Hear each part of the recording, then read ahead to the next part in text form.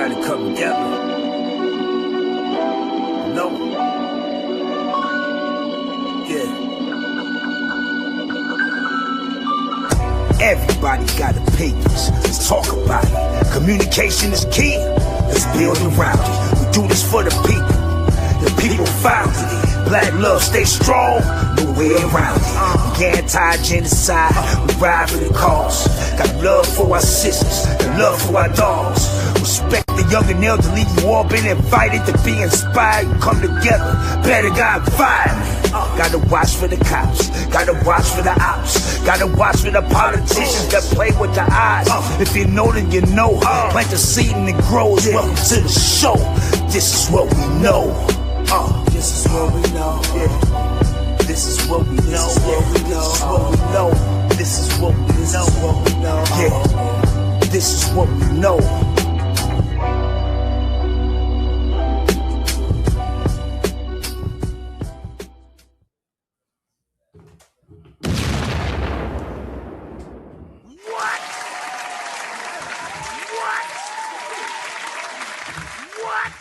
What up, what up, what up, what up, what up? Another one on a Saturday night with your boy JT. Ooh-wee. Part two. Self-Emasculation. A strategic recalibration. Which one is it, y'all?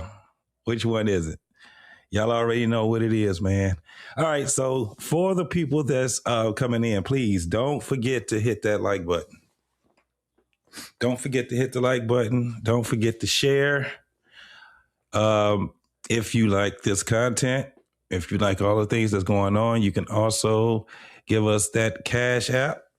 We also got it down here where you can hit the Cash App and the what's the other shit? I'm tripping. I'm fucking tripping out right now. We know it's the Cash App and the Super Cash.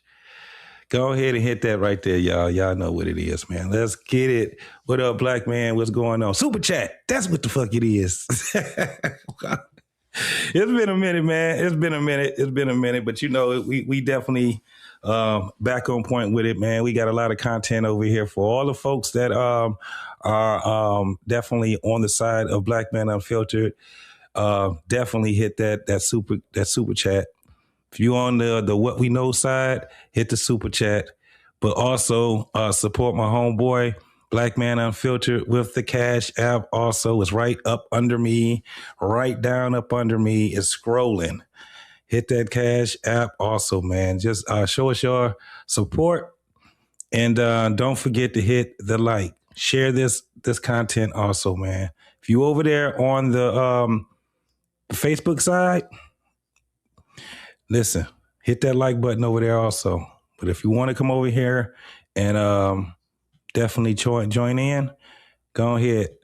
Go over here. Come over here to the Black Man Unfiltered. Come over here to the What We Know podcast. We enjoy that. We definitely enjoy to have you over here. For the folks that actually want to join the conversation, we have the link already in there. It's going to take a minute before I pull you guys up because I'm going to get this video started.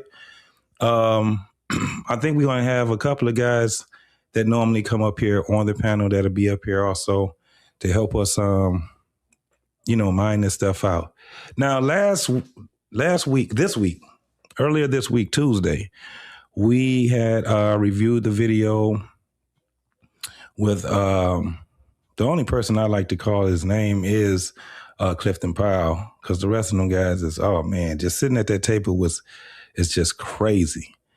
But I also want to get you guys' opinion on the things that you see also with what's going on, because it's bigger than what people can even imagine that this conversation is. We have had conversations with a bunch of beta guys that and men that are less than masculine men, having a lot to say about heterosexual relationships. And that's crazy. It's wild to me. You know, that's my stance on it. But I know we got other people that have a different angle on how they look at things also. But yeah, we're definitely about to get into that. What else been going on? We have, Anton Daniels have been blowing up hey, he been blowing up the goddamn, social media shit, man. Everybody's talking about Anton and that young lady, Mika, and his wife, and, you know, what's going on with them. So they've been really, you know, a lot of people been getting traction on that also by following that. But I think this is, other than that, man, this is some real big content too. Have a lot of people talking about it, different angles on how they look at, you know, a lot of the things that's going on with that.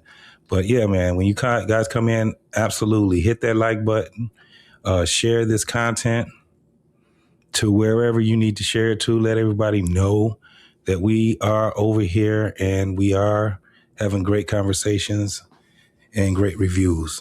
So I think I'm gonna go ahead and get started, because I'm gonna take it back a little bit from where we were at.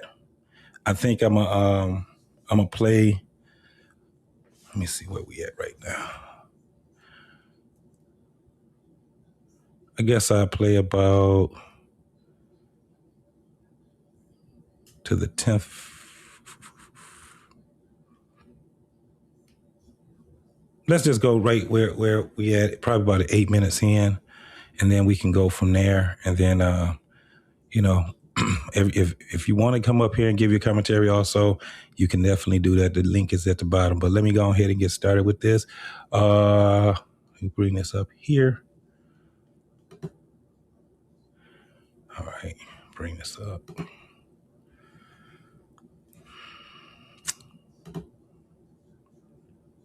Let's go with that right there. All right, let's play. Let's go. Plan B, you know, because abortion shouldn't be used just so you can all go out and have a good time. Right. Okay, so damn, already I started with the abortion thing. I know me personally, I don't even like to have that conversation no more. It's a moot conversation. In my opinion, it's a dumb conversation to have. These women gonna do what they want to do. My concept would be basically, look, do what you're gonna do. I mean, all that my body, my choice shit, I don't care nothing about that shit. I just don't give a damn no more. Do what you're gonna do. Whatever comes from that, it comes from it. But let's go ahead. I'll let this play. Because we walk away, you know, but women have to deal with the body, the changing your body. It's so much. I tell my girl all the time, I couldn't do it. Just having a menstrual cycle. I would say, God, can y'all let mine come it's like once a year? I could pay somebody once a year, because I watch my girl go through the changes emotionally, and not just physically, but it's a lot of shit women go through. So I think men, honestly, need to sit down and shut the fuck up. Right. It's a lot that we don't see, because if you weren't raised that way, you don't know. It's like you listening to you guys trying to be good husbands. But the women gotta let us in, and we can't tell them what to do. And I think this government has to step back and let women make choices for themselves. Women are the first wonder of the world, despite what's said. It's the first wonder. Exactly. That's the only thing outside of God that I know that creates. Yes. First Yes. and foremost. The issues that we have are that the woman knows before we know whether or not life should be brought into earth, brought here, or if it should be aborted. They deserve to have that right, for the simple fact of America does not allow us to run a system the way we should as a family. Men don't understand, you may be the leader, but you might not be the provider. Do you know how to lead if you are not the provider? In the midst of trying to figure it out, we coming from a whole bunch of systematic, it's been constructed for us to be the way that we are, to think that we are. That's not how it was And programmed. then talk about that program I mentioned where they took they paid black to take fathers black to fathers be out of the house. home. And then from there, me and Cliff was talking about that. When it started with the Section 8, women were able to take care of the kids without the man being in the house, which gave her the mindset that I can be the leader because I have to be the provider. And then after that, it was the crack epidemic, which guys started using or they was going to prison. Regardless, we stayed out of the house. Now it's social media, and the thing is, we were always here to protect the black women. And if you ever seen the movie Sparta, men were actually the leaders, but the leader knew how to lead because he still trusted the woman with the gift that God gave her, which was intuition and discernment. And if you knew how to treat your woman and she knew how to love and that stress was off her, it allowed y'all to operate as a family unit, to be able to trust her so she can be able to trust you. Once you realize how powerful that woman is, a lot of us run around, and even for myself, I struggle with being monogamous because I didn't understand the value of the woman. But once you put a woman next to God, would you play with God the same way? And if you knew what you possessed as powerful, I don't think that we would run around with the promiscuous mindset of thinking it's okay, because we wouldn't look at women the way that we are downplayed the thing of how they are. So there's a lot of things that he said that was absolutely not true. He went and he talked about this whole thing with the Section 8. Section 8 is only for the rent. It was more than that. You had AD, they used to call it ADC. I know in Michigan they did. And it was state assistance pretty much. And it was at a point where in order for a lot of these households to get state assistance, they had to, because they had mom as the head of household, because for whatever reason, the man could have had, he could have had a prison, he was an ex-con or something like that, or he didn't qualify. It was just a lot of things that was going on. Craziest part is that we don't have to come up with our own concept anymore. We have it's documented. And a lot of people, they're just saying a whole bunch of nothing when you can just go, and you don't even have to read the books. You can just go and look at the documentaries real time. They talk about it so much. I've done shows on it. So they had said that the crack epidemic came after that. Didn't have anything to do with crack. It had something to do with drugs, because even before crack was there, you still had what was that? You had speed, you had cocaine was still there. People were smoking the marijuana. They were doing PCP. You had people doing all kind of things, man. You had, and one of the biggest drugs that was out there before the crack took over was heroin. So there's always been a drug epidemic. And even before all of that, you had alcohol.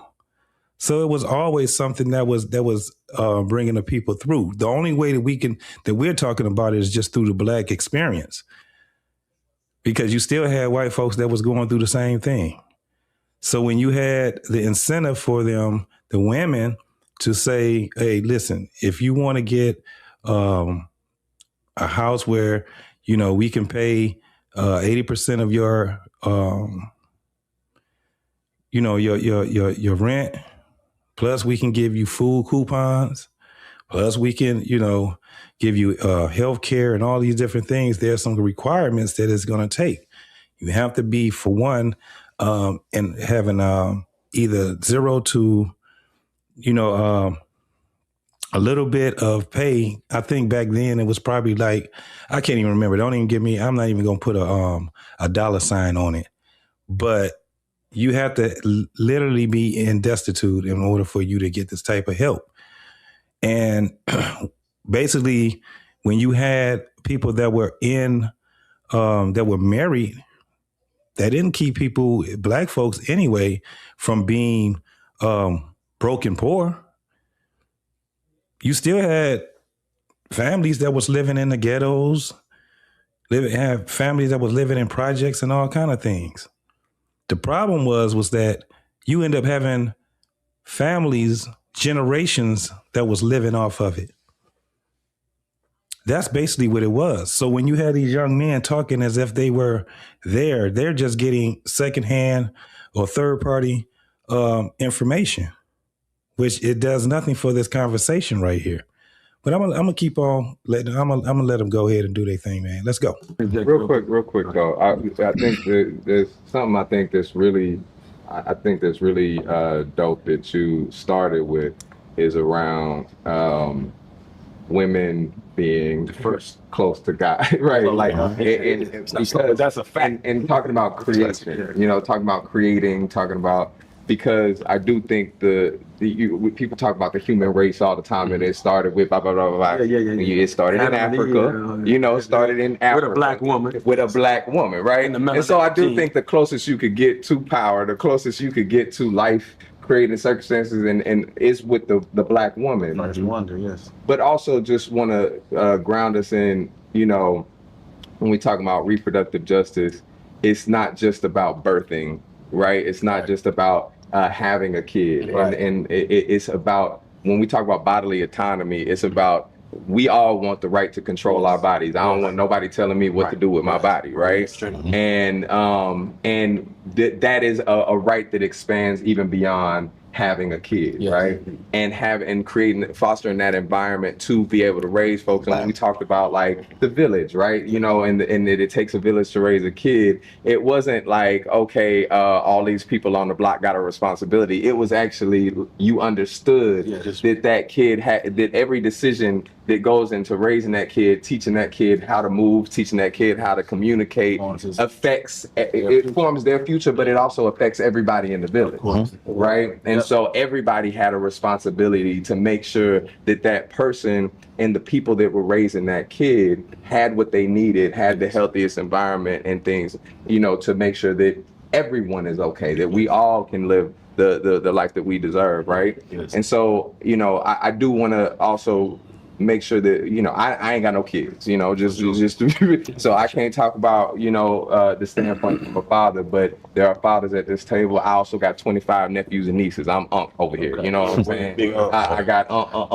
unk strategy over here. But there's perspectives from all and on this table from every angle of it, and I do want to go back to, and we can go wherever you wanted to go, whatever you wanted to say, but I do want to talk about that like you said, the government shouldn't be involved. Keeping in mind that this is a government that was steeped in what they call white supremacy. I like to call white delusion, right? You know what I'm saying? It was the same thing, right? And that they don't want to believe that they came from a black woman. Yeah, and the definition. Becky, you came from a black woman. Well, the definition of masculinity, the definition of what we do with our bodies and how we define a government's role in that came from that corrupt standpoint, that corrupt perspective. So I 100% agree that the government shouldn't have anything in mind. But where did you want to go with that? Well, I think. Well, let's start with this. If that was the case, if the government was not in to do their job and to govern, I can guarantee that we will be in mayhem. People in general want to be governed. They want their community to be governed. It makes no sense for what he just said. Especially, it's funny that these guys are just speaking and saying that the government needs to back off. Listen, I agree. I think that they probably would need to back off into the judicial system when it comes down to family court. How about that? I guarantee they'll be having a whole different ball game on how they're talking. When it comes down to it, they're only saying it from one aspect. I asked somebody else if they had the government, if we just do away with the government, how would they see the world? How would they see communities in the world? They didn't even know what to say because they never thought about it that way. They just be saying shit. They just You shut up, Mandrell. What's going on, man? I ain't seen you in a long time, homie. How you doing, my brother? But yeah, man, it's weird when you hear these guys just speaking. And I know sometimes we speak in jest, but man, they're not saying the right thing. I'm going to let them keep going, though. I'm going to let them keep cooking. I think one of the things that I think helps, I believe, with women's right in terms of their sexual reproduction is the relationship that we have with the black man.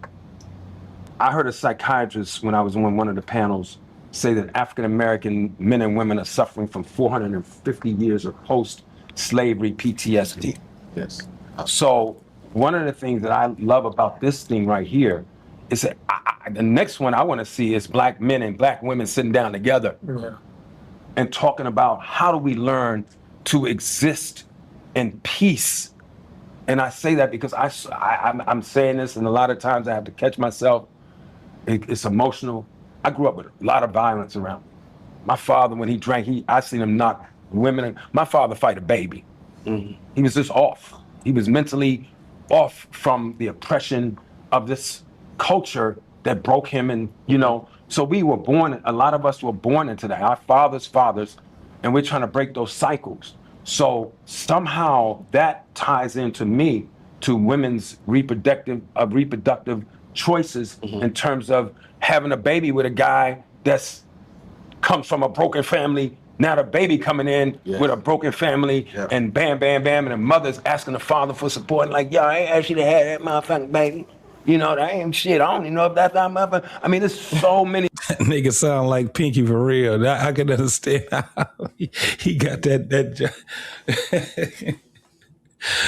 But seriously, man, the funniest part about that is that that responsibility, in my opinion, it should be on both. It should be on both. She picked that man. It ain't like she sat there and had sex with this dude, not knowing the type of character this guy was. Get the hell out of here. That's crazy to me, man. That's crazy. Let's keep going. Levels to this that make women cower or not want to talk, or be the victim of one guy shot his baby mama and the kids the other day. It's so I think we got to attack that from not just right now in this racist culture that we're seeing with this administration, but also from a generational standpoint. For sure. I don't have the historical information, man. That's why I'm a listener, man. I'm a great listener. But when I hear, from your generation, your perspective, and your perspective, and everybody's perspective in the sense that as we get into it, I feel like we let women down in that regard. We didn't stand on business. And what you mean by that? I just feel like we let depression wear us down. Fathers let depression wear them down and beat them down, take them out of the house. And therefore, they forced them out of the house. Forced them. No, they had a program. They forced them out. They didn't leave the house. I feel that. I understand that. I can't, but ain't nobody gonna make me leave my woman. I get that. I guarantee somebody will make you leave your woman. That's what I mean. They're not, the nuances, they don't have enough nuances to say something like that. That's crazy. And then they speak as if these are, like we are just a monolith. We as men, we let women down. We let them down. Like, what do you mean? So it's men that let women down just like it's women that let men down. When you look at it on one side, like the conversations, and I said this earlier, the conversations that they're having is conversations that we worked out and we, as content creators already did. We've already talked like this, and it was a lot of arguing. It was a lot of people, calling each other names and all kind of crazy ass shit that was going on. So, and that was because we kept looking at it only on one side until we learned how to be able to have conversation where we can look at it from all different angles. So what this guy is saying is just, it's crazy to me, man. It's crazy. What's going on, Curtis Moore, man? Thank you for the $2, man. Appreciate it.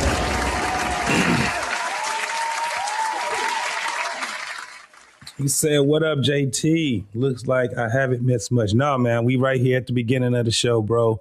I'm just I'm going back a little bit back from what we talked about on Tuesdays, and then we get into the part where you had your boy Clifton and the Sugar Boy going back and forth with each other. But yeah, we just warming up right now, man. I appreciate you, man, for the $2, man.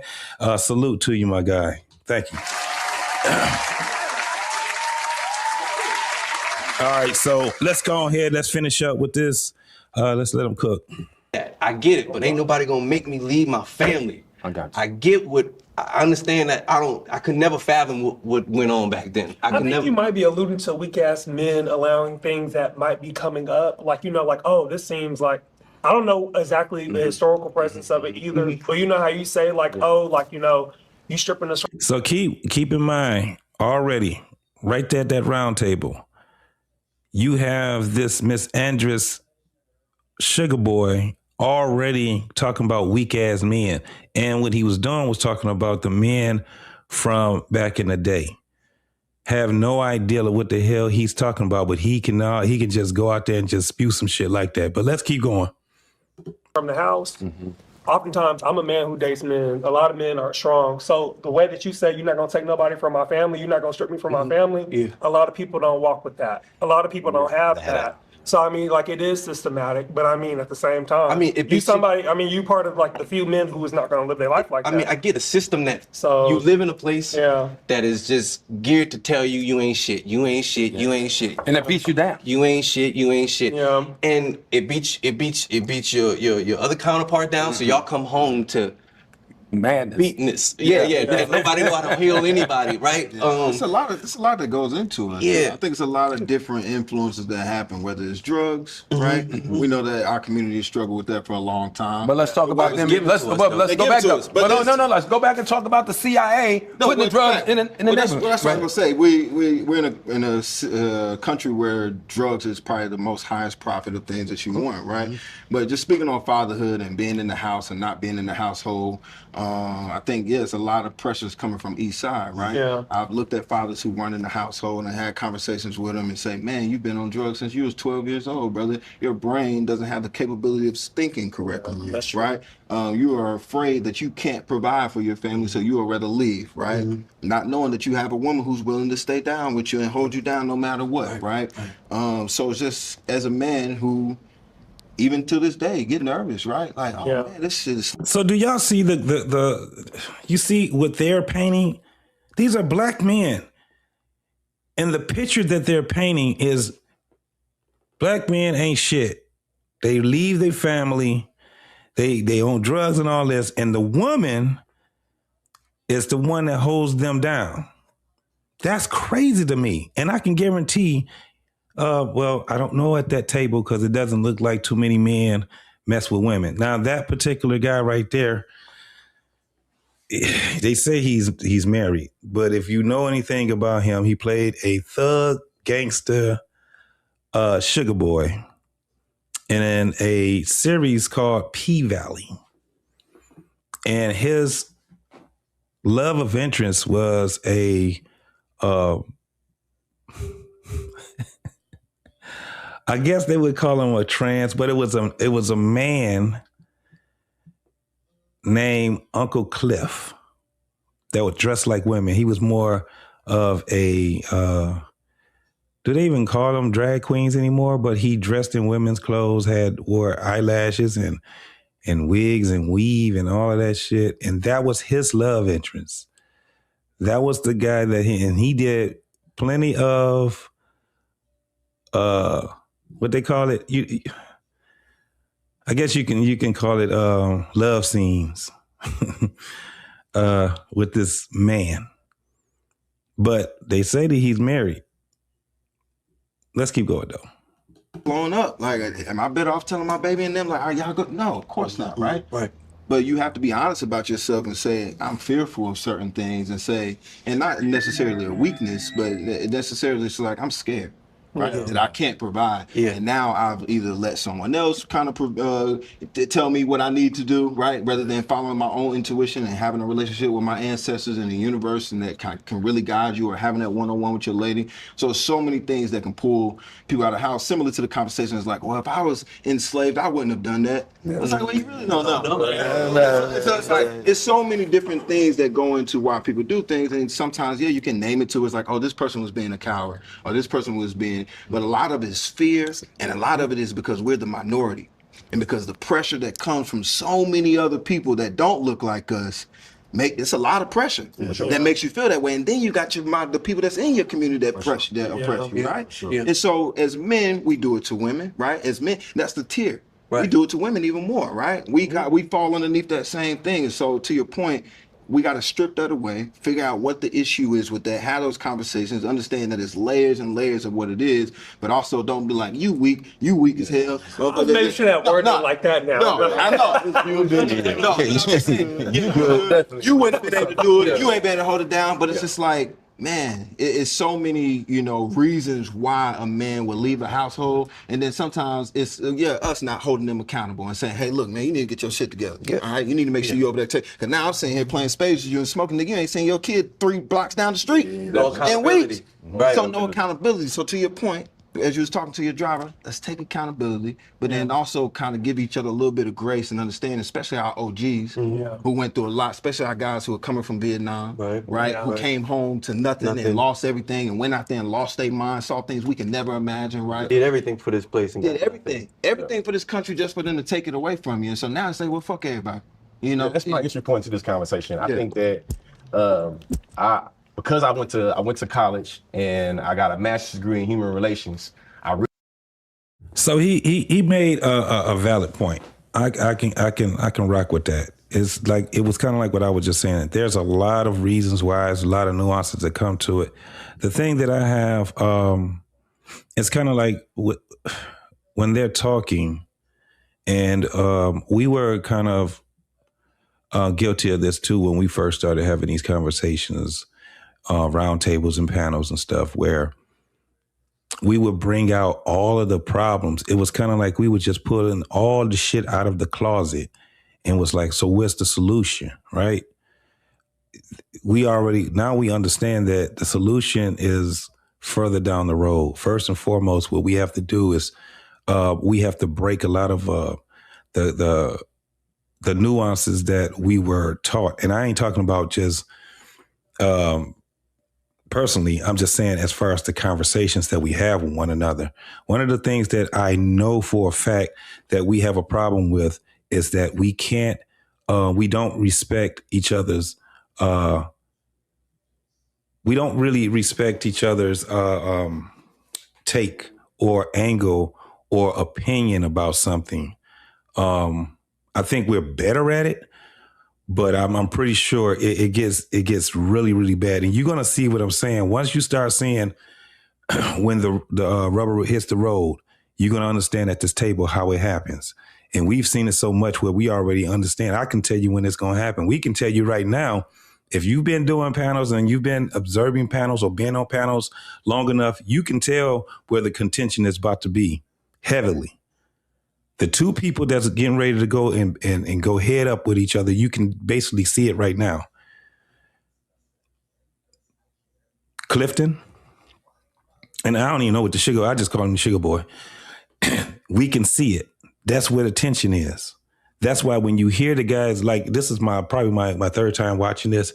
So I'm hearing how everyone at the table is kind of like the guys that was talking. It's kind of like they're trying to do damage control at the table. If you actually catch on to it, you might have to watch it a couple of times, but I see it. They see where the tension is. They understand it, and they're trying to stay as neutral or balanced as possible. But that shit ain't gonna last long. It never does. Let's keep going. Really set with and grapple with power and domination when it comes to like gender discrimination and when it comes to discrimination against women. So for me in this conversation, thinking about the thing I hate about this shit is that I hate that we have a table full of men. I understand this whole thing about uplifting our sisters and things like that, but not talking at the behest of the black man. This shit it's a really weird thing to me to see that we have guys doing this type of shit. It's crazy. Like fatherhood, I can't help but to think about the way in which I was introduced into this conversation about women's progression and how there were critiques of black women that talked about how us as men don't start thinking about this shit until we start having kids. So we start to think about how we only think about women when it's tethered to a man. Like, hey, respect her, bro. That's so-and-so, little sister. Hey, respect her, bro. That's so-and-so. So it's really thinking about how us as men, in terms of accountability, we really don't even have a good transition from objectification to fatherhood because you've been a fucker for 20 years. And now you don't want to be a fucker no more. Now you want to be a father. Because we don't have that accountability to think about the like how we are taught to objectify women. And I know in our conversations it'd be like, hey, you can get respect from the homies based off how you get down on a bitch. Yes. Yeah. To be real. You can get capital, popularity, preference based off of how you're able to dominate and objectify other women. So then when I come into the conversation and I want to talk about progression of women, we start to have different, I'm gonna say pathology, different ways that stigma taps into it. And I think one of those is us being very critical about how we relate to women that's not related to us. Like, how do you respect women that's not your sister, that's not your mama, that's not your, you know what I'm saying, you feel me? Oh, even women you find unattractive. Like, how do you respect for those women? And I think that the conversation starts before we start thinking about fatherhood. You see what I'm saying? So it's weird that they will put this out here. Like, listening to them, it seems like they talking about shit. The majority of men just go around and just start objectifying and disrespecting the majority of women. That shit is crazy to me. It ain't never been that. Now let me put it on this one. I would say early 90s. This would be one of those conversations, and I think they had the conversation, but it was only aimed towards music, right?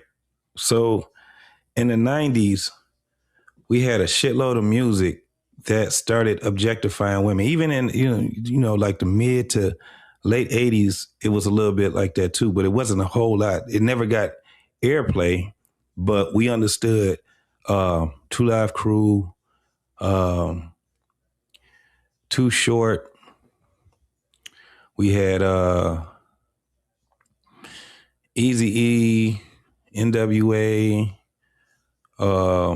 Ghetto Boys. Like, it was a lot that, and I think basically a lot of our music, it was objectifying women. But when you talk about it now in the early, not the early, but in the 2000s, you have to put women into this conversation with the men because they objectify themselves way more than men will. They consider themselves bitches. They talking about ass. Every time you see a IG or something, the first thing they show is they would cover their face up and they would show their ass. They would show their titties. They will look at themselves as bitches. They would talk to another woman as a bitch. You see them smacking on each other's ass, grinding on each other, having Valentine's Day, the way that they dress.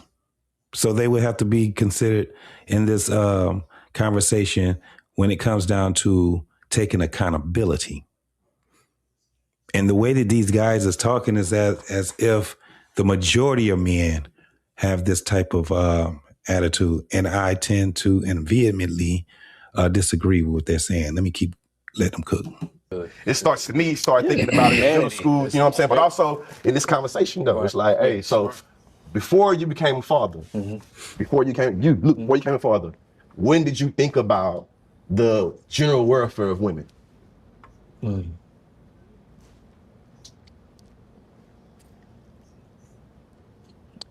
I'm adopted, so I think that some of that has always been in my mind, just to what will make someone give their child up. You know, since I've always known since I was 7. Feel me? So what environment was she in? Did she feel protected? Did she feel wanted, cared for, seen? All the things. So early on, I think for me it's kind of gone to a place of just humanity of it all, just like a person. I want to do what I want to do when I want to do it. Right. I want to feel how I feel. That's me. I want the same for everybody. Yes. I want you to live your life. I don't want nobody to take their life. But for the most part, if it makes you happy, go do your thing. That's me. Right. That's who I am. I understand that a lot of people are not like that. A lot of people also don't have my experience. Yeah. That has probably made me this way. For sure. My upbringing, you dig? Single parent household, only my mama. Watching my mama deal with men. A safety engineer at NASA, you know, surrounded by white men, telling her she don't know what she's doing. And she telling them, you gotta put the gloves on. You know what I mean? It's my perspective is from that's my earliest. That's written. I want to, because how in this moment, because we have, when we're talking about the government, we have abortion bans in Georgia, my home state, Texas, that's leading to women dying, you know, babies dying, people being less safe. And here we have folks. Wait. See, this is where I know that this was set up. He keeps I kept trying to figure out how the hell they keep getting on this abortion. He's the one. He just contradicted himself too. When he said that abortions, it leads to women dying, did he say it leads to baby? Yes, baby, that's the purpose is to kill a baby. What are you talking about, bro? But every time they move, excuse me, every time they move away from that subject, he brings it in. Should nobody at that table be sitting there having big time conversations about abortion? That's why I said, me personally, just listening to it, it's very eerie feeling that I have because it is what it is. Why you can't get pregnant, my guy? You ain't got to worry about all of that. It's like they're all over the place, but now I see he keeps bringing this shit in. I don't like that shit. I don't like that shit right there. Let's let him keep cooking, dog. We've been hearing about folks being hung, lynched. We've been hearing about so many things this year that scare me as to how I got a big ass family, how all them people are gonna survive this time. And I'm thinking about, and I'm not thinking about protect black women like we've always heard it, like protect black women. Oh, that's my girlfriend, that's my, you know, don't hurt my mama, you know, don't talk about my mama, you know what I mean? But you know, when we talking earlier about a village, right, and how a village, everybody has a responsibility for each person and each responsibility in nourishing, creating that nourishing environment, making sure there's healthy food, you know, clean water, et cetera, et cetera. What are we doing right now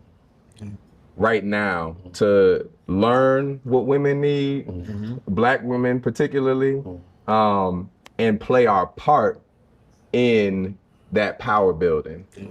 I have a question for you guys, because this is something I've been trying to explore, and then I got more on the journey of once I got married, which is like therapy, right? And self-discovery, right? Understanding that my wife had her own journey of therapy. Thank you.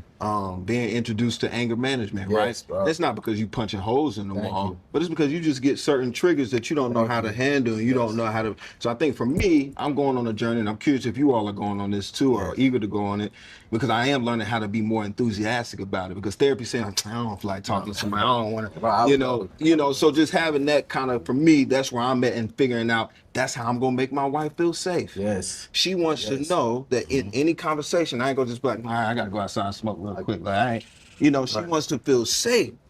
And the more we can make them feel safe, And because you naturally, we all want to provide. Most men, you want to be the provider, you want to go out there and do the thing, but you forget about it ain't just monetarily, it ain't just hanging out with your son and your daughter. It's like, how do I have these conversations and actually know how to have them? Yes. Because sometimes you don't understand that. You don't get taught how to, deal with impulse control and all those type of things. I would be curious to know if you all had your own therapy journey and trying to figure out how to, obviously keep your spouse safe or anybody in your life to safe. I know it's particularly talking about the women in our lives. So. He literally said just what I was about to talk.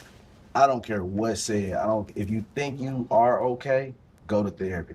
If you don't, I've been in therapy like 4 to 5 years, and it's bigger than, like Luke was saying, I'm going to stay in my house, but just because you stay in your house don't mean you're going to have a healthy environment, because you could stay for 20, 30 years for them kids, but if they saw anger and this, that, and the third, you can't be mad that they go out and do the same thing of what they saw. It is encouraged that if you take it self, you need to take it self. You need to have couples there.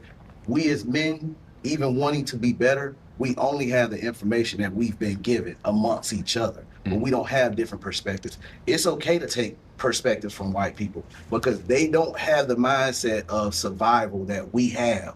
So when you hear different, you think different, you move different. You're more optimistic to know how to move within your household. It is good. My children, I don't care that they're only 9, 10, 7, 6. They have problems, and every black man at this table had problems. We had situations we couldn't talk to people about. Get your children in therapy. If you can't afford to do it, healthcare can cover it. All right, FM Tampa Bay 303 said, this message is played out. Ain't no man alive that doesn't know what it is to be a good husband. We need more videos giving boys to sermon of, I guess it would have been the sermon of what a good wife looks like. I agree. That whole thing of happy wife, happy life type of thing is kind of, it's been played out a long time ago, but you can mistake that message also. You are absolutely right when you say what a good wife looks like. I think we need to know first and foremost at a younger age on what to look for. For instance, the way that courting was built before marriage was that it was the participation of the family, both sides. Courting is after you have did the vetting. It's when you start to date, and it's in it's baked into courting is baked into the dating part, but it's a participation with your community, right? So before you even get to that point, it goes to what Tampa Bay 303 was just saying.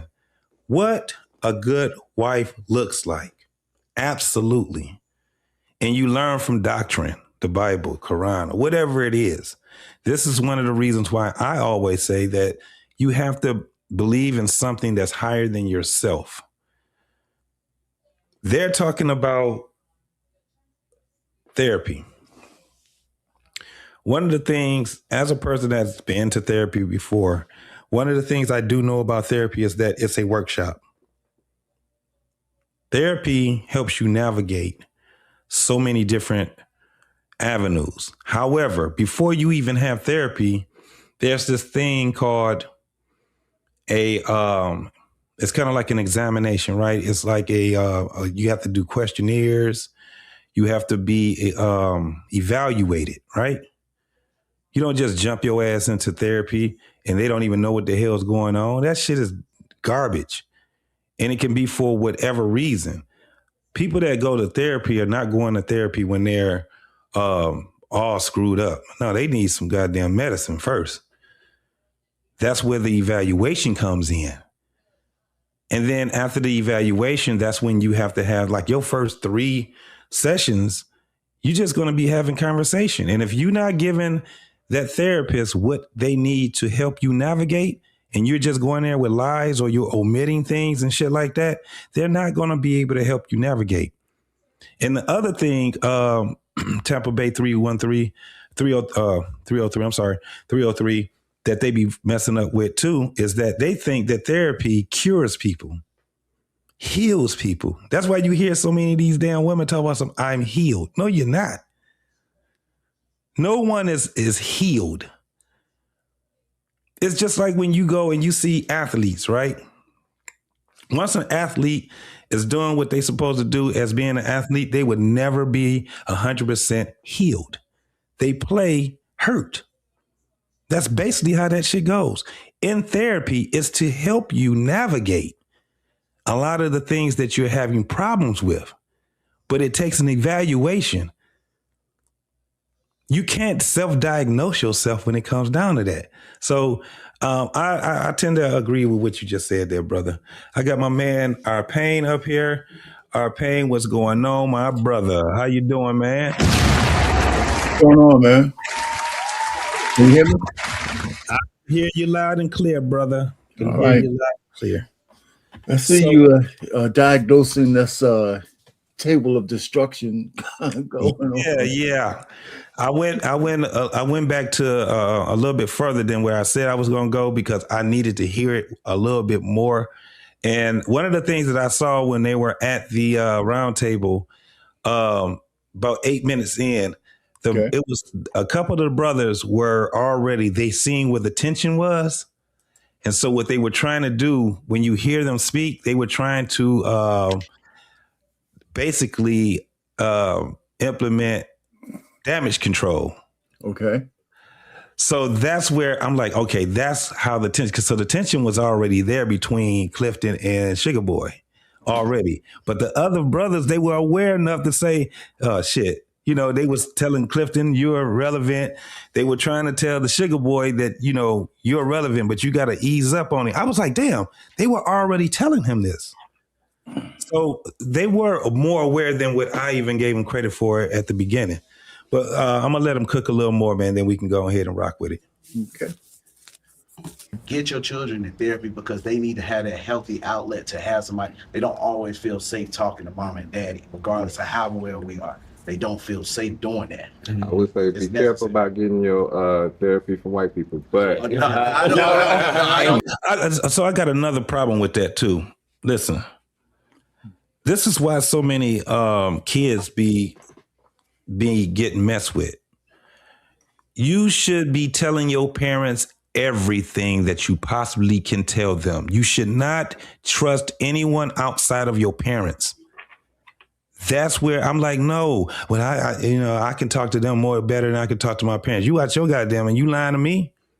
I don't care. But one of the things, and I'm talking about as in a space of being, I was a kid before. And the message that both my mother and my father told me, you can come and talk to me about anything. Right. But they also said that does not mean I'm not going to promise you that I'm not going to be upset. What I can promise you is that it's still a safe space for you. Because I guarantee whatever you get into, whatever problems that you have with yourself, I can guarantee that ain't nobody going to be able to help you like I can help you. Mad and all, I'm still going to help you. You still going to be my baby. You know what I'm saying? So I disagree with that whole thing. When you can't talk to your parents, you go over there and talk to some other strangers. You out your damn mind. No. I didn't say get it. Don't get it. I didn't say white therapists. No, I know. Listening to them. Just in general when they talk about. Watch when you're listening to them too. But what I do want to also say is that I think is really. Yeah, he was right too. I kind of glossed over that, and I didn't want that. I want that to marinate also when he says you got to watch those damn therapists too. Hell yeah. I was on a panel last night, man, and we was talking about this thing right here, and they were absolutely right. Some of these therapists suck. They suck. They're not meant to be therapists. I've met some really good therapists, man, and I'm telling you, it's the work that you got to put in. Let me tell you, Arpain, that work you got to put in for that therapy, bro, it's you. All that is all you. It is not them. They're going to help you navigate, man. And I hate this whole thing where I'm healed because I went to therapy. That's not how this shit works. Well, if I could add something to what you said, back to what the guy said. Yeah. That, your parents may not be a safe space for the kids to talk to. First of all, a therapist is not going to fix that. Facts. Fair, if your kids don't think you're a safe space, there's something more wrong than therapy can fix. That's number one. And number two, it's very dangerous to send your kids into therapy because you're not knowing what they're saying. Yeah. Right? You have no idea what they're saying, whether they're being fixed or which direction the therapist is sending them in. Because they can't even discuss that with you, right? That's one place where the parental control doesn't work. Mm-hmm. They can't give you there's some kind of still client, patient, doctor privilege, even if it's a kid. Absolutely. So that's what I think. I'm not 100% sure about it, but I believe that's true. I don't think that the doctor's obligated to tell you everything the kid says. Yeah, that client, what is it? The patient doctor privilege, right? Yeah, absolutely. So I'm just saying I'm not an advocate against it. It's just that it has to be under the right kind of conditions where it might be useful. Mm-hmm. I think it's more nuanced to that too, Payne, because they're minors. So that's why I'm not 100% sure whether, right. But the way the world is right now, I would imagine that the doctor could withhold some information from you. Yeah, absolutely. Yeah. So, the point is you should have your kids, even if they have trouble telling you, like you said it right. Listen, you could tell me anything, but I'm not going to promise you that what I say back to you is something that you want to hear. Absolutely. You know what I'm saying? You got to get them used to that. Every response it's not geared to make you feel good. It's for us to, like him said, mine out what the situation is. You might not like where it's at. Yeah. But at least it give you a perspective other than the one that's rolling around in your head. Yep. Absolutely. So that's where that's at. Now there's there's another angle that I look and I considered also. I know from being an adult, seeing troubled children in troubled households, having friends that are counselors and therapists and things like that. And one of the things that is crazy is that the reality for a lot of kids is that they do have parents they can't say nothing to, right? Yeah. Their parents is the problem, right? That's where the social workers and all of that stuff, police officers get involved. Because I remember a friend of mine was a counselor in school, right? Mm-hmm. In a school. And they were telling me that the child was a troubled child, but the child was always willing to listen because they had their ear. They said, but the craziest part is that I can get this child together, talk to this child, have them, in a great space in their mind while they're with me. But guess what their reality is? They got to go back to that goddamn fucked up house. Yep. And that's the sad part about it. So there is, that nuance to it too. Mm-hmm. But you got anything else before we go? No, go ahead. All right. Really important is that our safety doesn't, our responsibility in Black women's safety isn't on us to protect our partner generally. It's not just us that's going to have that responsibility. For sure. We have to realize that, honestly, statistically, the safety from a partner in America is that you're actually less safe from your partner generally. Violence is so the safety has to come from how you build an accountability outside of that relationship, outside of that family. What is that village you building, right? Right. And so I'm interested. I'm listening. So I'm just gathering information. I have a lot. Well, I'm saying both of y'all. Yeah, got you.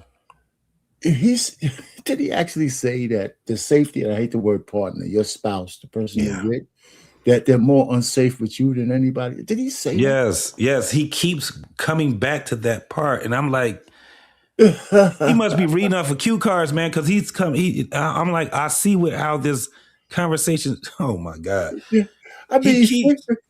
Go ahead. Oh, he keeps painting this picture as if the majority of men are like savages. Exactly. And I'm like, What do you mean? Exactly. I mean, you know, here's the problem. I have so much issues with this bullshit narrative. The overwhelming majority of men always defer to women. Yes. I mean, we don't, it's like, I don't care where you are, man. I mean, most women, I mean, it's never going to go to zero where a man might not be an apex predator. Right. But the vast majority of men don't hurt women. Yeah. We just don't. That's crazy for him to paint that narrative. Right. He's painting a narrative that you like, dog. That does not, I don't know where you coming from, but this is some bullshit right here. He keeps coming back to it. Go ahead, man. Go ahead. So bullshit. Yeah. I know. Jump in there.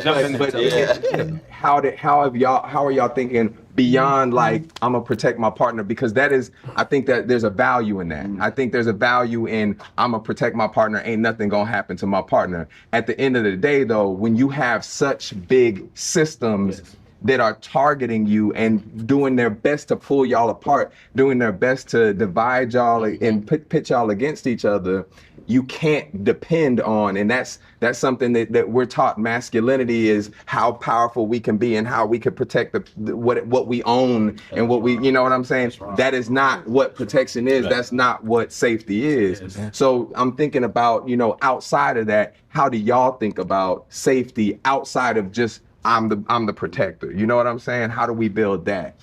The thing that pops into my head right now as we're having this conversation is the system is capitalism, and what that looks like is we're talking about therapy, which is, I think, is very important, but we don't think about the colonial aspect of therapy, which I mentioned in our conversation earlier, and how capitalism and this individualistic view of our responsibility as well is tied to. Either man, in order for us to let you up, bro, you gotta cam up, homie. Breaking up of our communities. You talked about a village. So when we're thinking about our families, like you as a father, I'm not a dad. I don't have any children. I don't plan on it. Hold on. Let me go back a little bit. Because this is that part right there, our pain, where I was just saying that this is where they fucked up at. Why you got a woman sitting at the table when it's supposed to be all men? That's crazy to me. I don't care how they look at it. That's crazy. But I didn't hear what she was saying, but let me go back a little bit. Just what I was about to talk. I don't care what's said. If you think you are okay, go to therapy. If you don't, I've been in therapy like 4 to 5 years, and it's bigger than, like Luke was saying, I'm going to stay in my house. But is how powerful we can be and how we can protect what we own and what we, you know what I'm saying? That is not what protection is. That's not what safety is. So I'm thinking about, you know, outside of that, how do y'all think about safety outside of just I'm the protector? You know what I'm saying? How do we build that? The thing that pops into my head right now as we're having this conversation is the system is capitalism, and what that looks like is we're talking about therapy, which is, I think, is very important, but we don't think about the colonial aspect of therapy, which I mentioned in our conversation earlier, and how capitalism and this individualistic view of our responsibility as well is tied to breaking up of our communities. You talked about a village. So when we're thinking about our families, like you as a father, I'm not a dad. I don't have any children. I don't plan on it.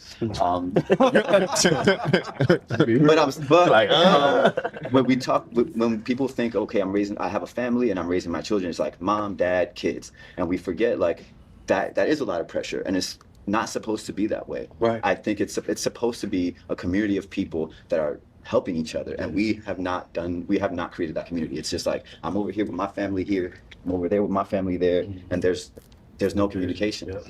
And I think that's ultimately something that's really important is us. So this is the thing too, she speaks like a woman. Women are communal that way. They all work on the same shit when they in the community. That's how no, somebody say that they got their family, they do. No, that's how men work. This is my family. You are my fucking family. You my son. They will tell somebody that you don't have as much authority over my kid than I do. I don't care if we right next door to each other. If you got a problem with the kid, you bring that shit to me. Now, there was a time where because people knew each other, those other adults are getting your ass.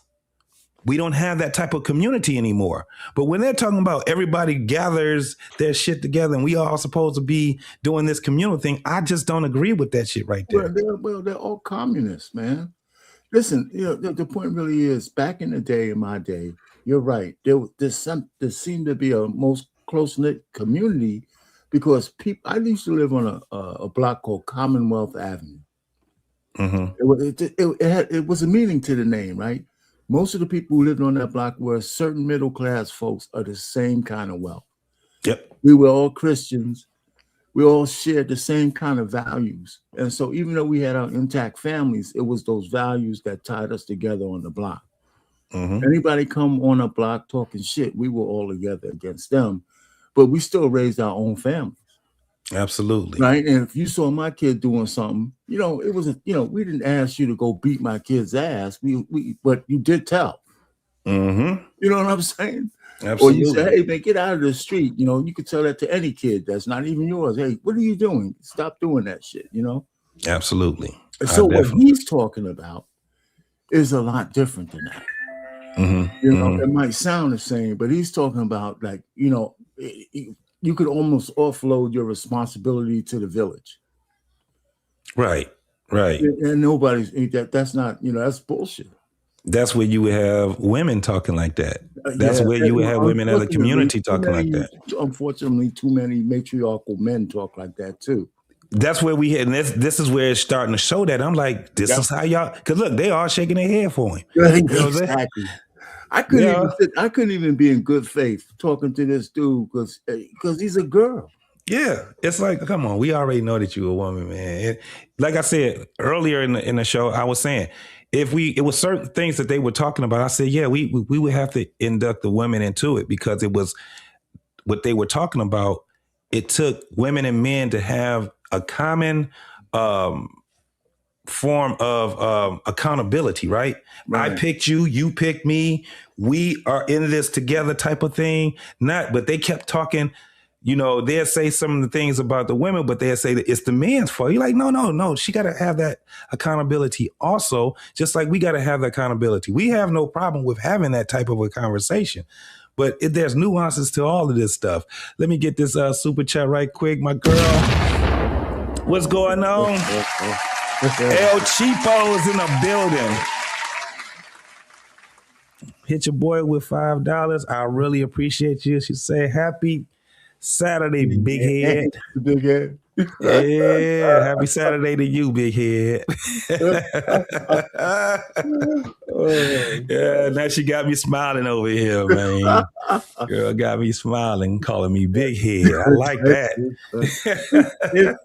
I don't know when Kevin Samuels came up with that shit. Hey, Mr. Big Head, you get a call out of the blue from honey. Yeah, what you doing, big head? Oh my God. Yeah. All right, man. Let's let him cook. Let's let him cook a little more. Okay. All right, here we go. Being able to come together and create from there, create the community where everyone has a responsibility to themselves and each other. Our natural ways have been dismantled. Real quick, I think that's do you have examples of what that looks like in your life? Give me a more specific question. Sorry. If it's not, you think about it, but just like what that protection, what that looks like. That you talked about colonial effect on therapy. Yeah. Now I know that to me, I'm like, hell yeah, talk about the colonial therapy. But I also don't. I know that a lot of people don't know what the hell that means, right? I'm saying, like, when you think about therapy and when you're going, and I'm not asking you necessarily about that. I'm asking you generally what that protection and that outside help and so it looks like in your life. Like growing up, I'll use my life as an example. Obviously, I grew up with both my parents, my mom and my dad. From the outside, it would look very traditional, but my mom was the one that was really holding everything down. My dad was very supportive with me when it came to providing monetarily. He also was the one that had a more formal education, so he was able to help me when I needed help with schoolwork.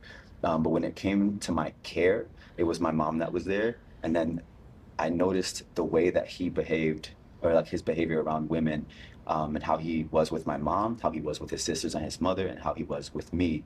So I'm, as a trans person, and as being his daughter and his little girl at the time, he treated me with such care, and it was the complete antithesis in the way that he treated my mother and the way that he treated his sister. So it was interesting to see him treat my mom like shit, and then be like, no, but my sister's like, I'll kill somebody if someone mess with my sister. I'll kill somebody if someone mess with my mother. And I'm like, why don't you bring that same energy to my mother?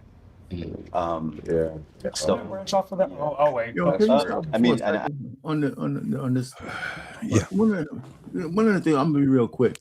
No, you good. I really hate about these guys when they talk about their fathers. He'll come out and say he was a provider, and he was a good provider and all this kind of stuff. But it was my mother who gave me all the care, right? Well, you know what he's saying is that the fact that his father created an environment for her to thrive in doesn't really matter. There was a person there that was the caregiver, but the fact that he had an environment to thrive in was secondary to that. This is bullshit.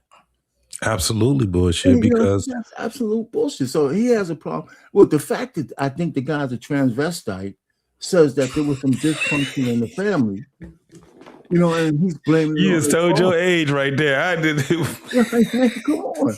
I mean, I don't see why we can't call him. He's a transvestite. Yeah. Hey, I'm with all of them, all the names. Yeah. You know, so I'm just saying, man, you know, there's something other fundamentally wrong when a person has that kind of gender dysphoria that he'll grow a beard.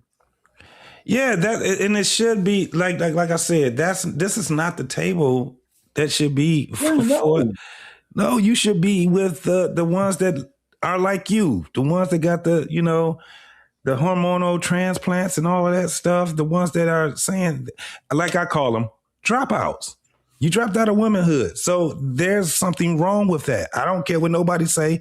There's something wrong with that. Now, there's definitely something wrong with, look at how she painted her dad. Right. He taught me how to read, taught me how to, you know, gave me all the tools. When I was a girl, and he said when I was a girl, he was all this great stuff. Yeah. So he took care of me, but then to paint the picture and say, well, you know, he loved me. He loved his sisters. He loved every other woman except for my mother. And I think the problem that I have is that you're only looking at it at one side. And for you to bring that part of it out, my whole thing would have been, why not just say it? My mother and my father, as parents, they had the synergy to mold me and my brothers and sisters or whatever. It was a synergy. And they had issues with each other. They're not painting it like that. We already know. You've been married. I've been married. We've been in relationships. We already know that the relationship is as difficult as we make it together, right? That's just basically what it is. That's right. And that relationship is a sacred thing between that woman and that man. It should be sacred. They don't treat it like that. No. You know, this whole panel is biased to say that all the problems in relationships are based on the men not being straight. I mean, when I say straight, you know, on their point. Yeah. And they every one of these men couch that shit with the flaw in the man, with the woman as a baseline of some kind of purity and shit. And it's a disingenuous conversation that they're having. Right. Right. You know, but it started out that way because if I was doing a review of this, I would say it's flawed from the beginning because it's sponsored by a woman. Absolutely. Absolutely. That's why I said it's just the landscape was already bad.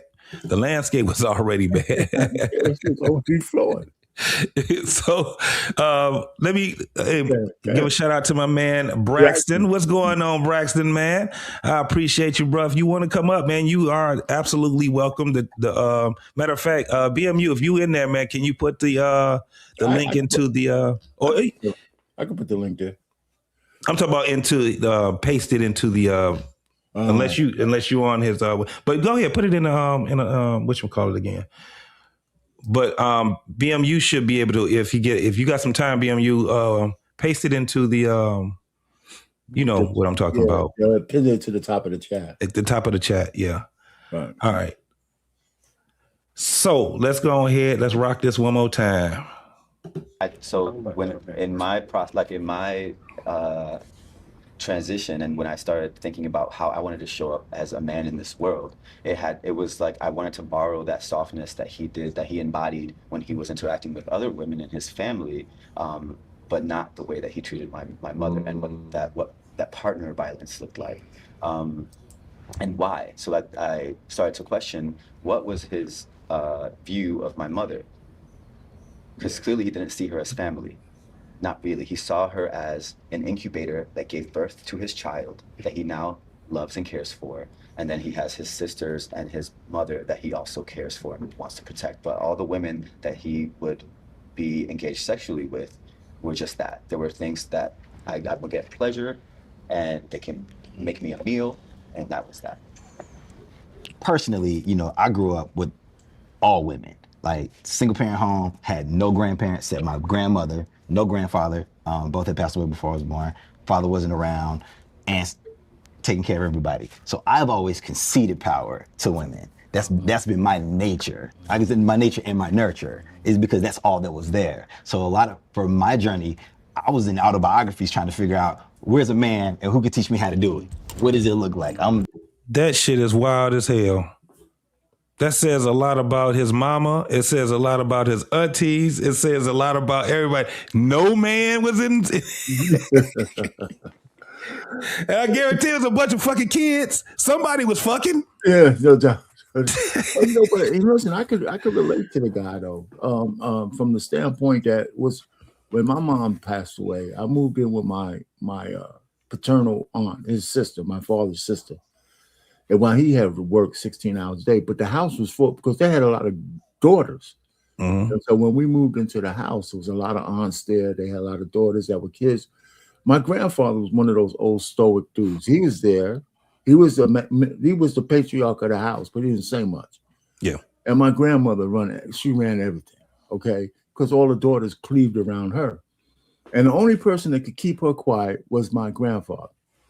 Other than that, her voice was throughout the whole fucking thing, man. I'm telling you. And so with a lot of women. So when I went to college, I swear one of the things that I wanted to do was get out of that house because I wanted to be around men. Right. But I craved that. I'm not so sure that's going to be his answer. I crave being around. That's why I joined the frat. Mm-hmm. That's why I went. I said, shit, man. I wanted to get out of the house, be around men who are professionals. And going into the frat, even though everybody wants to demonize it, gave me the opportunity to be around men of all stripes. Right. Professional, educated, dentists, doctors, lawyers, family men, all that shit. Some fuck ups, just like anything else. And so that's what I wanted to do. And I was successful in doing that. Absolutely. And so, so I kind of hear where he's coming from. But go ahead. All right, we let him cook some. But here's the one thing: that whole matriarchy shit. No, I never really wanted to defer to women like that. Right. So that was what I was saying when he said I conceded my power to women. Yeah, that part I had to get that straight. That part I didn't agree with. Yeah, that was crazy. That part, I know where he's coming from, but I didn't agree with that part. Right. All right, here we go.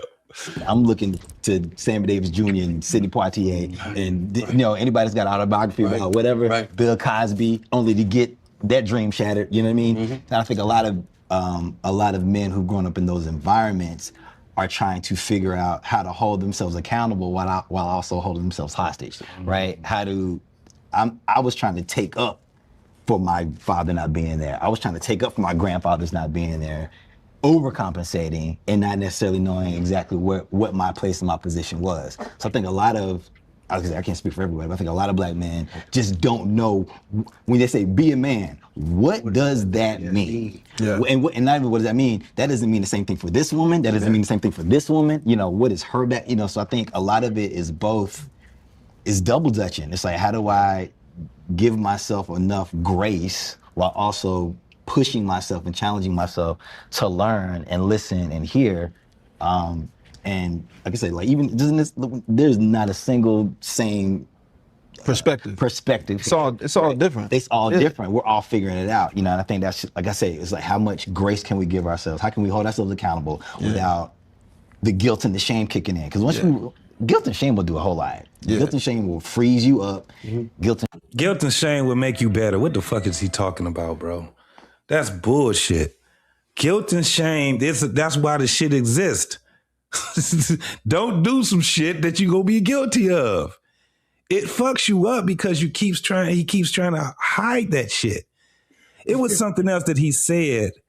It's something else that he said. If you could recognize that you're doing something that's shameful, that's knowledge. That's knowledge. I'm doing some shit, man. This is shameful shit. You know, I mean, if you could recognize that it's shameful, then why are you still doing that shit, motherfucker? Right. You know what I'm saying? Come on. While in the same token shaming somebody. They would shame somebody. If you found out that a man was messing around with kids, you gonna shame him. You find out that your woman was messing around with you with your best friend, you gonna shame her. That shit is crazy. For them to sit back and act like the shit is like kryptonite. No, it is a mechanism built there for your ass to understand that I'm doing something I ain't got no business doing. For him to go back to what he was just saying about this women telling men to be men. First and foremost, I don't even know why y'all listen to that bullshit. You can't even tell us what a woman is. And you gonna tell me how to be a man? Right. No, being a man is a journey. What I seen as a boy coming up as a man, me personally, there was nothing to distort me from my journey into manhood, right? But I've seen other men because if you just leave them alone and let them do what they do, they're going to eventually be men. Does not mean that they're going to be like this a perfect person or nothing. It's just they're going to be men, flawed and all. Right. But what happens is that there's something in our journey that will cause static. And it will fuck up the natural flow of us becoming a man from being a boy. When you mess them up that way, that's what happens. The same thing with women. There's something to distort them from them naturally becoming a woman. Period. No matter, even if it's a promiscuous woman, they're still women. But when you start seeing women that don't want to be women and want people to accept that, you like, well, that don't make any fucking sense to me, right? Because something happened to you and we get shamed. All them niggas are sitting there talking about they don't want to, shame is like, it's like a cancer. But if you go out there and if it was somebody sitting on that table and saying, why do y'all have that woman sitting here with us? They're going to shame you. Everybody on that table going to be, they're going to come off on you. Oh, like I said, you're absolutely, one of the things that I think is going now is, as we grew up back in the day, right, in my old day, you didn't really have to think much. When you was a kid, you went to school, you went to, up to 8th grade, then you went to junior high, then you went to high school. And peer pressure and just interacting with other kids who are looking towards getting to 18, 16, 16, prom, graduation. So it was just a few choices. Back then we had vocation, we had college, we had work. Yep. And we had some marriages. Okay. And these were like buckets that you fit yourself in. And there was always a percentage of kids who didn't fall into any of those buckets. They went to jail, they went into crime, but it wasn't the majority, right? Everybody kind of knew what their script was. You have a script for college. You have a script for a mechanic. You have a script for marriage. You know what I'm saying? You have a script to just go to work because your father has a business or whatever. And so it was a lot simpler then because it was kind of scripted for you. You just had to fit yourself in a bucket. Put yourself in it. Yep. You know, and so now, with all the stimuli and all this, it seems to get a little bit more complicated, but the script is somewhat always written. It's still written for a lot of people. They just don't want to follow it. Right. Oh yeah, because they have this they adopted this whole thing that we can all be free and we can just do whatever we want to do and be fairies if we want. Man, get the hell out of here. Big Ruck 77 says they sound scared to be men. Absolutely. Yeah. Absolutely. All right, let's finish letting this guy cook. All right. Shame will keep you from actually sitting in a space that actually is safe. You don't know that it's safe because That's another thing. That's another thing, Arpain. That safe space shit. I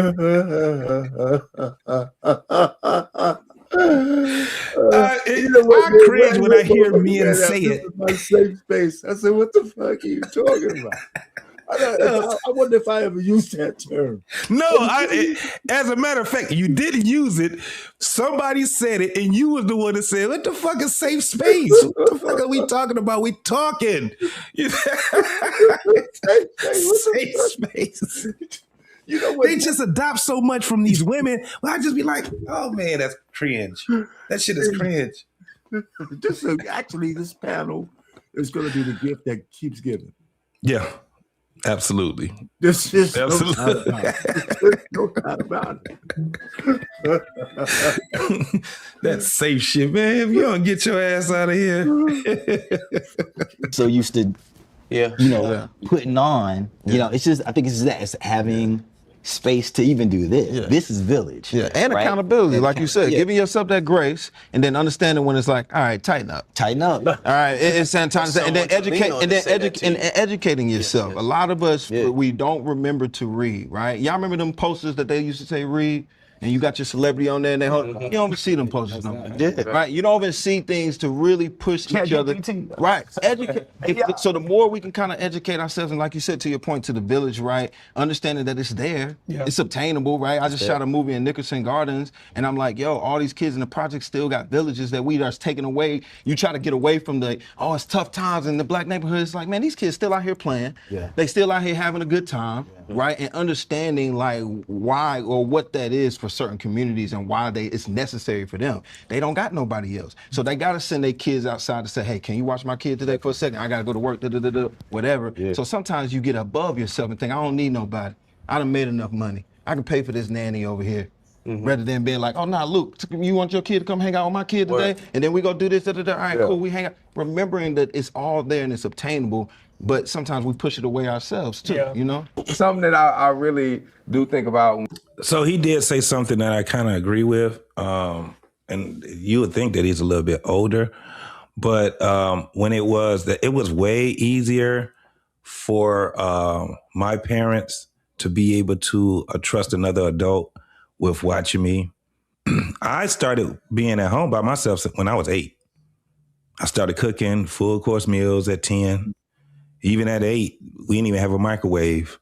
So I was still using the oven and, toaster oven and stuff like that at 8. But by the time I got 10, man, I was sitting there frying chicken.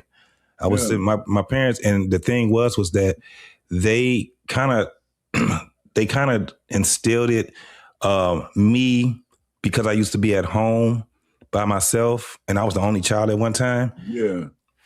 So they instilled that in me where it was just like, because I wanted to cook. Especially and I can eat what I wanted to eat too. Yeah, we got this here, we got that there, and I got a chance to eat. And so once I got to be a teenager, what the thing was that they didn't have to work. My parents can go on a trip for a weekend. Shit, if they wanted to for a whole week. And I'm 14 years old. Let me tell you what they ain't got to do. Tell somebody to go over there and check and see because by that time it was 4 of us.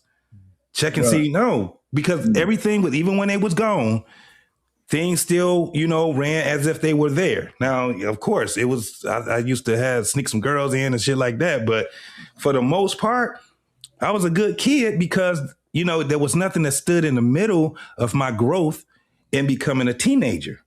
Right. So by the time I got 16, 17 years old, man, it was just like I was grown. I barely saw my parents because I worked. I went to school. I had track. I had, band. I had a lot of shit going on. And my parents used to just be like, call me. And we ain't had no cell phones or nothing. Call me and let me know where you at. When I'm at work, I'll call them, let them know I'm here at work because they want to know, keep tabs on me. That's the only thing I had to do is just let them know where I was at. But when you talking about the village, my grandmother, you know, at times if they was going to be gone longer than expected, or if they were working and got new jobs or something, or an extra job, I used to have to go over my grandmother's house when I was a kid. You know what I'm saying? Because they ain't gonna keep me in that damn house for 2 days and I ain't seen a damn parent. That house gonna be fucked up. I don't care how, you know, you 8 years old. I don't care how, you know, a kid seems like they got it together. No. After a couple of moments, when I find out they ain't gonna be here for a minute, I'm gonna be mischievous. But so I kind of agree with what he had to say. You got anything to add to that? No, that was cool. Okay, let's let him cook. I'm thinking about power, right? Because I think we misunderstand power. We've been taught all types of false definitions and notions of power, and a lot of the time, the way that we understand power is really abuse. Right? It's like we bully each other. We abuse our power over each other and say things that we're not supposed to. We bully or abuse our power over women. We abuse our power over kids. You know what I'm saying? A lot of the time, that's what we see. And I got a question. I got a question, Arpain. Yeah. Based off of what he was saying, have you ever bullied anyone? No, not really. Not really, because I used to get bullied. Right. You know, right. I mean, you know, so I mean, never very intensely, and nothing that you couldn't handle. Every so often, I got into fights when I got tired. Right. You know, but when I was young, man, I had like, you know, real bad eyesight, so I had thick glasses. So, you know, Mr. Four Eyes and you know, nicknames like blind and shit. Every so often, you gotta say, fuck you, man. You know, and you know, that's it. You know, so I mean, you had to be a little tough because I had to fight with no glasses on and shit. I was like taekwondo training, you know, and be able to I might as well put the blindfold on. And this is if I can hear where the punches are coming from and shit. So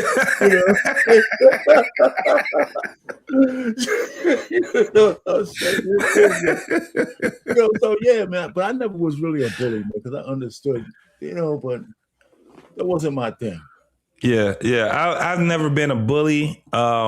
Very seldom have I ever been bullied. I think because the type of kid I was fairly quiet. You know what I'm saying? So I was one of those kids where I got along with I even got along with the bully. You know what I'm saying? It was just, and it was times in my life because I made people laugh so much. I was just one of those kids where it was just like, it was very few people that didn't like me. And if they didn't like me, that means that they was a problem child because I was quiet. But once I got used to you, I was just, so I never even experienced, like I've experienced somebody trying to bully me and we get into it and stuff like that. But I've always had, even if somebody tried to bully me, it's always going to be somebody else that's going to take up for me, even when I can take up for myself. So, you know, I was a little skinny kid at one time with a big old afro and shit. So big buck teeth and everybody just liked me. You know what I'm saying? Yeah, bullying back then though, had a different transformative kind of effect. Yes. A lot of kids who used to be bullies or bullied, they actually turned out okay. They were able to navigate life a lot better than people give them credit for. Yeah. You know, I had a cousin that used to, a female cousin. She was unmerciful, man, on me. Yeah. Right. You know, she calls me all the time now. You know what I'm saying? But my point really is that she was older, but she was relentless, man. Yeah. Relentless and all kinds of shit, man. You be like, why are you messing with me today? There's 100 of us, motherfucker. You know, so but, you know, we're pretty close. Yeah. I mean, when you pass through it, right? She had to mature, and then the shit that she used to do just started to bounce off my back. Yeah. You know what I'm saying? Yeah. You know, so you had it again. It didn't last that long. You know, once I went to college, all that shit stopped. Yeah.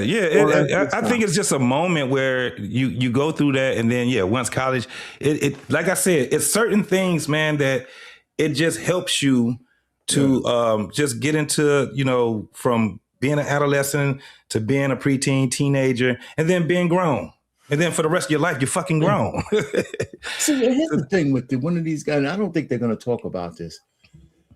The thing I think men should get from being in a female-dominated kind of environment is not whether you acquiesce and defer to them. You should have learned enough to know how to navigate through their chaos. Yes. Yes. That's the key, right? Yes. You got to learn how to navigate. This is woman shit. And, women are going to be women. And it's not like they're all bad, but when they act within their nature, they always expect you to be in their nature too. And that's where we get it. We can't act like women. Right. If we do, then we're out of nature, and then we get all fucked up. And the craziest thing about that, Airplane, is that women actually appreciate men being the polar opposite of them. Like any woman I'm in a relationship with, we joke about the shit, right? Like they know me, they find out that watch me say this. They'll mess with me in front of their friends. They say, watch what he say. And they'll say some old out of pocket shit and they laugh about it because it'd be, I'm a man, what the fuck you talking about? And they like when we say that because they want us. If I sit there and argue with a woman and we going back and forth, they don't like that. You could be a girlfriend of them and they done dried up. But when you get a chance, when you can sit back and sometimes you got to say no to their ass and you stand on certain things, you got boundaries, they like that shit. So, and if they don't, you don't need to be with them. We went to a family thing with my daughter. She's in her 20s. And a couple of my other girl cousins, they know I'm conservative. And they started talking about, they told my daughter, don't worry about getting married. That shit will come. I told them, I said, don't tell my daughter that shit. Both of you fucking kids, both of y'all are married. Right. You're going to tell my daughter she don't have to worry about it. You're both married. I said, why are you telling her that? I said, that tells me you don't respect your husbands enough. Because you're saying that, why would you be married? You're covered, but you're going to tell my daughter to stay uncovered? Right. I said, don't tell her that shit. Right up front. And we, kind of joked about it. We don't know family thing, but I said, you got to be careful what you say. Mm-hmm. That's wild to give that message. Guys correct women when they say stupid shit. Yeah. They do what these dudes doing at the table. Exactly. Internalize it. I must have done something wrong, so I deserve this bullshit this lady's telling me. Right. Anyway, right. This damn panel. It's hard to get through any full conversation because each one of them is saying some shit that you got to react to. Right. Hey, Big Rug 77, he said Gen X were the latchkey kids. Absolutely. The original latchkey kids. No doubt about it, bro. No doubt about it. And Angry Man won't let you forget it. Not at all. He won't let you forget it at all. Won't let you forget it. And I agree with Big Rug when he say bullies are a necessary evil. Absolutely. Absolutely. They are a necessary evil. It's ways that you can get rid of their ass. Big Ant came out here with the 10 ball. With the 10 ball. I appreciate you, Big Ant. He said, what up, JT? And shout out to the Kung Fu Pay. Faye say he had to blindfold himself. Which way did he go? Oh.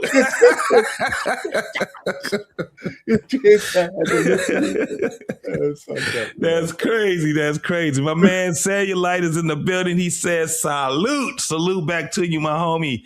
What did you say, Braxton? Braxton say, I'm one of them, but in case there's other bullies, in case other bullies came out at the sideway out of pure dislike and hatred, etc. Oh, okay. I got what you're saying. Yeah. Still can happen as a grown up. Yep. Glad I was taught how to treat and view others. Absolutely. I appreciate that, man. Most definitely. Most definitely. All right, man. We're going to go ahead and let these cats talk some more of this dumbass shit, and hopefully we can get further. Yeah, hey, you got the head on the button. Let's listen to what you say. All right, let's go. Just a simple question. When we're thinking about, I think with the opposite of abuse, when we think about love, and love can be powerful. Love can be extremely powerful. What does it mean to love Black women? And I want y'all to think about, because you know you was talking about what did you say? Accountability. You hold ourselves accountable while holding ourselves hostage. Trying to hold ourselves accountable without holding ourselves hostage. You was talking about parents and all type, you know. So I'm just we can tie all of that shit in. It's not a limited conversation, but you know, just thinking about just first to introduce it into like what does it mean to love Black women. Well, I mean, I got a perspective about love. One perspective about love. I think that love is uncontrollable. I think it's spontaneous. I think in its rarest form, you cannot contain it. And I think that's the first part. I think it belongs to everybody. And how it's received and how it's received is not up to you. Oh, no. I tried to hold it. I couldn't hold it. I had to pause that shit, man. Well, he sound like a little girl, man. He sound like a little 12-year-old. What are we talking about, bro? You don't think love is uncontrollable, man? Are you serious? This is not how men talk about this shit. Oh my God. I tried. Black man, BMU, I tried to keep my hand off that pause button. Pause. But this dude just comes smiling, talking about some damn love is uncontrollable and the lilies and cotton candy. And come on, man. Take that damn onesie off, my guy. Okay, but let him finish the whole thought. I'm gonna let him. I just had to tell people we do not condone this type of talk over here at the PMU channel. Let's let him keep going. It's how you give it is up to you, you know. But I think it's first there, understanding what the power of love really is, because I think everybody has their perspective of what love is in my household, you know, what love is with my woman. Right. You know, as opposed to what does love mean to her? Mm-hmm. What does that mean to you? I'll tell you what it means to me. You tell me what it means to you, and let's find our way to middle ground of some sort. I think it's there. It's just trying to understand what that is, because everybody throws that shit around. It's popular. Right. Makes a lot of money. It's nice. Everybody wants it. Everybody's fighting for a variation of it. Right. It's trying to understand what that is. And I just think that love is not a thing that we can control. It just is first. I see this head nod going. I like that. Go ahead. I like it. I'm going to combine like a couple of different topics, and it won't be in any chronological order, so just bear with me. Mm-hmm. One thing that Conscious will talk about is pandering, and me as a Black gay man, for me, love shows up as different. There's no sex attached to my care for Black women. So I would say for me as a child, one of the strongest women that were within my life was my grandmother. She was someone who she loved me with everything. She was someone who made sure that whenever I walk into a room, know that, you know, I'm not trying to sound cocky or nothing, but eyes will be on you. People will be listening to you. Whatever you want to be in your life, you can be, whether that be a president, a CEO, whether you own your own business, whether you be a millionaire, anything you want to do, you can do. And with that, my grandmother was someone, she was a banker. You know, she was someone who, she helped her community. All the people from Arkansas, Little Rock, Arkansas, North Little Rock, Arkansas, she knew all the millionaires. She knew all the business owners. She told people yes, no. She ran her bank. She ran her branch. She had people pull guns out on her and trying to rob her. That same woman who left work, she was someone who raised 2 strong sons. My father's a federal investigator. My uncle, my late uncle, he was a manager of the VA for the suicide unit. She was someone who raised strong Black men. And the same Black men that she supported, the same Black man that she fed that was also her husband, also be the same people that put their thumb on their motherfucking head. Mm-hmm. You know? Mm-hmm. So what I'm trying to say is someone who can be so strong. We also live where we're in a community where traditionally, once a white man took his thumb off of us, a lot of us put our thumb on the woman. Yes. Mm-hmm. So one thing that you talked about as far as like your dad and how you treated your mother, I feel like one privilege it is to not be gay. Not gonna lie, I love being gay. Like, you know, like whether it's not a choice, it's not a choice. But in my life, what I feel is, you know, it was karma for the straight men, and also like to reject.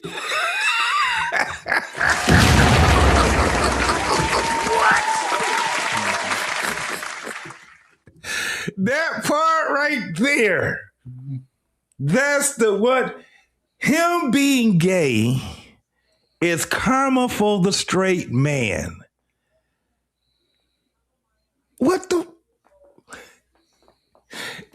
That's why we say that we just need heterosexual men. If we're gonna figure out this whole thing of how we need to navigate and as a whole, there's no other people that should sit at the table with us other than men. They should be from every age, bracket. You should have the 60-year-olds and above talking to the 40s and the 50s, talking to the 30s, talking to the 20s, and have us some damn teenagers out here so they can actually hear it. We can't do it right now because we don't know what the fuck, what type of man we got in front of us, bro. I don't disagree. I just think we can't formalize how information flows down other than from generation to generation the way it's supposed to, but we have broken generations. One of the things I want to say, though, based on what this guy said, I don't really think there was ever a time when the black man in America, the black American, foundational black American man, or the ADOS black American man, ever put his finger on the black woman. The thumb on the black woman. We both have been under the oppression of the white man to a certain point to where we had some civil rights, right?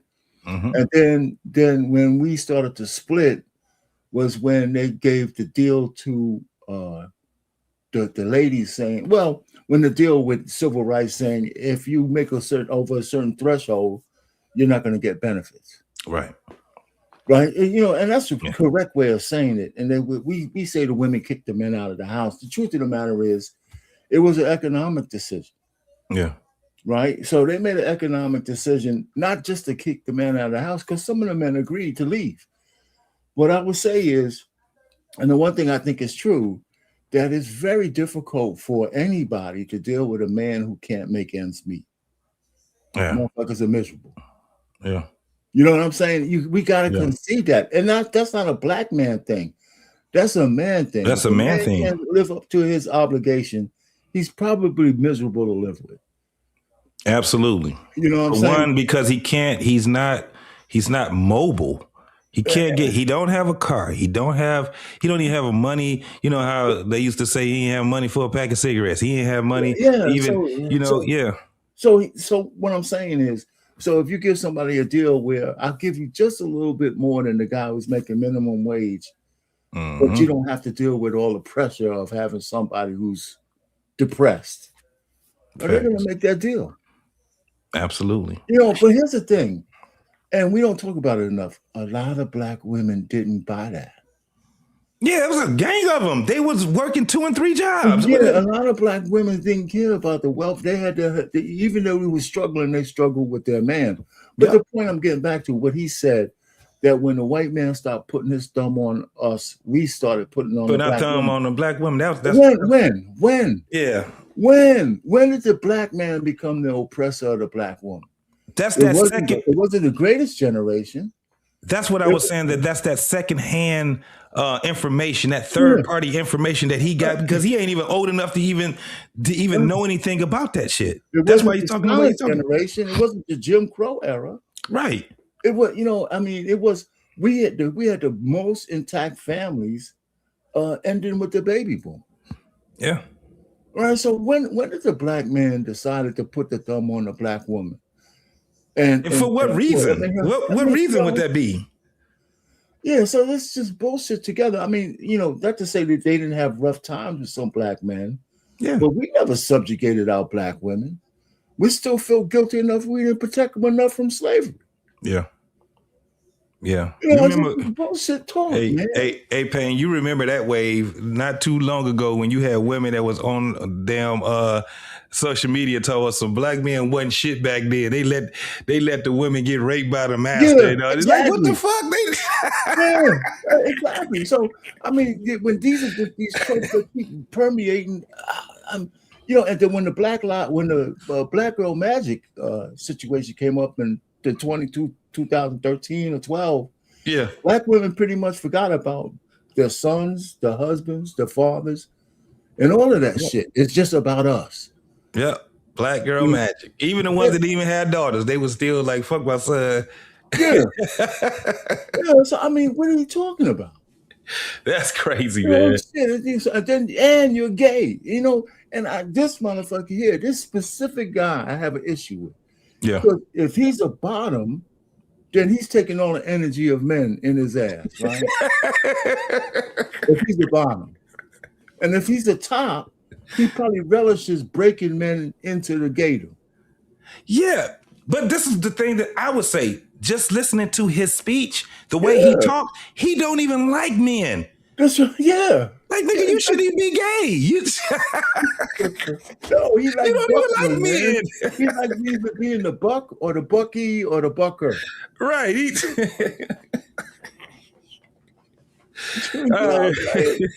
I mean, come on. He shouldn't be around the table. He's definitely a misandrous.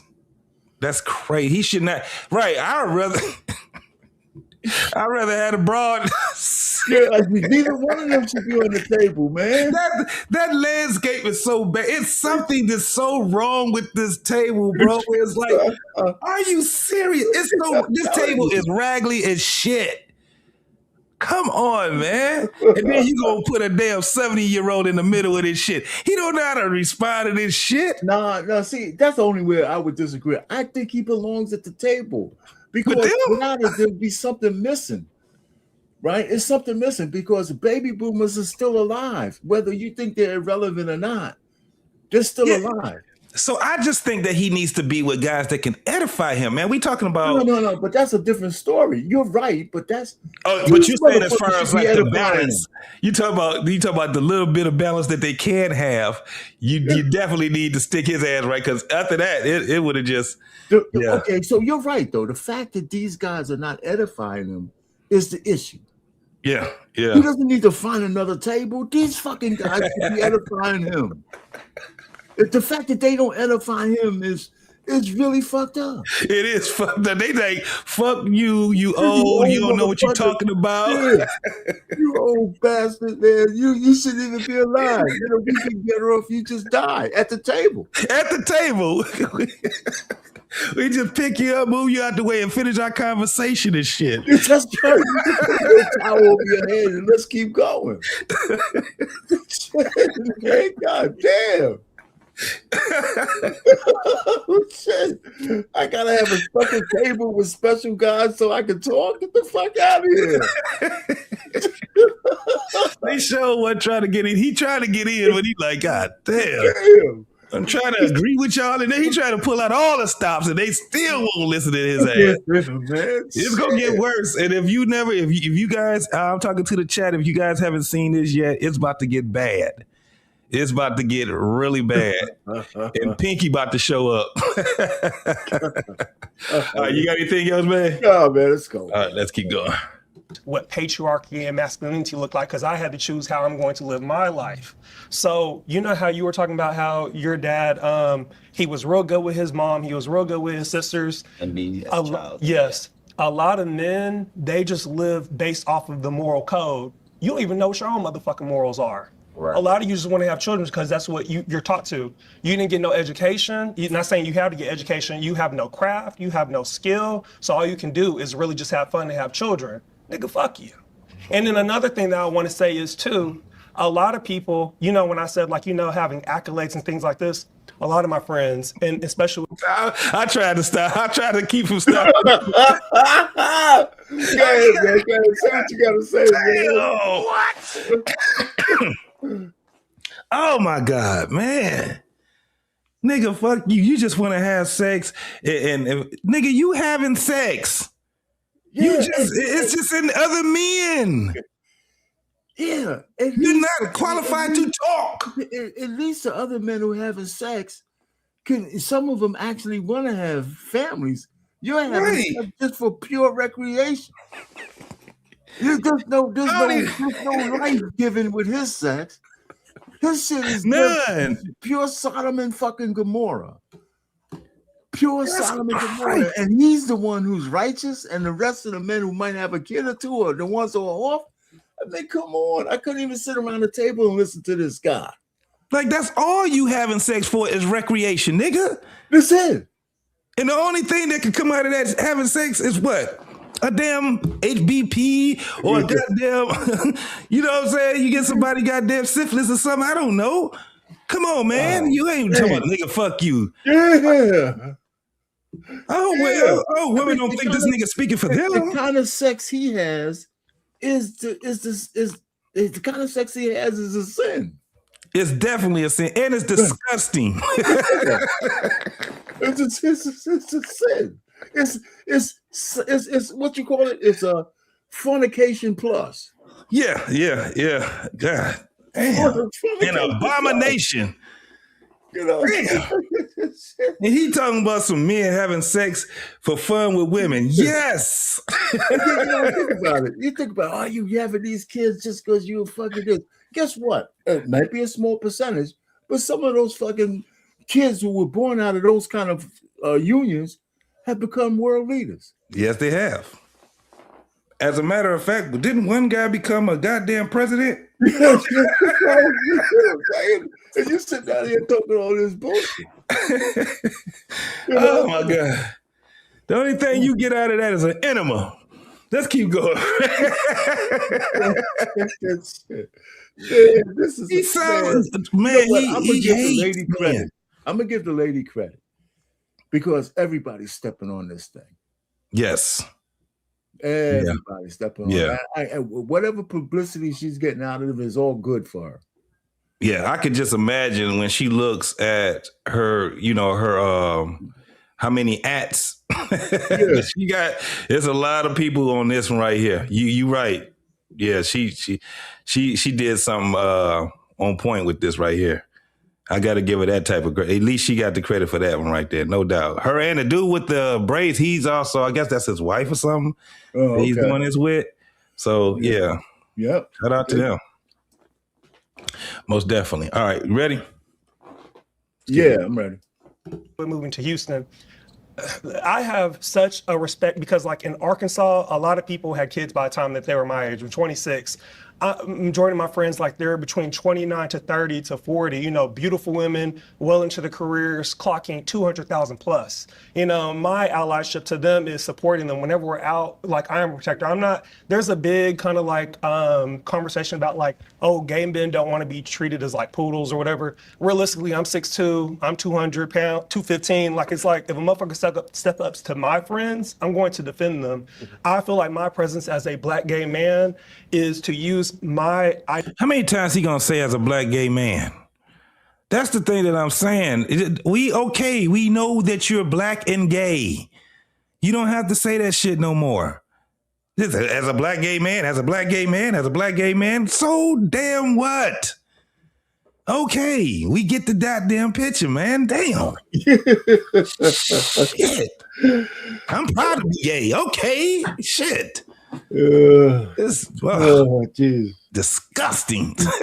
My masculinity, me being a man, is to not only allow myself, vertical, promotion within life. I don't know how to coin that the right way, but also bring up my sisters with me. And that can be whether it's education, go and get that education, whether it's in careers, because black women are the smartest group in America. They're also the most underpaid. If you want that money, ask for it. Whenever you go to that interview, let them know what you want. We gotta stop that bullshit too, okay? Yeah. I mean, you can keep going, but we gotta stop. No, that part right there. This is my whole thing with that whole argument. Why are we having an argument other than even when you hear women saying it, it's like so let's just play your game and say that it's true. What purpose are you saying this for, other than nah? We're better than y'all, black men. Yeah, I don't even want to concede that shit for that. I would just show me the receipts. Show me the receipts that you're the smartest when your fucking kids can't read. We already came with it, right? We already came with those, right? That shit. That's what I'm saying. When they're talking, when these guys are talking, man, they just saying shit third party, second hand. When you're being the most foreclosed on, and the jobs that you're picking are the jobs that are on the low end of the route, the thing that get eliminated first. Right. They got the most debt. They got the most this and that. How smart really are you? Right? I mean, come on. I just, I don't even want to disparage them. The point really is you fucking need men. Right. You need men in your life to take that chaos you have and put some order to it. And why are you going to go down with the ship before you realize that? Mm-hmm. That's what I'm saying. These women are making this conscious choice for feminism and all this shit to be assholes until it's too late. Yeah. Absolutely. And you know what? And men are deciding, you know what? I'm done. And I'm talking about in droves, man. I'm talking about in droves, they're saying it. Droves. I'm done. I'd rather find a woman who's this, or I'd rather just pay for it every so often when I get my shit off. I want anything but you. Yeah. Yeah. And they're doing this shit to themselves. And with the help of and with the help of the sugar boy. These are not your friends, ladies. These guys are not your fucking friends. They're sitting back and they're helping to perpetuate lies to you. All the way down to your demise. All the way down to your demise. So what he said was absolutely not true, first and foremost. That shit was some bullshit. It's bullshit. That shit was some bullshit. Even with all the education, they still don't make more than men. Yeah. All of that. On the average. And the only thing it shows is that you need men. And why would anybody want to argue that? That's the conversation trap right there. Because I heard somebody say, so you saying, like one guy was saying, he said all of this. He was like, he asked one woman, he said, so if you are the smartest, then why do you guys have the dumbest children, right? All these different things. Mm-hmm. So they were going back and forth, and she walked right into it. He said, so what's the purpose of you saying that you're the smartest when you got the dumbest kids? She said, we don't. He said, no, you do. And he showed her the stats or whatever. And at the end of the day, he was like, the only bragging rights the only things that you're using the bragging for is to show that you don't need men, when we're proving to you that you do need us. She said, no, we don't. We don't need men. And all the men said, well, hey, that's it. You just admitted it. We ain't got nothing else to talk about. So if you saying that you don't need men, why are you even having conversations with men? Why are you even having arguments? You don't have to. You already said, we don't need y'all. I'm doing my thing. I'm a boss bitch and all that shit. So don't get into the conversations, because men are talking about, the woes of the relationships, trying to be and niggas ain't even talking about their relationships. These motherfuckers are arguing about dating. Very few panels I've been on where people were talking about relationships while they're in them. Right. They keep talking about the dating, and they talking about shit about going to restaurants, eating.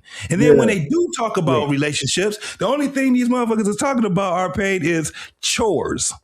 Yeah. Washing and cooking and eating. I'm like, what the fuck? This is so funny, and I think men need to fix this, right? Yeah. We really don't need our women to just cook and clean for us. And not at all. That's like a euphemism, right? He said, I need you to cook it. No. If we're together and I buy a home for you, I want you to buy a house for you. I want you to make it into a home. Yes. That's what I want you to do. I want you to make it into a safe space for us so we can raise our kids. Yep. And all that shit, I'm not asking you to do anything more. I mean, it's almost common sense. I don't know any man, well, there probably have been, but if we're both working 80 hours, 70 hours, 50 hours a week, both of us, we travel to work, come home to keep our house and home together. What makes you think I'm going to just let you be the one cooking and cleaning? Facts. That's not even true. Like, we'll figure out a couple of days a week where we both, and the kids, when they learn, we all clean this motherfucker together. Yep. And you know what I'm saying? I'm not going to just put it on you. I mean, I don't like to cook myself. So, That me too. To cook for me. I was cooking to get laid when I was in college. Absolutely. You know, all of that shit about chores. I was like, all y'all arguing about is fucking chores. Yeah, that's man, behind this shit. And the craziest part, when you get a woman and she has the domesticated qualities, even if she ain't the best cook or whatever, she does some things. I know women that, man, they be having some of the dopest things to put their food into and stuff like that. Like, especially a woman that wants to make sure that her man has food, even if she has to go buy it. Right. But he does the same thing. Babe, I want some pizza tonight. You know what I'm saying? He'll call her and be like, you want pizza? Because I got taste for pizza. She'd be like, cool. Most of if she like pizza too, she gonna be like, hell yeah, because I didn't know what I wanted to cook. I got this stuff out of the freezer and stuff, but it's not, I've never, if they arguing over this shit, crazy, man, I'm like, y'all motherfuckers don't need to be in a relationship. I mean, like I said, I've been married for a long time, so I learned, my wife, though, one thing about her, man, my fucking wife is like MacGyver. You ever saw that show? Yeah, he turned anything. My wife is I gotta do shit around the house just so I could keep a man card. Right. You know what I'm saying? My wife come home, like, she done did all kind of sweet shit with honey, I fixed this. I did it by myself. You know what I'm saying? And the shit look great. You be like, damn. My wife was like MacGyver, man. She got some shit for everything. You got to go out there and break her engine down, put it back up so you can stay up with her. It's not that complicated before a lot of other stuff. But I got to say, well, I'm going to do this so I can say, yeah, did I do it? Did I do it right? You said she like MacGyver. Look, that's, what's the white lady name? She is out. She's awesome, man. The one that her and Snoop had to look. Martha. Man, she be doing. I just find myself sometimes just looking at the shit. You know how you get caught up. You just turn the channel and then you look at it. And I just, for about an hour and a half, I was just looking at her do some shit. I was like, damn. Yeah. You like. Her mind works so awesome, man. And it's a lot of women that's like that, man. You know what? And she went to jail for a man. Yep. She was already a multi-millionaire, and she went to jail for a man. And look, you know what was the craziest part about her going to jail? She made something good out of that. That's right. But that's what I'm trying to tell you. This shit has no layers, man. Women, I mean, she went to jail for insider trading for a man, covering for a man. Yep, absolutely. You're unbelievable. Anyway, Martha Stewart is in prison. But this is the thing. I know many of women, dog, that are awesome. Like when they say a woman can multiply some shit for you, that's not a lie. But the problem that we have is not the women that can do that. It's the women that don't think that is feasible for them to be in their space as a woman, a wife. They want to be partners. And it's like, you got too much other shit that you could be doing other than arguing about being a fucking partner of a man. You don't want, no, trust me. Yeah. Especially you got so many women that are single and have probably been single for a very long time in their adult years where every once in a while I hear them say, I'm tired of doing this shit on my own. Oh, yeah. I'm tired of, you know what I'm saying? I do want somebody that can actually relieve me, especially if this is the crazy part, when the kids are gone. It's worse for them when the kids are gone because they don't have nobody to be a mother to anymore, and it's just them. And they got to deal with that shit. But see, they still take solace in the fact that they have kids. The ones who are in trouble are the ones who get to those ages with no kids. Yeah. It's something different. They're the ones who are in real trouble, who get to those ages with no kids. Yeah. And it's going to be so many of those women out there, blew their whole biology over some bullshit. Yeah. And then they're 50, right? And, when friends get tied up with their own families, and you just there, you and your fucking Christmas tree and your cat. And they'll say men are the same. Men handle being alone a lot better than women. Yeah. Yeah. Anyway, what else we got going on? Oh, we still got, because this is when it's about to get heated, because Mr. Clifton is about to speak his truth. And the same thing as far as like a job, how you can switch. I hear you. That's another one, man. I don't think I've ever said my truth. Nene, I would never. I wouldn't. Our pain, Where did we get this shit from, man? This is man. old women shit, transvestite shit, right? Yeah. My truth and my safe space, my partner, all this shit, man. That's another way of saying that there's no lie. It's just my truth. My truth. You know, you don't have to have no facts along with it. As long as it's my truth, it's okay. Absolutely. Can you are you able to see the video that I have right there? No, I see it. Oh, okay. All right. I gotta go use bathroom right quick. So if you need to pause it, are you able to pause it also?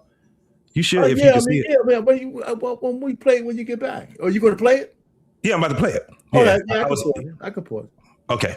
But y'all, the job is right no back. different than a man. Okay. And you know how we're talking about like the moral basis of, I don't want to lose my track. The moral basis of people not knowing themselves and having babies. A lot of men don't got shit to contribute. If you can't even commit marriage to a motherfucking woman, what makes you think that she wants to commit to having a baby? That 9 to 10 months, that can fuck up that whole baby's life. Yeah, not being supported. Yeah, you can't. In the same way that she was talking about, you know, asking for that promotion and things like that, because that also, when we're when we're seen as having some more control or power over in a work environment, you know, people aren't going to abuse us as much. People aren't going to, supposedly, right?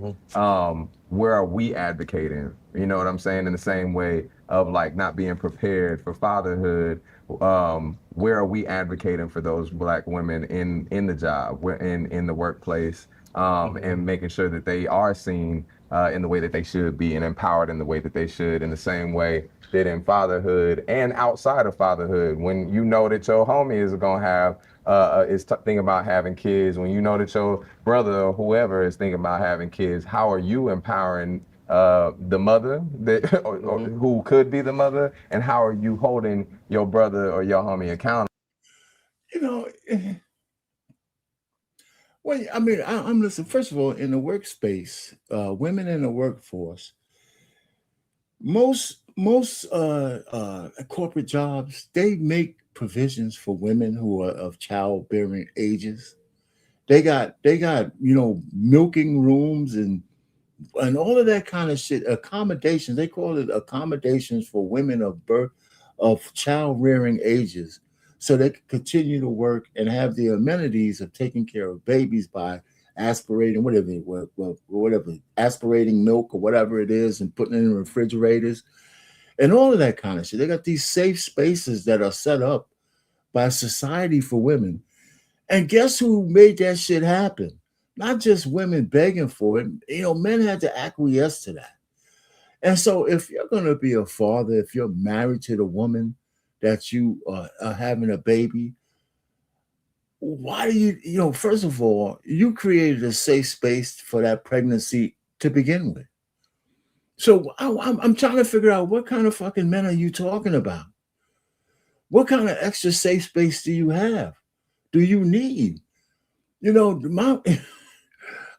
listen, I don't know if these guys, this guy said he doesn't have any children. I remember him saying he doesn't have any children. So he doesn't have any children. So I think the questions he's asking is from a position of ignorance. When my wife was pregnant, there wasn't a second I didn't know what was going on with her. You know what I'm saying? And I'm exaggerating, but she was under constant surveillance. You know, I wasn't letting her do some of the shit that she just thought was normal to do. Well, we had to go through a lot of stuff, man, for her to have the 2 kids that we have. So what are you talking about? What kind of men are you talking about? You know, you're acting like that. This conversation from some of these guys is acting like the average man is a fucking savage.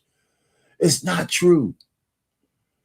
It's just not true. And if you're talking about having kids within wedlock, especially, it's not true. You know, and I mean, I'm going to give some deference to some of the guys who have kids out of wedlock, but are still with the mother of the children. Because I got a few of those people in my family. And these guys are crazy about their children. You know, I mean, they take care of them. You know, they take care of, I got a couple of cousins who are stepdads. They got all this shit going on. So this whole notion that some extra added thing for men is required because we're just so dog shit evil that women have to be protected from the average black man is bullshit. Just absolute bullshit, man. It really is. You know, there's some bad apples. There might even be a lot of bad apples, even enough to make a certain difference. But you're preaching to the choir because most men are not like what you guys are describing. They're just not. And it's just pissing me off to listen to these guys, man. And this guy don't even have any kids. And what does that even mean? The same conversation I can say, like, hey, you need to ask for it 150, 200, 175. Be the same conversation, like, you know, like, what's he doing? Right. You know, like, and it's like, it might be a conversation. I think also with certain conversations, it doesn't matter if you're gay, straight, or whatever, you're still a man. Whenever a woman wants to open up and talk to you about certain things, that's when you want to talk about it. Like, you can't be overbearing, because with patriarchy, with masculinity, it's kind of like you trying to talk about something you want to talk about and shouldn't even want to talk about that. That's you exerting your masculinity over somebody. Listen, you know, if you're a man, you exert your masculinity all the time. If I want to talk to my wife about something, she doesn't have to always want to talk about it. If it needs to be discussed, we're going to discuss it. What are you talking about? You know, she has the ability to talk to me about shit I might not be in the mood for either, if it's important. I'm not gonna say shut the fuck up. I don't want to hear your femininity right now. Wait till I'm in the mood. I'm not gonna do that. So if we got to talk about something I think is important to talk about, I'm not exerting my masculinity. We're talking because, you know what? We need to talk. So what are you saying? What the fuck do you know about a male-female relationship?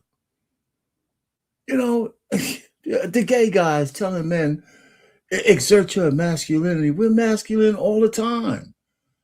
There's no terms, there's no switch when we're not masculine. You know, there's nothing wrong with being masculine. It's not a bad characteristic. It's a natural one. It's natural to men who want to be men. So, like, whenever my friends talk about their dating, let me play the soy boy said something. Let me just go back a little bit. And maybe you could catch it. A lot of people, you know, when I said, like, you know, having accolades and things like this, a lot of my friends, and especially with moving to Houston, I have such a respect because, like, in Arkansas, a lot of people had kids by the time that they were my age. I'm 26. Majority of my friends, like, they're between 29 to 30 to 40, you know, beautiful women, well into the careers, I gotta go clocking. back a little further. Okay, I hope I didn't go back too far. Sometimes we push it away ourselves too, Yeah. you know? Something that I really do think about when we're thinking about power, right? Because I think we misunderstand power. We've been taught all types of false definitions and notions of power. And a lot of the time, the way that we understand power is really abuse. Right? It's like we bully each other. We abuse our power over each other and say things that we're not supposed to.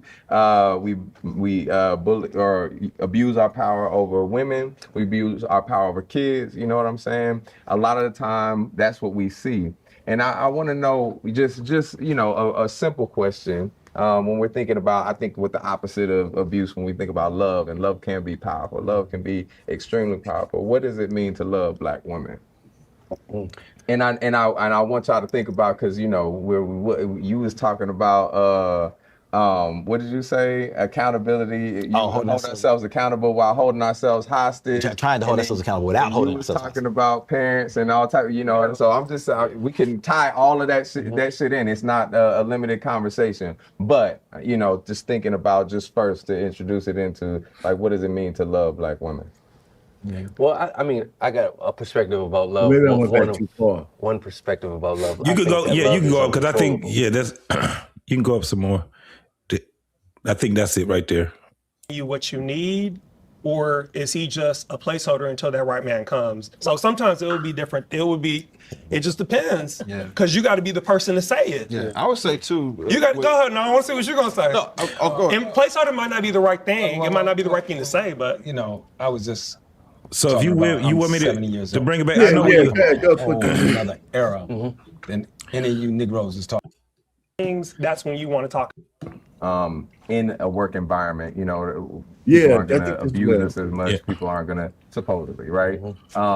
Where are we advocating? You know what I'm saying? In the same way of like not being prepared for fatherhood. Where are we advocating for those Black women in the job, in the workplace, Then the gay guy and comes making up sure that they are seen in the way that they should be and empowered in the way that they should, in the same way that in fatherhood and outside of fatherhood, when you know that your homie is gonna have thinking about having kids, when you know that your brother or whoever is thinking about having kids, how are you empowering the mother or who could be the mother, and how are you holding your brother or your homie accountable, and what does that even mean? The same conversation I can say like, hey, you need to ask for it 150, 200, 175, be the same conversation like, you know, like, what's he doing?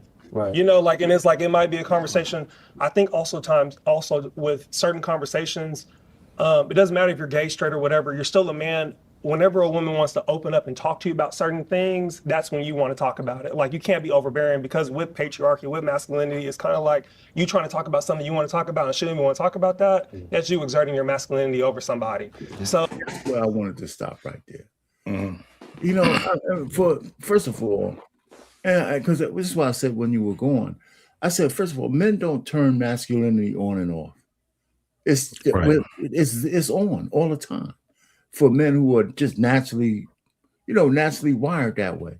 And I said, well, listen, if I want to talk to my woman about something, even if she's not in the mood, if we need to talk about it, we're going to talk about it. Yeah. I'm not exerting my masculinity, right? I'm not going to just let shit slide until she's in the mood to talk. That'll never happen. She ain't gonna never be in the mood to talk about what you want to talk about. What's this guy talking about? You know, if we have an uncomfortable conversation that we need to have, I'm not being overbearing. We got to talk about this shit. If it ain't important, then I'm not going to even try to push it. Absolutely. Right? So listen, you're overbearing, you're masculine. I mean, what the fuck are you talking about, soy boy? I mean, what's he talking about? This is why I say that these guys are not deemed to be in these conversations with us, because this is that everything is, fluid. You can't say because we're being men, and like you just said, if we need to talk about this, and I think that we need to talk about this right now and don't let this go, that's what it's supposed to be. But he looks at things as partner. Right. People like him talking to and women, listen, y'all should never listen to these guys. Ever. Not them, they're dropouts. And I have no idea. My whole thing is this. Women, and if you need, I would rather women talk to each other. And even with that shit, sometimes that shit can be really fucked up. But I would rather them talk to each other than to be talking to a fucking dropout. Yeah. You know what I'm saying? Because even with that, we can create, literally this is my thing. When a woman really wants to be, get some things together and work things out with the man, they're going to listen to him. They're going to listen to him. Right. They're going to listen to him. Even like, emotions. One of the things about us being men that can get us to a point where we know the type of man that we are for that woman is some things that we have to do where she don't want to do it, and we have to be able to push that, right?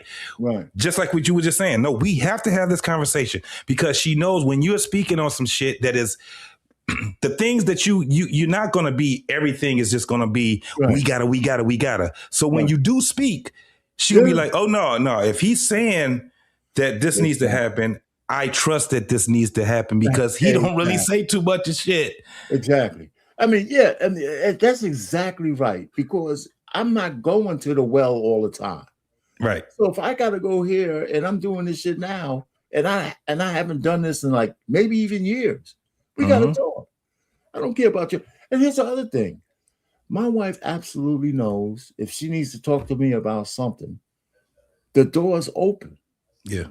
Right. So it's reciprocated. I'm not gonna say, listen, just take your shit out of there. I don't want to hear it. I'm not gonna do that to her. Because the danger is that whatever she has to tell me, I might never hear it again. Yeah. So these guys don't know what the I don't know what the fuck they talking about. So there was a guy that used to be on, him and his wife that used to be on here. You know who what is her name? Her husband name is Driscoll. No. And her name is, she goes by the name of Family Values. I never seen Family Values before my time. When I tell you, so they have a lot of kids together and not blended together. family? So it's a lot. Yeah, it's a blended family, man, but they dope. So it was one, they were talking, and Driscoll had said, he said, man, my wife do things she was doing. He's like, when we first, was really, really going through our thing, he said she did things to really deem me to be the husband I was supposed to be for her, right? And that's her being that woman. And they would talk about flawed shit, right? It was shit where he was like, I had to step up, like, because she was saying some things where I needed to correct them, right? Right. And it was other things where she didn't want to be able to take care of it, and I knew that I had to take care of it. But basically, what he was saying was that her flaws was what edified me to be the man that I needed to be for her. It made me grow up and be that man I needed to be for her. And basically what he was saying was that, man, you got to go through some shit. Oh, yeah. You got to go. And what's going to happen is that it's going to deem you. It wasn't like she was telling him, be a man. She probably was crying and probably was, frantic and shit. And he had to figure out, okay, what the fuck I need to do in order for me to make this shit. Cause we are we fix shit. Yeah. And that's a part of, I'm gonna tell you, with me, it don't matter where it is. I still work at other places, right? And one of the things people like about me is because I'm resourceful and I'm smart as shit. Right. You know what I'm saying? When it comes down to things. So a lot of things, there be people that's supposed to be in positions that's higher than mine, but I'm the go-to guy. Right. Because I've been doing the shit for I done had my 10,000 hours worth of shit, and my shit, I'm more of a, but I don't complain. I don't, what I'm saying? I just act like a man. I'm very neutral in my feelings when some shit is happening. They be like, why is this not happening? And blah, blah, blah. I don't know how to fix, and I just fix it.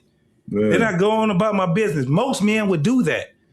Most men in their relationship with the woman, we just be trying to, how they used to say, when you're talking to your woman and she get mad because you trying to just fix shit, but she don't want you to fix nothing. She don't want you to just fix it. I'm like, that's them goddamn talking points again. You know what I'm saying? Let me interrupt this shit right here, man, and introduce my man Mont in the building. What's going on, Mont? What's going on, boy? What up, yo? What up? Hey, what's going on, bro? You was searching for a place to go, huh, brother? I'm real mixy, man. I just be bouncing from podcast to podcast, man. No doubt, man. How you doing, brother? I'm chilling, man. This is like basketball to me, man. It's like, yo, I'm trying to go get a run. It's just exciting. I like it, man. I just like, fucking with the guys. It's like playing a pickup game. That's right. Have you seen these guys at this round table? Who hasn't? Have you been on? Have you talked about? I actually think I hate this round table, and honestly, after talking about it, I feel like I'm upset that we even kind of like everybody reviewing it. Because I think it's giving it kind of like airtime and all that type of stuff, and I think it was just something that we should have just all ignored. Like, y'all put all of these performative guys, these actors and singers, and y'all put them all on this panel, and they was all going to say this PR politically correct talk, and y'all going to feed it to us. And I don't think none of us should have watched it. It goes back to what Arpay was just saying. It kind of goes in the side of what you were saying, Arpay. You said, "Oh, girl was smart for doing that shit right there." You said, "God damn." When you said it, when you called it, that's what I was saying. I said, "Damn." it's when I look at it, I said, damn, this is Hollywood meets podcast. These cats, the way that they're talking, it's like we had these conversations 5 years ago, bro. This shit that they doing right here, I said, damn. So you see it the same way I see it when I was just like, come on, man, this shit is so elementary right here. We done had these, and we, this shit is crazy. So let me ask Monto. Let me ask you, because I don't disagree with what you said. The only problem is that things don't get ignored, and some things just can't stand without any opposition. Mm-hmm. So how do you weigh the fact that you might be right that we should just ignore it, but we know social media being such as it is, some people might be absorbing this shit. Yeah. And if there weren't panels of men who say, like, listen, this guy's talking some shit, this guy shouldn't even be at the table, and all this kind of stuff. You don't think there's a counterbalance to what you said? With this, no. Okay. I think with this in particular, I think this is one of those things that's kind of like the same old, like I'm pretty sure if somebody on the other side of the aisle could guess what we're going to say about everything, right? They can guess that we're going to say, oh, it's a transgender. Like, that's not even a man, right? They could guess that. They're going to guess that it's some bunch of homosexual men on there. Like, they could guess that we're going to have a problem with that, right? Yeah, okay, that's the easy one. But some of the other stuff that said is also should be unsaid. But yeah. I hear where you're coming from. I think that it would have been more powerful for us to ignore this one, right? I only think that because I don't know who produced this. I don't know like where it came from, but I feel like they got a ton of views and they got a ton of viewership. They got a ton of everybody's talking about it, right? And I just think this is something that if it would have died down, we should have just ignored it and kept doing the work that we're doing by having these conversations anyway, right? But we having it from with a different perspective. This is like the gift that keeps giving. From the standpoint we're getting all of these crazy conversations all at once from around the table, right? Each one of these men, if they're gay or not, they acquiesce to playing some kind of gay role on TV or putting on a dress. I don't believe in it's just acting. Like I said, I could never marry an actress who does sex scenes. I don't give a shit what nobody says, right? If a guy's grabbing my honey's tits, he's grabbing her titties. There's no acting. Yeah. Right. So if a man's kissing another man, you could tell me it's for the script or not. You got to be kind of wired that way. Yeah. I'm not. I don't. If you do that in a movie, it is what it is. Like you it is what it is. Yeah. But they said a few things other than the easy low hanging fruit about gay, and one of the guys is a full tranny. They're saying stuff about masculinity, marriage, childbearing, and they overall have black men in a bad light on this round table. Mm-hmm. All they did was say things that they said everything that women want to hear. Yes. And even the things that they tried, that whenever they said something that women didn't want to hear, they tried to make it so that they covered it up with stuff that women want to hear. Which I don't stuff like that make me sick. Because black women and we need to listen to them. Like, I think we need to hear them, right? I don't like when they say we need to listen to them. It sounds like it says we need to do it. It sounds like it says everything that they're saying to us is true, and we need to do what they're telling us to do. We should hear them and hear their perspectives, but there's often times where they need help processing it. Even my lady, right? Of course, I'm gonna hear everything she says, but some of the things that she does say, I have to kind of help her with it and be like, you know what? You think you need a vacation because you feel this way.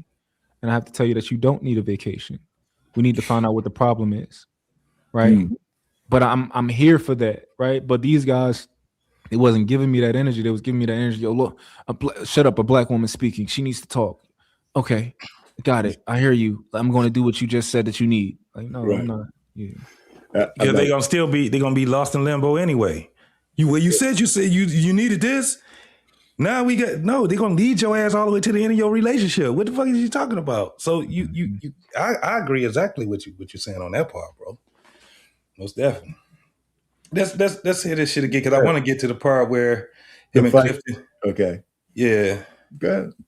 like whenever my friends talk about their dating, majority of my friends are introverts. They're real kind of like to themselves. They don't like to talk about their business. When they do open up, that's when I ask, like, hey, like, you know, you have X, Y, and Z. Is he providing you what you need? Or is he just a placeholder until that right man comes? So sometimes it will be different. It just depends. Yeah. Because you got to be the person to say it. Yeah, I would say too. You got to go ahead. No, I want to see what you're going to say. No, I'll go ahead. And placeholder might not be the right thing. It might not be the right thing to say, but. You know, I was just talking about, I'm 70 years old. So I come from a whole nother era than any of you Negroes is talking about. Yeah. And what I've learned, and I'm not saying I'm right, I think everybody is right. Because there's so many levels to this. But most of this was laid on our parents' parents. Yeah. My father was born in 1915 and his parents were slaves. Well, his grandparents were slaves.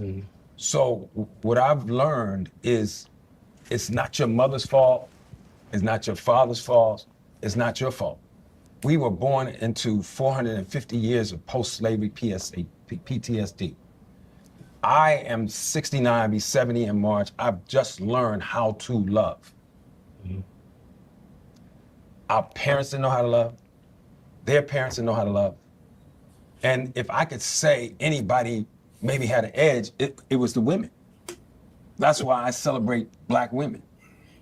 I live with a psychiatrist, forensics. All right, before you get the grandizing that shit right there, what do you guys think so far about what he just said?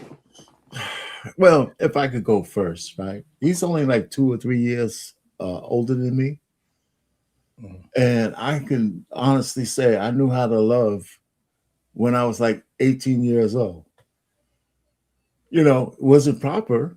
You know, I didn't know all the things I should have known, but I didn't have any problem with relationships as a young man. So, I mean, it's all, I know my father knew how to love because when my mother died, he halfway went crazy. He didn't know what to do. So shit, he had to give me and my brother to his sister because he couldn't take care of us because he was working 20 hours a day, you know, and he didn't get remarried until eight years or so later. So we had intact families. And so his experience is different than mine, but we're in the same generation, right? You know, so I can't dispel what he said, but I never, as old as I am, and my grandfather came here in the early, on my father's side, like 1899, something like that. Early, got married early. And we never talked about slavery. We never talked about, oh, woe is me or Jim Crow and all that. We just, as a family, just made our way out of the dirt to where, you know, our family was able to thrive in better areas. It was always there, but we didn't say our whole existence is because the white man held us down. You know, so that's probably some of the reason why I got the attitude I have today, because I lived around everybody. We all had the same. We lived around the same kind of people: Harlem, South Bronx, the whole 9 yards. Yeah, you know, it's just the mentality of the people around you. Our family never felt like victims. We always try to pull each other out of it. You know, so I'm not going to dispel how he feels about it, but I can't stand when I hear people in the modern day talk like the albatross is still around their necks. Yeah. That you be informed by the past, but that doesn't have to be your future. As long as you're informed by the past and you know what the mistakes were made, then you navigate the future. And that's for the young people to decide. I'm not going to decide that for my daughters, and I can only give them the path. The future is theirs, it's not mine. But don't use the past as an albatross around your neck. And too many of us do that shit. I can't stand it. Yeah, I agree. I think when it come to like, I don't know, like I don't even know if he know how to love now, right? If you tell me you never knew how to love, who just told you how to love? And what did they tell you? I need to know. Because you might not, from my perspective, you still might not know how to love, even though you think you figured it out. So I would be curious of like, okay, what is love to you? How do you love somebody? How do you love a woman? Because who told you? You know, if you felt like you've never knew how to love a woman. So yeah. Yeah, it's kind of, that's kind of how I look at it. It goes back to, I was privy pain to see and be around my great grandparents. My great grandfather, he was born in 1909, and I seen pictures of. They had down his basement, man. They had like a piano, old piano. They had a little bar, but they had pictures behind the bar, right? Mm-hmm. And I just seen all these pictures of cotton fields, and you'll see like things of cotton, like the little stem with the cotton on it and stuff like that. Right. And I seen pictures of people that were probably in the the late 1800s, mid 1800s, and stuff like that. And it was crazy to me because I seen pictures of his parents. Didn't see pictures of my great grandmother's parents, but they told us the story. And it goes to what you were just saying. I've never heard them talk about slavery. I've never heard them talk about the atrocities that they had to deal with. Even with my grandmother, they spoke on it, but they didn't speak on it where they were like, we just fucked up right now. They spoke on it as like giving us information, right? Mm-hmm. Segregation, Jim Crow, all these different things. It was just information that they was giving us. They was like, remember, like, especially when you get the great uncles or the great uncles and aunties that was still living during that time. This was in the 80s. Right. And when they remember when blah, blah, blah, but they were laughing at shit and they was talking about certain moments and shit. When I hear it now, when people was like, PTSD and all this crazy ass shit. I say, well, when did that shit skip all the way over to us? When did that PTSD? Because I never had it. My parents, they never had it. You know what I'm saying? My aunties and uncles, and I've been around thousands of family members. When did the only time I started hearing this shit was like in the motherfucking in the 70s and the 80s is when I started hearing motherfuckers talking about this. And this was post goddamn Black Panthers. Right? So with saying that is this. Men knew how to love back then. Nigga, that's why we had all them goddamn love songs. That's why we had a bunch of fucking kids. And the families were huge as fuck. I remember I live in Detroit, going down south and going to Mississippi or Tennessee, how big those family unions used to be. Mm-hmm. And everybody is partying it up. And everybody, could nobody touch them grills but the elders. They were the ones that's doing the barbecue. That's why I said motherfuckers be arguing over chores. Get the fuck out of here, man. I seen it with my own eyes. The shit you hear people talking about now, my guy, it wasn't as bad as they say it was. It was fucked up, but we can't sit back and talk about it like we were there. That's what I'm telling you. That's what's fucked up to me. I'm like, nah, I done got some, I got some information and I heard it from all kind of people.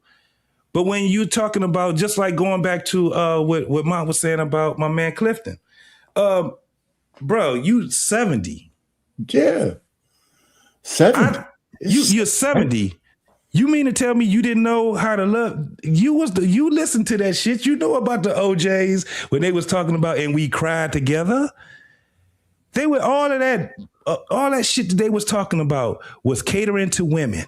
Even when you hear the songs where niggas was trying to, it's a song from David Ruffin where he was saying that it's a woman that had so much of a hold on him that he had to muster up all the strength to walk away from her. Because she was so out cold with her love, but he didn't need to be with her because she was toxic. And he say, so I got to walk away. That was what niggas was talking about. This shit right here is bullshit. Even when he's been, and I'm just thinking that he's just saying it because he's just trying to be on this. You don't think I don't believe it.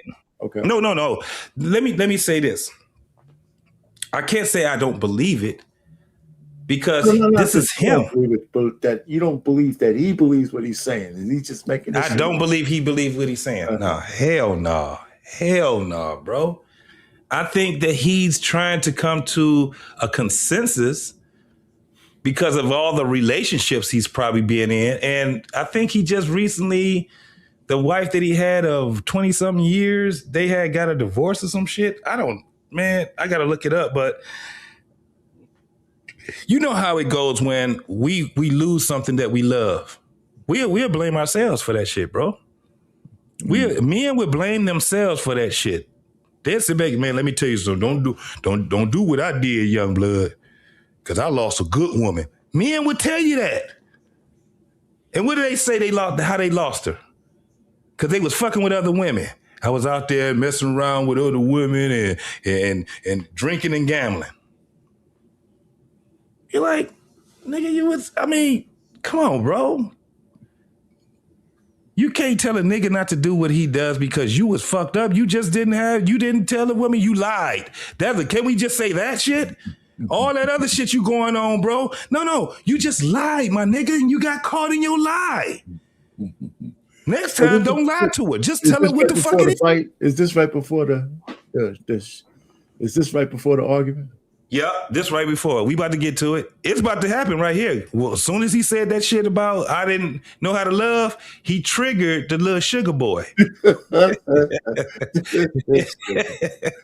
here we go.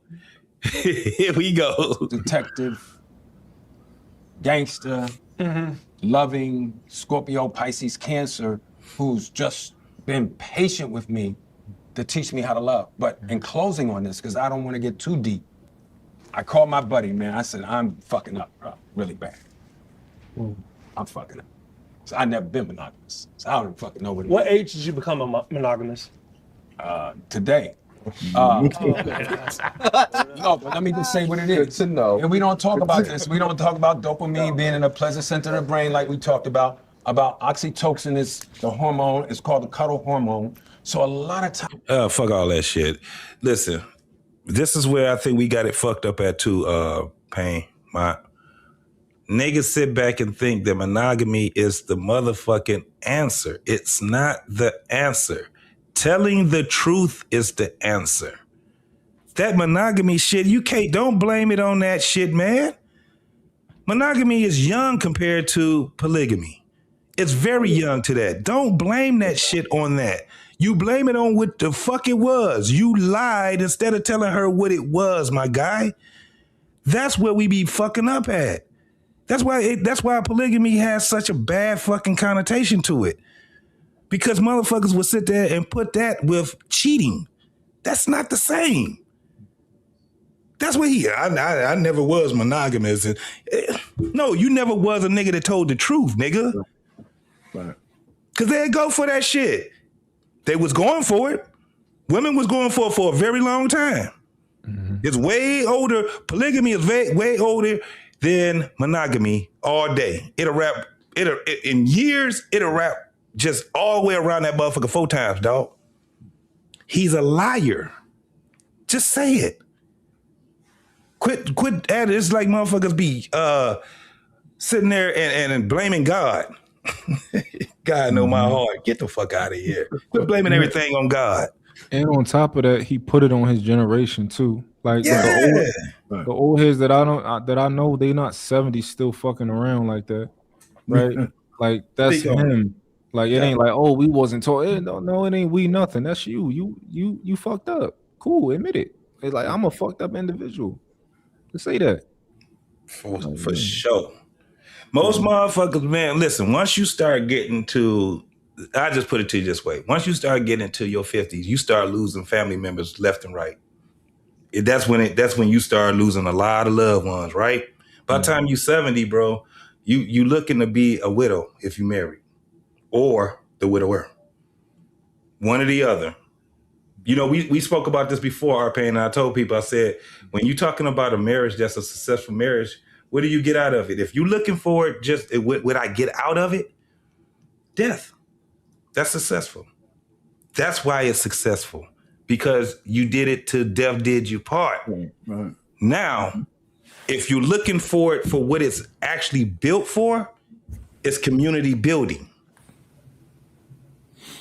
That's what the difference is. That's why we have to look at it in a way where it is a tool for us, for other people, not just for us.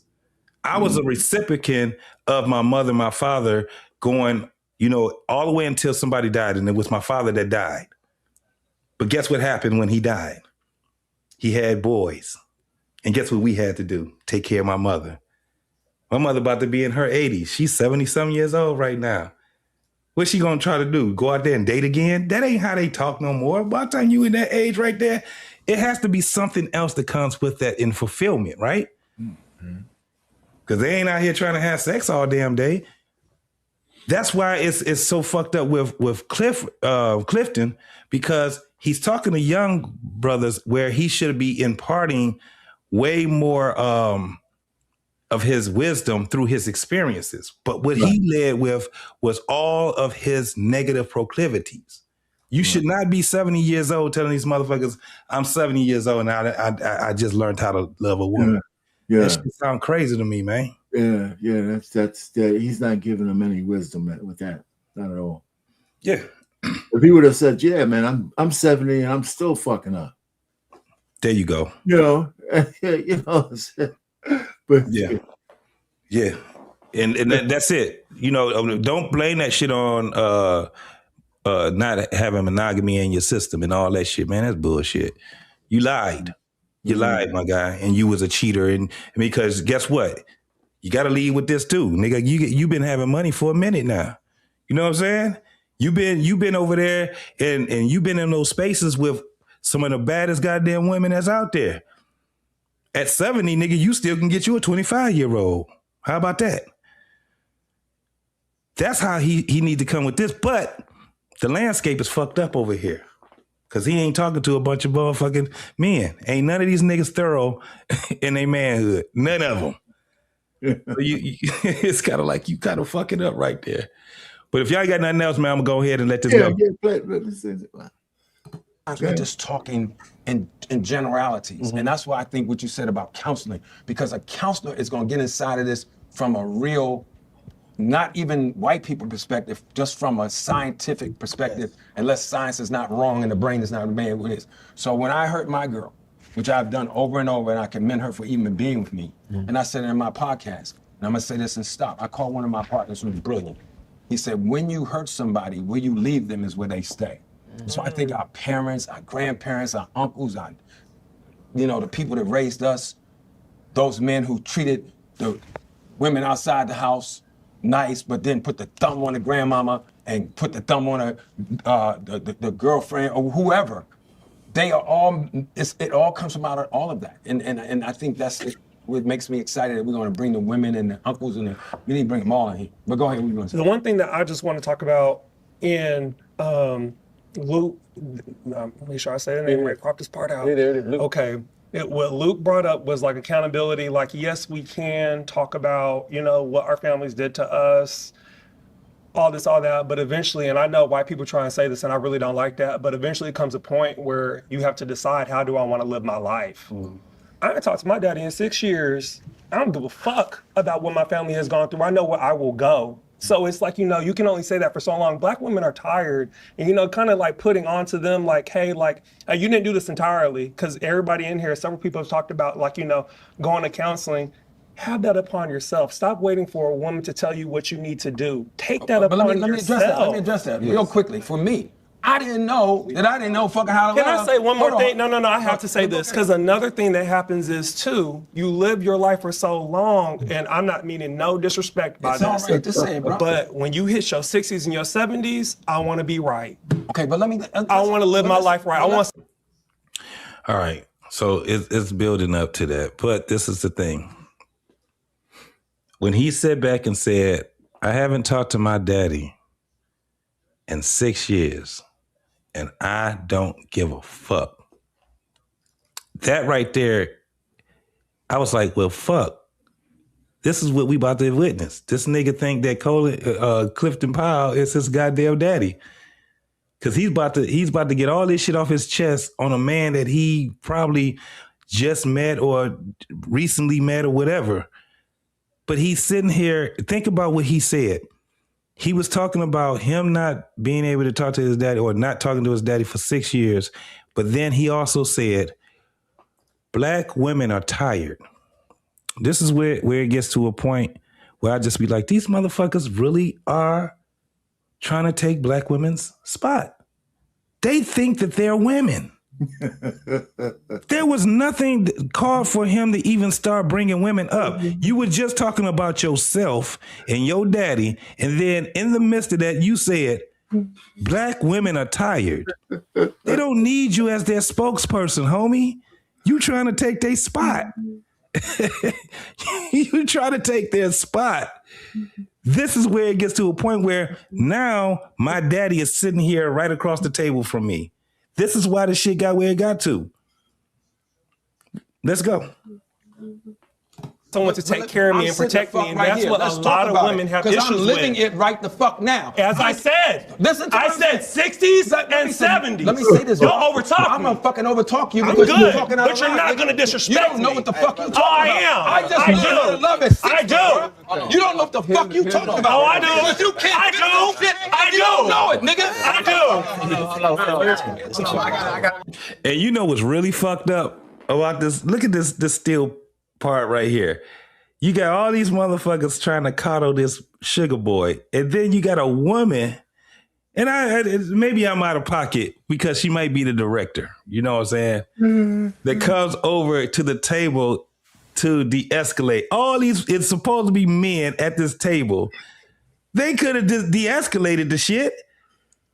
But this shit gets to a point, you're like, damn, this is that bullshit we talk about. So when I say, man, this shit is crazy as fuck. These niggas might be acting. This might be a play. I gotta be like, God damn, perhaps. That's crazy, because Pinky showed up and Pinky was like, say it again. I mean, listen, you know what? It's men around the table, right? These two fucking guys on opposite sides.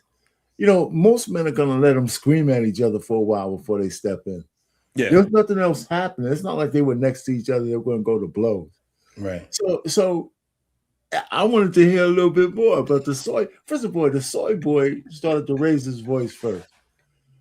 Right? He starts, you ain't going to overtalk me. He said, don't overtalk me. That Pinky came up and said, nigga. I mean, listen, I'm starting to see what Monk is saying. We're giving it a lot of power. But I think I'm having fun kind of dissecting what the hell is going on. But it is giving them power. And I think the lady is probably the one who produced this whole thing. She probably handpicked each one of these guys. Yeah. And if there was a guy who was a conservative or who was 100% heterosexual, he probably got explained off the list.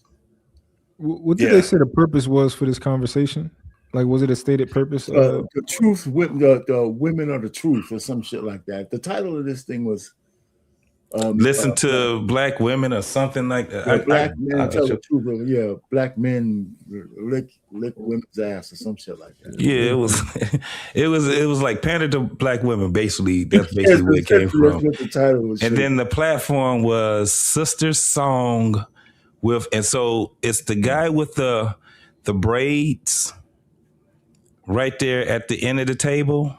Mm-hmm. And I don't know. This lady looks like she's the that's over on the right side. She looks like she's the director, but it's another woman.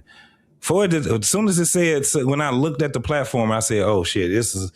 It said Sister Song. I was like, "Oh shit, yeah, this is it." So it's catering to, I guess to black women. Yeah. So to say, it's a tribute from black men to black women, some shit like that.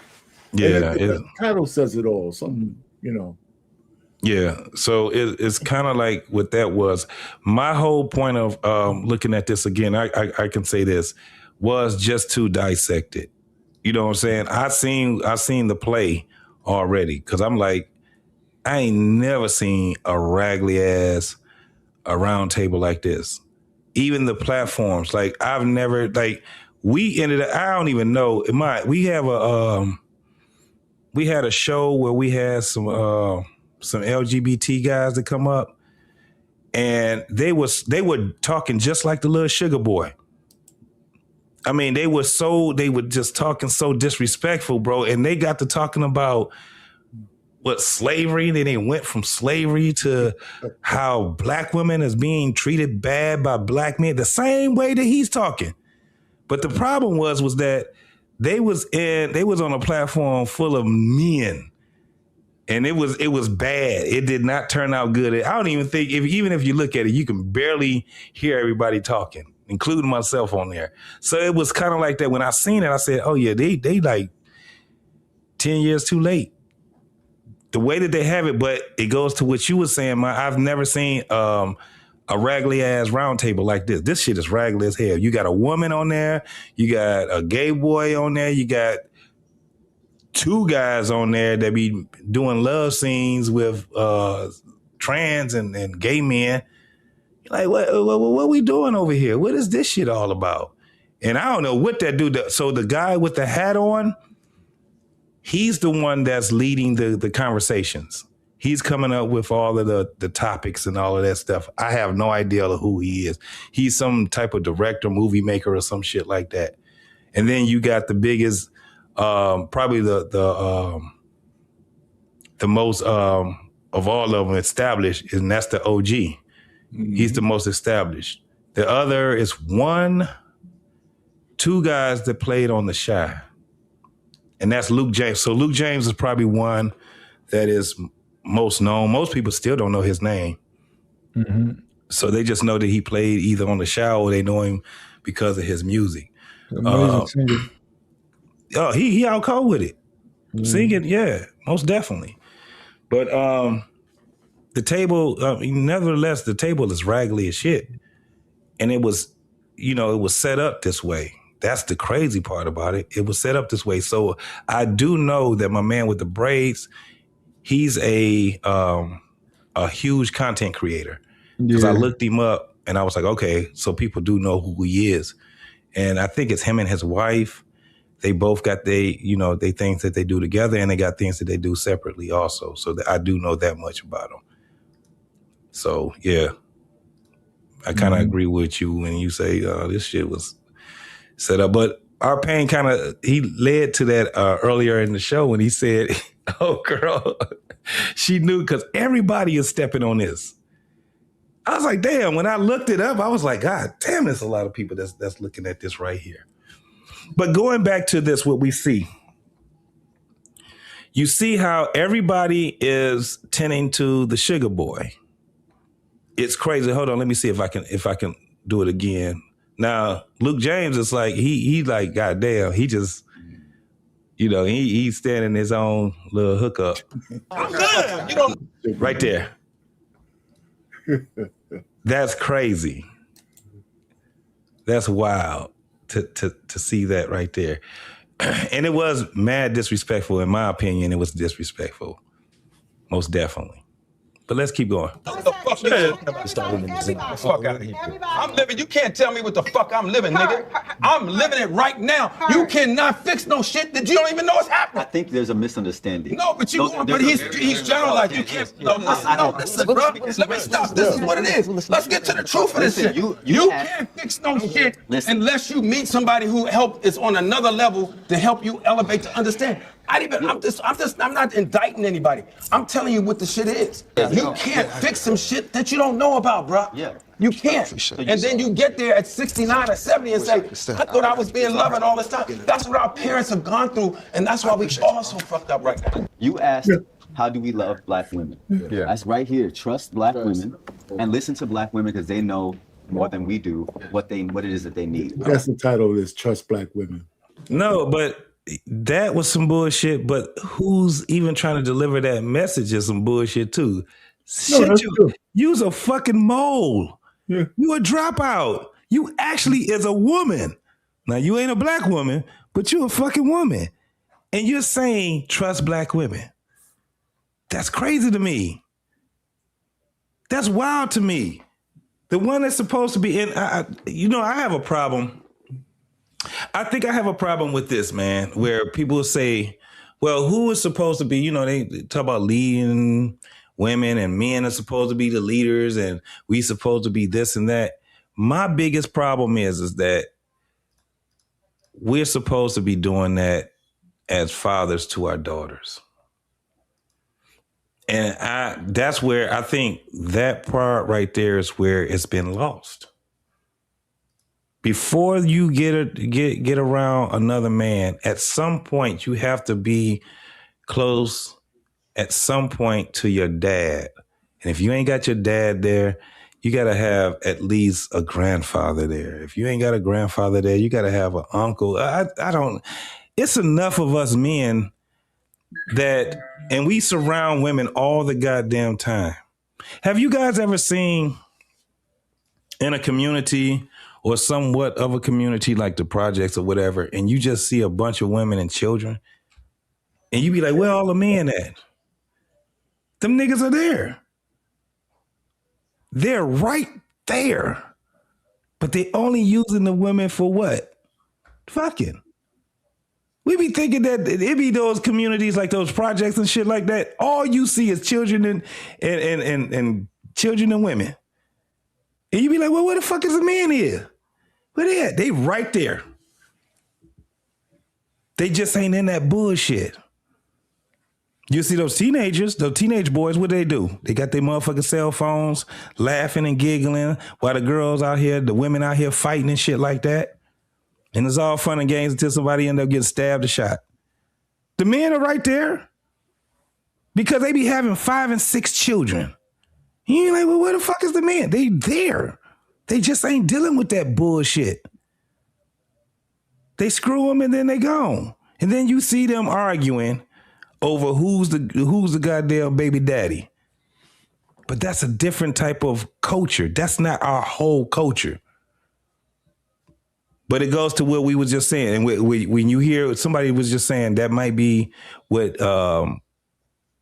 Clifton, he may have experienced that whole part where he didn't understand what love actually was.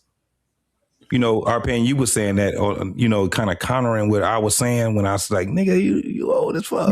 But let me ask you something, and we can go on with this. Now, this guy Clifton, right? He's been in acting for, 50 years?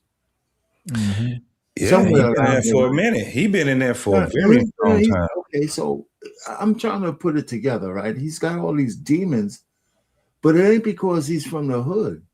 He's been out of the hood for a while. Very long time. Right. So the things his relationships it has nothing to do with slavery and all this other bullshit. He made a lot of bad choices, period. Yeah. So the way he is, that's why even the soy boy kind of peeped it a little bit. I mean, when you get to 70 years old, some of your excuses have to go away. Absolutely. They just have to go away. I mean, I'm like in the shape I'm in now, I don't put that on anybody because I'm where I'm at based on the choices I've made. I could just say for my life, I made more good ones than bad ones, but all my choices weren't good, or else I wouldn't be a fat bastard. Facts. You know what I'm saying? So, but I can own that, right? I got some equipment I can go ahead and work out on for more, before it's too late. The fact is, I mean, I don't see why people can't just be honest about some of that stuff. I don't have any illusions, Right? Maybe, I'm going to blame it on my wife because she still looks at me like I was a young, handsome man when we got married. If she looked at me with a little bit more disgust, maybe I would have done something about it. So it's her fault. She still rub on your head and be like, shit, I feel you. You like, fuck it. I got a woman that like it. It's all her fault. That's funny, man. Anyway. All right, let's keep going then. I think that's true either. There's a lot of black women who don't know how to love. I'm not talking about what they know how to love. I'm saying what they need as far as the reproductive. I get that.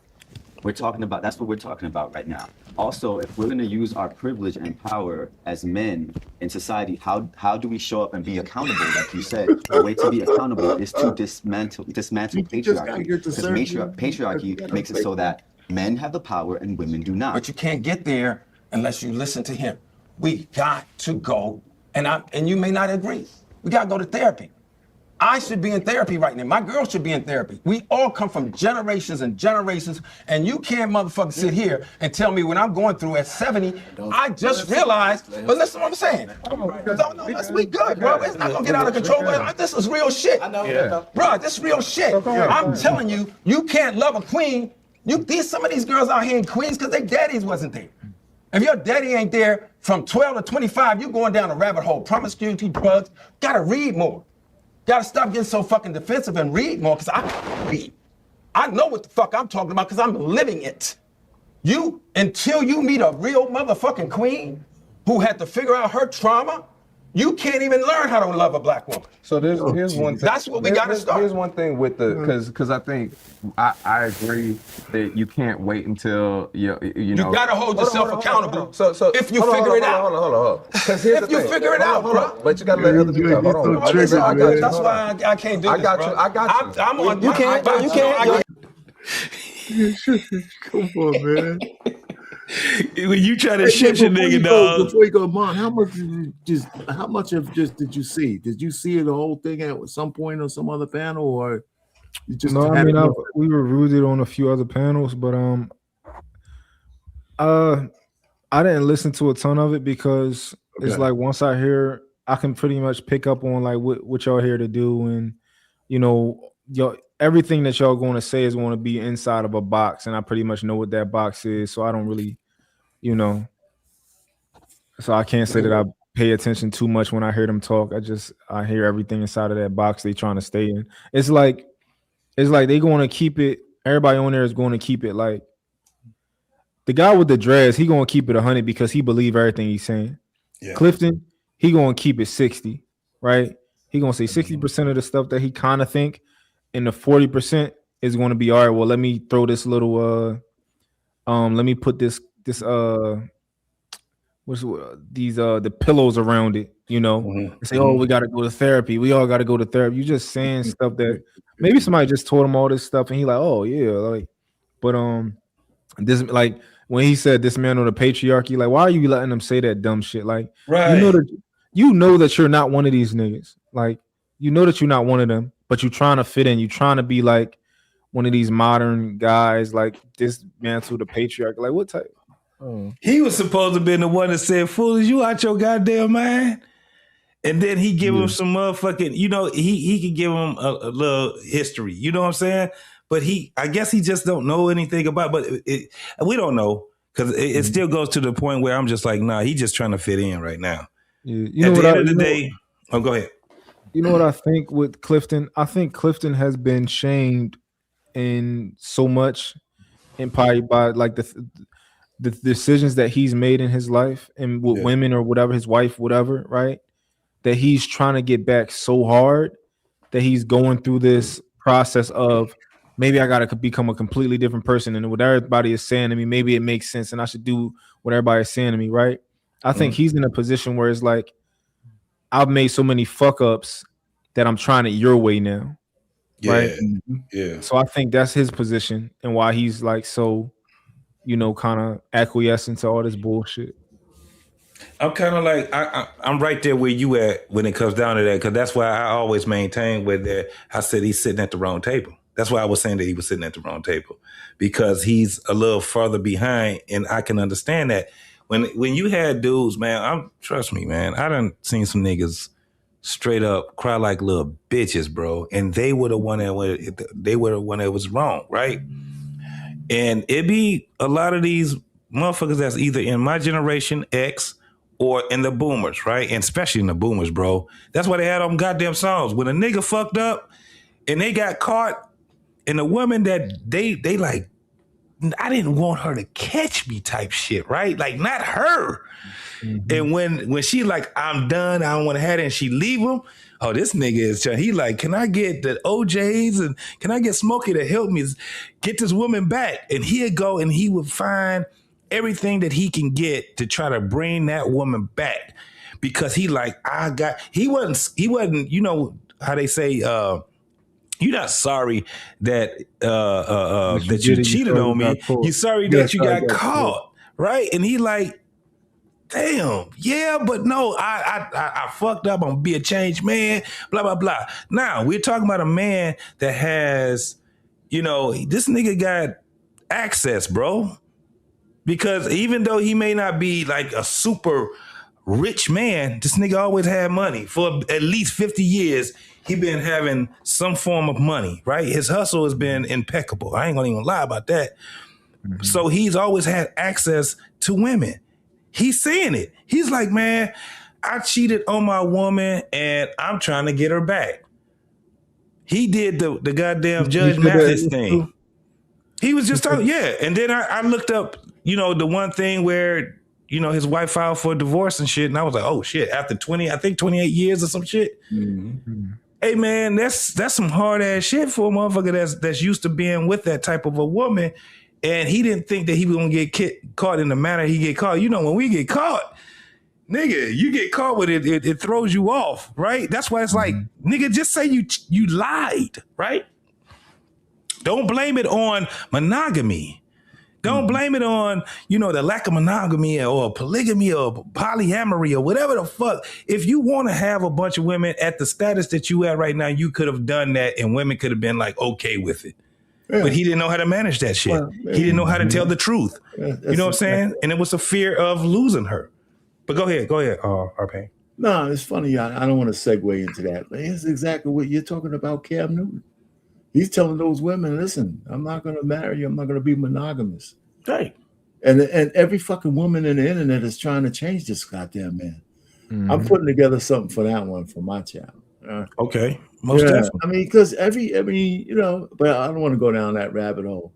I mean, he's living. That'd be dope. Like yeah. So, and he told the truth. And it's less problem when he's telling the truth. Yes, absolutely. Man. Bruce? What the fuck? Hey, bruh. What's going on? What? You're kind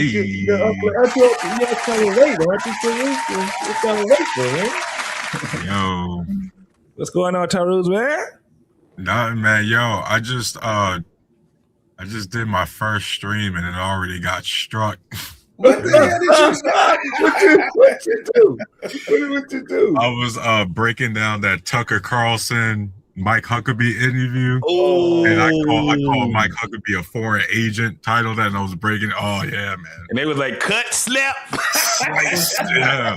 But I was like multi-streaming, so it's still on like Twitch and Facebook and all that shit. But YouTube struck that boy quick. Would they give you a week? No, I just got a warning, thankfully. So. Oh, okay. Yeah. Yeah. It'll take a year to get that thing off, though. Yeah. Y'all good, though, man?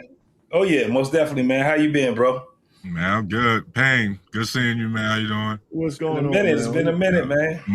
Nice to see you, man. We're over here watching this. Have you seen this panel? And who hasn't? Have you seen any of this panel with these guys?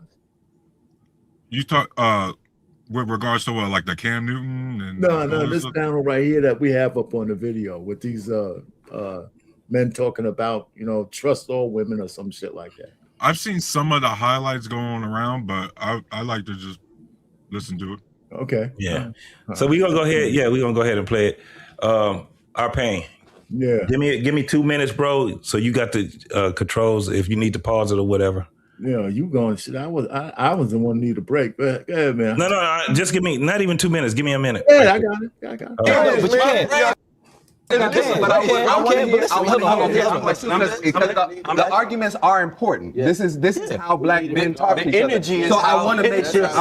This is what I want to make sure we're framing properly, because at a lot of the time we think, because you're talking about your privilege and your power and how you use it. A lot of time we've been taught our power is how we control a situation, and we try to control that situation by dominating it, by shutting other people down, by overpowering them. And I think that is something that, monogamy, just to be real, is not the end all be all. That's not the best. It's the only way. It's not the only way to live, and it's not just men or women. It's literally, there are other ways to be. And so some people value monogamy more. That doesn't mean that you have sin and you dead and you evil if you haven't been. But the problem is, anybody, you guys could just scream out if you want me to stop it somewhere. Sure. I don't disagree with what he said about monogamy. It's a choice. Most of the time, the way that we're living is by telling somebody that we are monogamous when we're not. Hold on. That's lying. But hold on, bro. So that's dishonesty. We can't talk about monogamy. We gotta talk about you. I'm not arguing with you. I'm agreeing with you. Hold on. Men are not. First of all, this is not our culture. In Africa, it's polygamy. No. Men It's are not not monogamous biologically, is it? It's some people do believe that monogamy is the most healthy thing. 97% of married men cheat, bro. Yeah, well, I mean, that's 85% of married women cheat. Nobody is being monogamous. We've also been taught to lie, and we've also been I'm just taught saying to what the dominate facts and is. control. I So get the I think facts, there are other perspectives here that are valuable in holding that stuff accountable, because we were talking about how to hold each other accountable in this. Can right? I add something to that? You know, the stat he threw out there, I'm not so sure that that's true. It's not. It doesn't even make it. It's not even fathomable to even attempt to think that it makes sense to believe that stat. Like, Yeah. I don't care what nobody says. You didn't ask enough people. Yeah, You think exactly. you did, but you didn't ask enough people. And how many people do you think are going to tell you the truth? Right. Yeah, I mean, this is entirely high, but I mean, I know it's closer between men and women, are close statistic wise, but a lot of the studies say it's like what in the 30s percentile or something like that. Yeah, Which is you say it's high, but 90, he 85. threw it out there without a disclaimer. Also, like he didn't say like, you know, some studies suggest that this many percentage of women or men cheat, right? Or married couples cheat. He just said 85% were like, you can't say that. You like without giving a disclaimer. For one, letting people know it was a study done by who did it, right? It's like give people some information before you start throwing out stuff like Absolutely. but it's a lot of people think when they hear studies show, they believe that to be a fact. As soon as you say that, I got to study. A lot of people who aren't very intelligent, they like, okay, you got to study. This is a fact. They don't challenge it. They don't question it. Nothing like that. Right. So you Study from where, who was polled, when, right? Like what was it controlled for economics? Like so many things go into that. Agreed. Absolutely.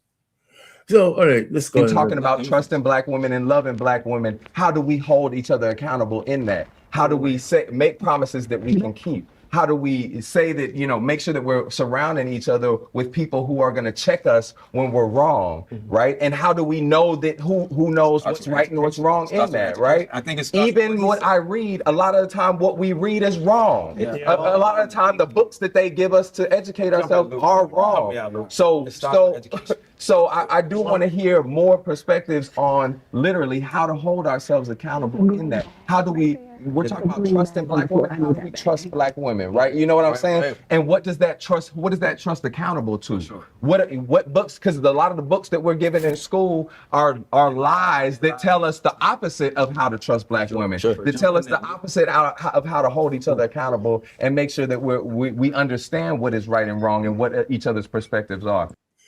Can't we just explore? Forget about these guys on the panel. I mean, how do you phrase the question whether we, as a Black men, do we trust Black women? What does that really mean? The general man, does he trust Black women? Doesn't mean anything. How do we answer a question like that? I mean, we might trust our woman, because they've done something to earn that trust. So how do you ask a question that general? Do you trust Black women? If you ask me to trust a Black woman just because she's a Black woman, I'd say, fuck you. Mm-hmm. You know what I'm saying? I mean, I trust my wife because we've been through it. She's done enough for me to trust her. So I mean, even the premise of that whole thing, what do you mean trust Black women? Yeah. I'm not even trying to say they're all bad at you. I don't even trust all Black men just off rip, right? I mean, what does that mean? I mean, I'm just throwing it out there. Maybe I'm missing something. What am I missing? I think these dudes, when they're talking about, I guess, not being monogamous like that, I want to take it in good faith. I want to take it in good faith, Payne. The issue is that I have to take it, you know me, Payne, I got to take that then to the logical step of what does that look like? And so when I try to think of something functional like polymorous or polygamy, however you want to describe it, when we think about it, that requires a masculine man multiplier, right? the more women you have under your umbrella, right, the more thus like a power level, right? The more you, the individual, have to increase your masculinity to account for the fact that you now have to split how many different ways of your heart, your relationship, whatever, with how many different women you think you can handle. Also, that many individual conscious women trying to handle you plus them all at once. You see what I mean? And so a lot of these guys will say these things, but then once you start asking them, what does that look like? All of a sudden, boy, that responsibility will make people turn around quick, Pain. I hear you. Mont, you got something on that? Or just in the way you understand what these guys are talking about. Trust black. Yeah, that's what I said. Like, it's that performative thing, because like if somebody says, ask me if you trust black women, I'll be like, what are you talking about? Like, do you trust black men? What are you talking about? What does that mean? What type of question is that? Why are you asking me broad? I'm not one of those people who get into like all of that broad question stuff. That's like asking me, do you think black women are beautiful? Of course, some black women are beautiful, and some of them are ugly, and some of them are okay looking, and some white women are beautiful, and some of them are ugly, and some of them are okay looking, and so on for every race, right? It's like saying, oh, do you think like black men are amazing? Like, nah, some people are. Like, what are you trying to get me to say? Like, what do you like? The participation trophy stuff, I hate it. Like, I think I'm a great person. I think I'm a great man, and I'll articulate to you why I think I'm a great man. I don't think everybody is. I think if everybody's a great man, then nobody's a great man. You know, it's like, so I never got into that all that blanket statement, like participation trophy stuff. That's for people who don't want to achieve anything. They prefer to just like everybody to kind of like, you know, it makes it easier for everybody if nobody's special, you know. Right. Nobody got to work hard. Okay, I'm sorry, I didn't mean to cut you off. But no, the whole point really, man, is for me, when I heard what you were saying, Terus, about the sexual part of it, but these guys are talking from a point of view that if men don't black men don't trust black women, then there's some kind of flaw within us. And you know, and that, I mean, just the premise of that kind of it makes this whole conversation a bad one. You know what I'm saying? Yeah, but this conversation, this narrative has been around since I was a kid, man. I'm freaking 38 now. There's always somebody talking about, man, the women don't understand the men, black men don't understand the black women, yada, yada, yada, for generations. All right, for freaking generations now. Like, if you go back far enough, Pain, this country's been going to shit since 1776. Okay? Every generation in any topic, they'll tell you, man, it ain't like it was back in the day. Yo, it was, man, that's not how we moved back in my day. Like, come on, bro. Oh, well, let's hope we got some time left, man. So I love the energy of, you know, I'm not afraid of the argument. I'm not afraid of the fight. But it does have to be, but I do want to make sure that we take it to a place where we come out here more powerful than we did when we came. I think we got to listen to Luke. Listen, I think we got to listen to Luke. He's talking about therapy. This is what he's saying. We got to get your t-shirt. In order for us to trust black women, we got to fix ourselves. They got to go fix themselves, and it starts with black people don't like to go to counseling. Okay, they need to go to fucking therapy. That's it. Jay brought that up, and I agree that we must talk, but I do also understand the value in us talking, our perspective. We got that part, but how do we find a solution? Well, the only thing is we're not gonna get to a solution because there is still something on the table. There's still something on the table, and we gotta. What's on the table? The problem is your point of view. No, not my point of view. What's on the table to me is how do we as black men? You said listen to Luke. No, but I'm just interjecting, bro. Y'all said interject. Well, inject. Listen, I'm saying, how do we help black women? I'm telling you, Well, first we gotta help ourselves. Right. But I'm go to no black women if we can't figure out if we can't figure out what love really means, what love looks like to us, what love has been to us, what have we been taught about love. We come from generations of no love. Right. So we gotta go back to patriarchy come with accountability? No, I think we gotta go back to the definition of patriarchy is when we have systems of domination for men. Right now, I think we're not doing a good job of naming the system that literally incentivizes us to be on some fuck shit, or it incentivizes us to always want to be dominated in power. But I think in our conversation right now as black people, a lot of times when you hear the word patriarchy, you think about the word patriarchy, you think about how we're taught in Christianity to be patriarchs. So a lot of us have a hard time thinking about leadership and thinking about how that leadership comes out in fucked up ways. I.e., I want to be a patriarch like Father Abraham, therefore patriarchy is good. Patriarchy is not good. The system of domination for women is not good. But a lot of us buy into that. So I got a question I want to ask you. How do we unlearn that? I think we unlearn that by listening to what he's saying. Right there, he said patriarchy is a system of domination for women. Is that what patriarchy is? Hell no. They just be telling themselves shit and just like building on a faulty foundation, and then of course you're gonna have a fucked up thoughts if like your foundation is wrong. Like absolutely. Let me look up the actual technical definition of patriarchy so I'll make sure I'm being fair. Webster's. I got it right here. I was looking it up. Okay. Patriarchy is a social system where men hold primary power, dominating roles in political leadership, moral authority, social privilege, and control of property. Rooted in historical institutionalized inequality, it defines rigid gender roles associating men with authority and women with domesticity, whatever, and impacts both genders by enforcing strict, often harmful norms regarding masculinity and femininity. Yeah, that's the. He pretty much nailed it. Yeah, he pretty much nailed it. Hold on one second. And Mark, what he was saying, he wasn't saying that I think JT knows this too. There's a lot of different forms of this matriarch patriarch thing. Like, especially like, for example, in the black community, it's a lot of matriarch society because it's headed by like, our grandma or a black older woman, right? Or you look at different species, different intelligent species like orcas. They're a matriarch society. They're ran by a matriarch. You get what I mean? A lot of organization.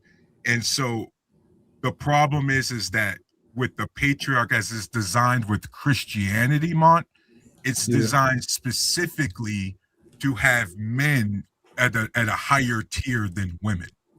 So it's not patriarchy as a whole, it's our specific version of it. Yeah, like I understand that. Like if somebody says like, "Hey, the way that we handle our patriarchy, I don't like it," right? I get it. Yeah. Because it's not necessarily always the system. Like dictators aren't always bad. Like would dictator be bad if Jesus was your dictator? No, right? That'd be a pretty decent dictator. So like the idea that like, oh, it's just the patriarchy sounds crazy. Like it's so many issues we have as a society, and you just point to patriarchy. It's crazy. Like if it's not patriarchy, like do you want a matriarchy? That's not happening. Fuck no. Not for me. Hell no. And not for most men. You can have that at different levels, right? You have patriarchy and matriarchies at different levels of society all the time. Well, in the black community, it's more gynocentric than anything else, right? When we have it, it still is ran by patriarchy because at the end of the day, it is male-centric authority. Norms, yeah. So that's where it goes. So what's weird is to have a table full of men saying to just get rid of patriarchy. And it tells me that they don't understand what patriarchy actually is. We definitely understand it because, like I said before, these guys are 10 years behind. We've had these arguments already. Like they would have real big arguments if they had it how we have it here, right? Motherfucker, just show up. All you gotta do is just show up on a when we talking about certain shit and it's on and popping. They have it more controlled where they invited whoever they needed to invite. But if they had motherfuckers that had come up and they was talking the shit that they was talking, all that should have been over with. You know what I'm saying? We done had it when we have our arguments and things like that, we end up getting to a point where we start breaking things down, right? We done been on panels. All of us probably been on panels for over 6 hours. You know what I'm saying?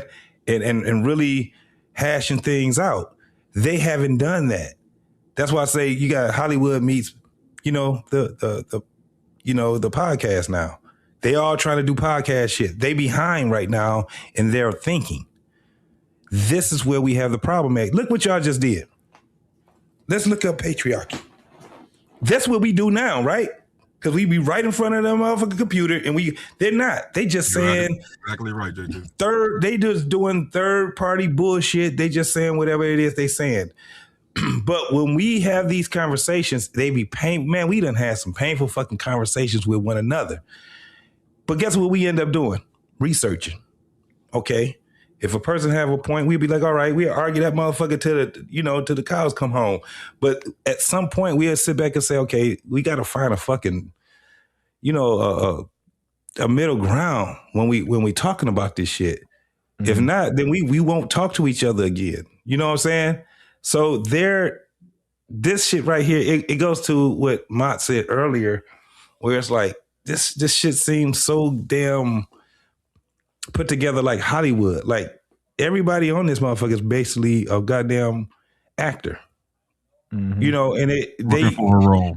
Right. So when they did what they did, we've been in this space for a very long time, dog. We pretty much know we ain't letting nothing slide. When motherfucker put some bullshit out here, that shit is about to hit the motherfucking, it's about to hit that internet like crazy. And everybody's gonna we can go look up all the shit. These motherfuckers been talked about for a week, man, at least 20 million times. And everybody got something to say about it. Now, I do know that they asked Clifton after that table that they had, his take on it, because he's the one that's been highlighted. You go on TikTok, they fucking him up. They giving him the blues right now on TikTok, because we already understand that. We know what TikTok is all about. So that's why we be like, man, TikTok full of shit. Taru's still here? No, Taru's still here. Yeah, he's still here. Where did you get your definition from, by the way? I just Googled it. You know what source is it coming from? It's coming from 5 total sources: CNN. Oh God, yeah, I thought it sounded crazy. SEO. So Plain International UK, American Journal of Student Research, Women's Media Center. Yeah. I knew it sounded crazy to me. So I found it on Oxford. I think it sounds much more reasonable. So Oxford says a system of society or government in which, oh no, that's that one. That's talking about a family. A system of society or government in which men hold the power and women are largely excluded from it. That sounds a lot. Sounds worse than the one I said. I don't know. I thought yours sounded like it just implied a ton of other straight up. Yeah, the women excluded from this shit. Like that's what yours sounded. No. So yours was. I heard the name. I heard the word domination or something like that. I'm like, God damn, like what? But like this one just says, largely men have power. Women are largely excluded for the most part. Is what it says. Which I don't think that's how our country works. So maybe we don't even have an actual patriarchy, because I don't think women are largely excluded from anything. I don't think women are largely excluded from anything. We just had a woman run for president. But like I would agree, like 2026, yeah, that's not, or like most of that's gone, but yeah, it's about where we at, not what we was. Yeah, but we still got traces of that we still got to address. I'm not saying you're gonna get rid of all of it, but I mean we're seeing. You got to remember, too, like one system, by the way. To rely on one system is completely unreliable, because if you haven't noticed, just for example, we tried to rely strictly on capitalism, and we're at this version where now we're about to get replaced by robots. Mm-hmm. Right? So late stage capitalism, bro, without that mixture of socialism like those Western European countries got, it's screwing us. Right? It's almost as if multiple systems need to come into play. And I think that's the broader point. I think things just need to make sense. Like, and they don't right now. Right now, we have a strict patriarchal system in America. You got to remember, this country was literally founded off of not even just white men, a very specific group of white men having all the power in this country. And even still, most of that power is still regulated and focused into that same demographic. Yeah. Right. And so right now, under this very patriotic patriarchal system, we are $39 trillion in debt. Mm-hmm. We have people literally dying due to medical debt of crappy health insurance. I know every last one of you, especially JT. JT's in Detroit. I'm in Cleveland, so I know you know this. We got potholes in our federal highways. That still ain't no doubt. No doubt. We still got places in the country. We still got places in the country with lead water. We got bridges crumbling. Yeah. Right. Right now, Mont, our patriarchal system has us living in a third world country. So the women are looking at what we have done collectively, like right now, going, yeah. Well, you know, it sounds like very immature. Typically, when I hear that argument of like, it sounds like because if I took my kids and I said, hey, figure out what the problem is with our country, like my daughter would say, oh, the boys run it. Right, like, and she's 5. I mean, my daughter's 7. Whatever, she's 7, right? So like, oh, the boys are the problem. Like, no, it's the particular people in charge. It's not because they have penises, right? Like, it's just like common sense to like not just be like, oh, let's just switch the boys out with girls or something like that. But isn't that also a very vague way of looking at things? No, it's not. Just clown these guys for doing the same thing. It's absolutely not. It's the way to look at it. It really is, especially when again, here's the thing, Mont. I'm going to give you specific examples, and just like now, you had to go back to the broadness. So I'm going to give you another specific example. Mm-hmm. Men routinely state that women are way too emotional for leadership roles, and yet our current president likes to tweet in all caps at 3:00 in the morning like a pissed off teenager. When Vladimir Putin violated another ceasefire deal with Ukraine, he tweeted, or my bad, Truth Social, because he has his own social media app. He truthed in all caps, Vlad, stop. And by the way, in Trump's first term, JT and Payne should remember this, Donald Trump's tweets and Truth Social posts are official White House communications. So in an official White House document, if you imagine what that looks like, Mont, you're going to see all caps, Vlad, stop. You see a guy who literally just told a woman who's a journalist asking journalist type questions, you don't smile enough. By the way, you say men will say women are too emotional, Mont. Men are the ones who've dropped nukes. Men are the ones who have constantly getting us into wars. And by the way, people, including a lot of us masculine men, are tired of the excuses because we're fixing our own problems. Right, Mont? Like, I think it would be better for the conversation if I get to respond to each point when you kind of go ahead. As far as like Trump being emotional and all that type of stuff, it's very possible that he could be an emotional man, right? But it's also very possible that like I don't know who actually is running his social media, and I don't know if this is all strategic. I don't know if it's all strategic to keep his persona. Like I don't know what's going on up there, right? A lot of the stuff I see is just it's so crazy. I just don't pay attention. Even like back when him and Elon Musk was going through that, I just couldn't believe that like 2 of the most successful men on earth are like doing this thing that almost like a stupid 17-year-olds would be doing on the internet. So I just think everything is tactical, and I'm like, what are y'all trying to teach? What are y'all trying to either distract us from? Like, what are y'all doing? Like, what is this supposed? I think it's something deeper. I don't think that everything is like on a whim or a cuff, or like off the cuff. I think it's something deeper. So I don't really buy into like that these are. I think our country has always been a little bit more tactical than that when it comes to like, I don't know. I believe in all of the that there are people pulling strings, and like how much of this stuff is happening that they just aren't under control of. I don't know. And see, Mont, this is where I have to respectfully stop you because once again you went vague. Mont, respectfully, we live in America where all the wealthy people can do everything out in the open in our face because it's legal. Okay, stop telling me about people. See, this is why a lot of people get fed up with this idea of, well, boys will be boys or men are the more strategic ones.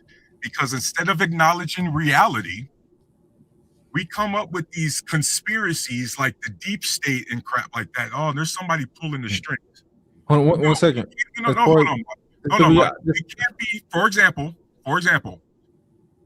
was it out in the open or behind the curtains when Jeff Bezos shut down an entire Italian city for a fucking wedding?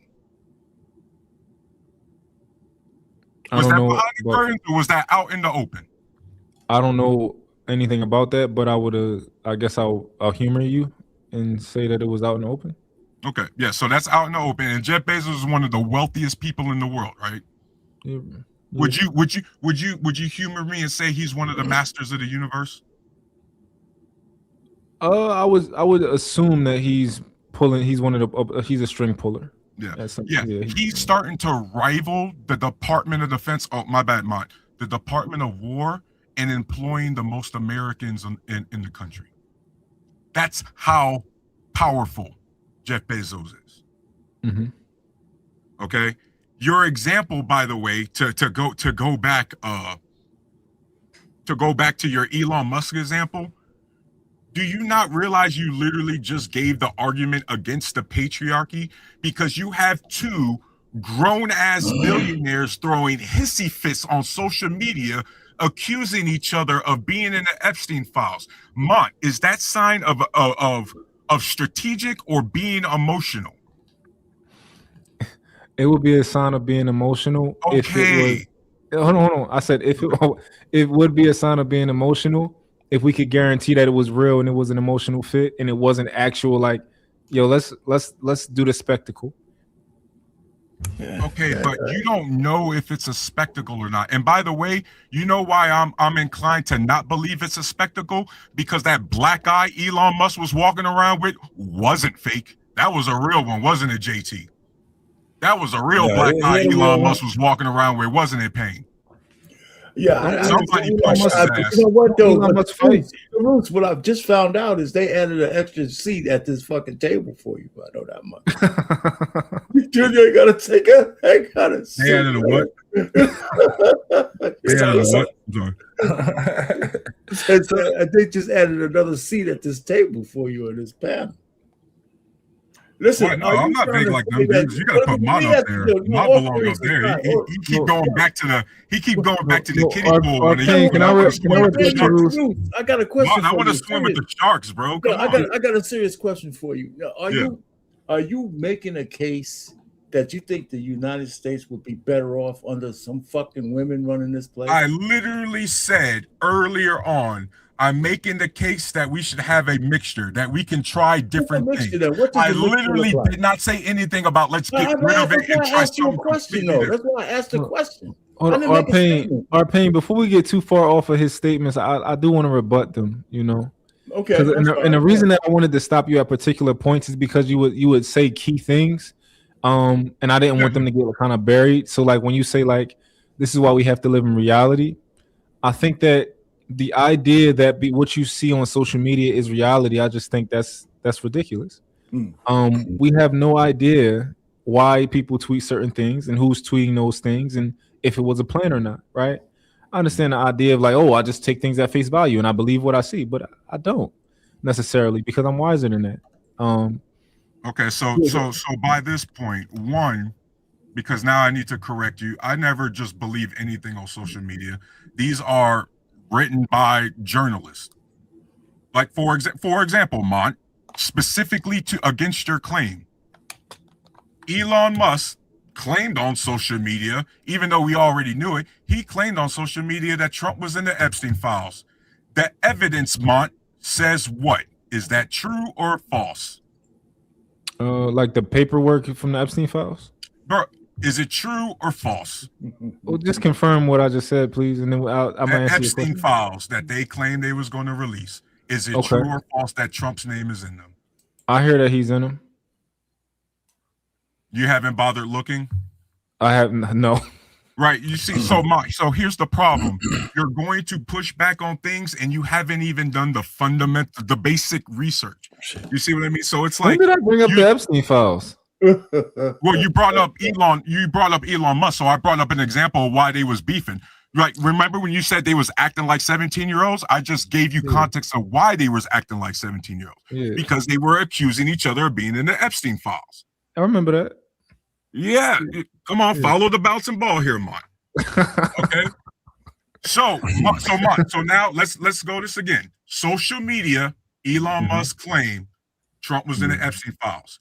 Evidence says what? Was that claim true or false? From what I hear, it's true.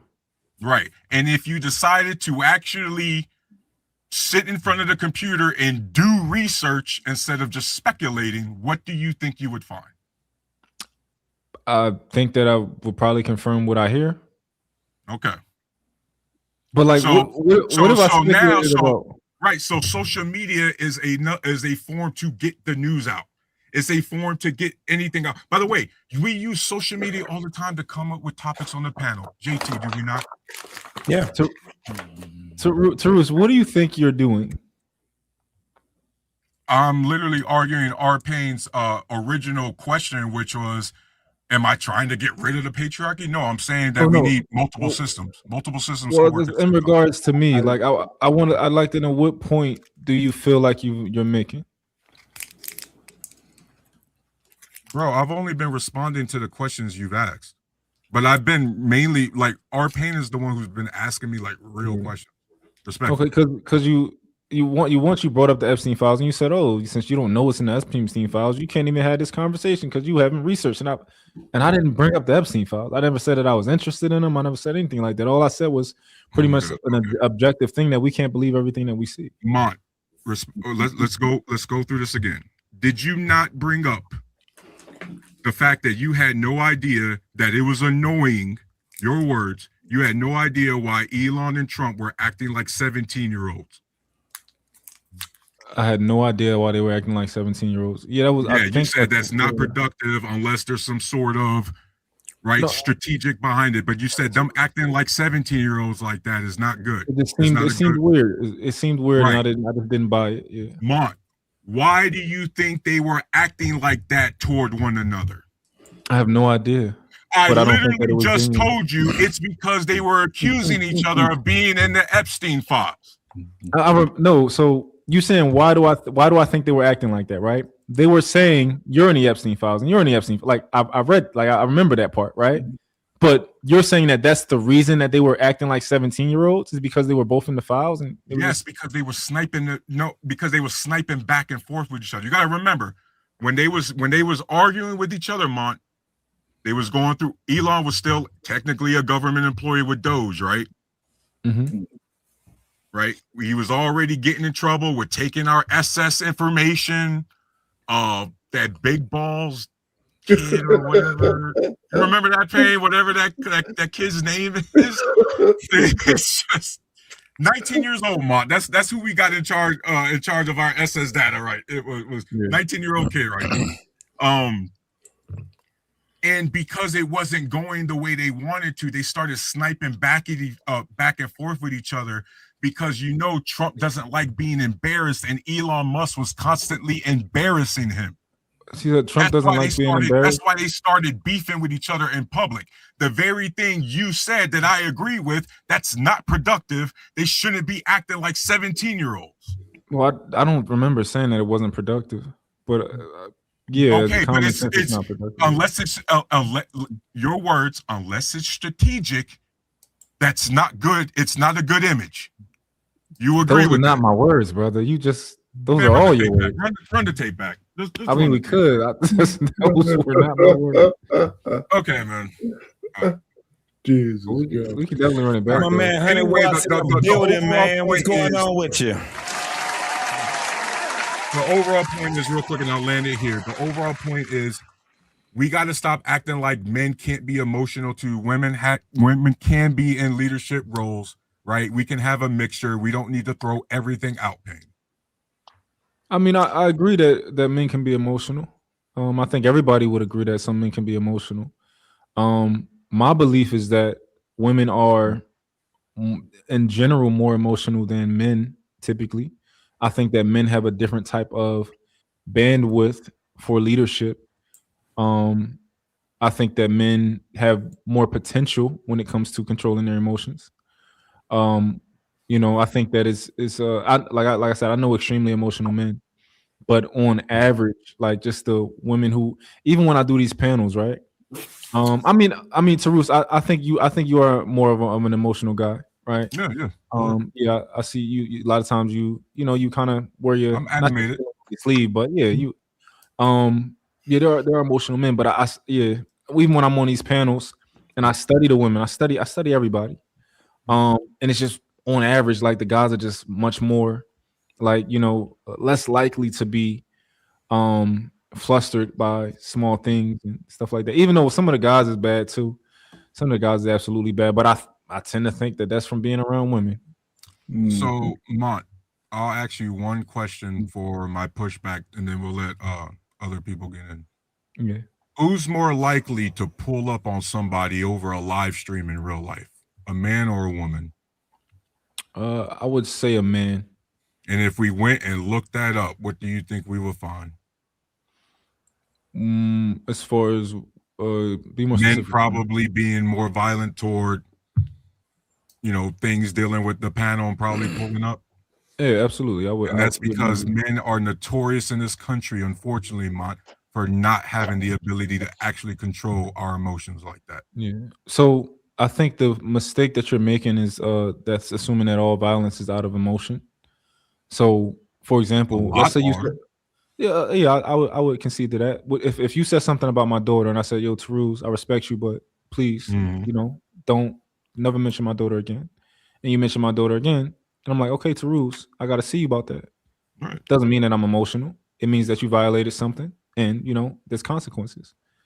I tell it to my son. But that aggression, that aggression that you feel to want to get physical, that's emotion, Mont. Yes. If it was aggressive. So, for example, right, I teach my son this all the time, right? When my son gets punished, I tell him like, "Yo, you did A, B happens." I try my hardest to like not even show any type of emotion, right? Like you did that. This is what happens. I think oftentimes boys don't listen to their moms because they're too emotional. Like for example, like when my son's mom gets frustrated easily with him. So like she'll call me and be like, "Yo, take care of him for me," and stuff like that. But I think what's his age? My son is 8.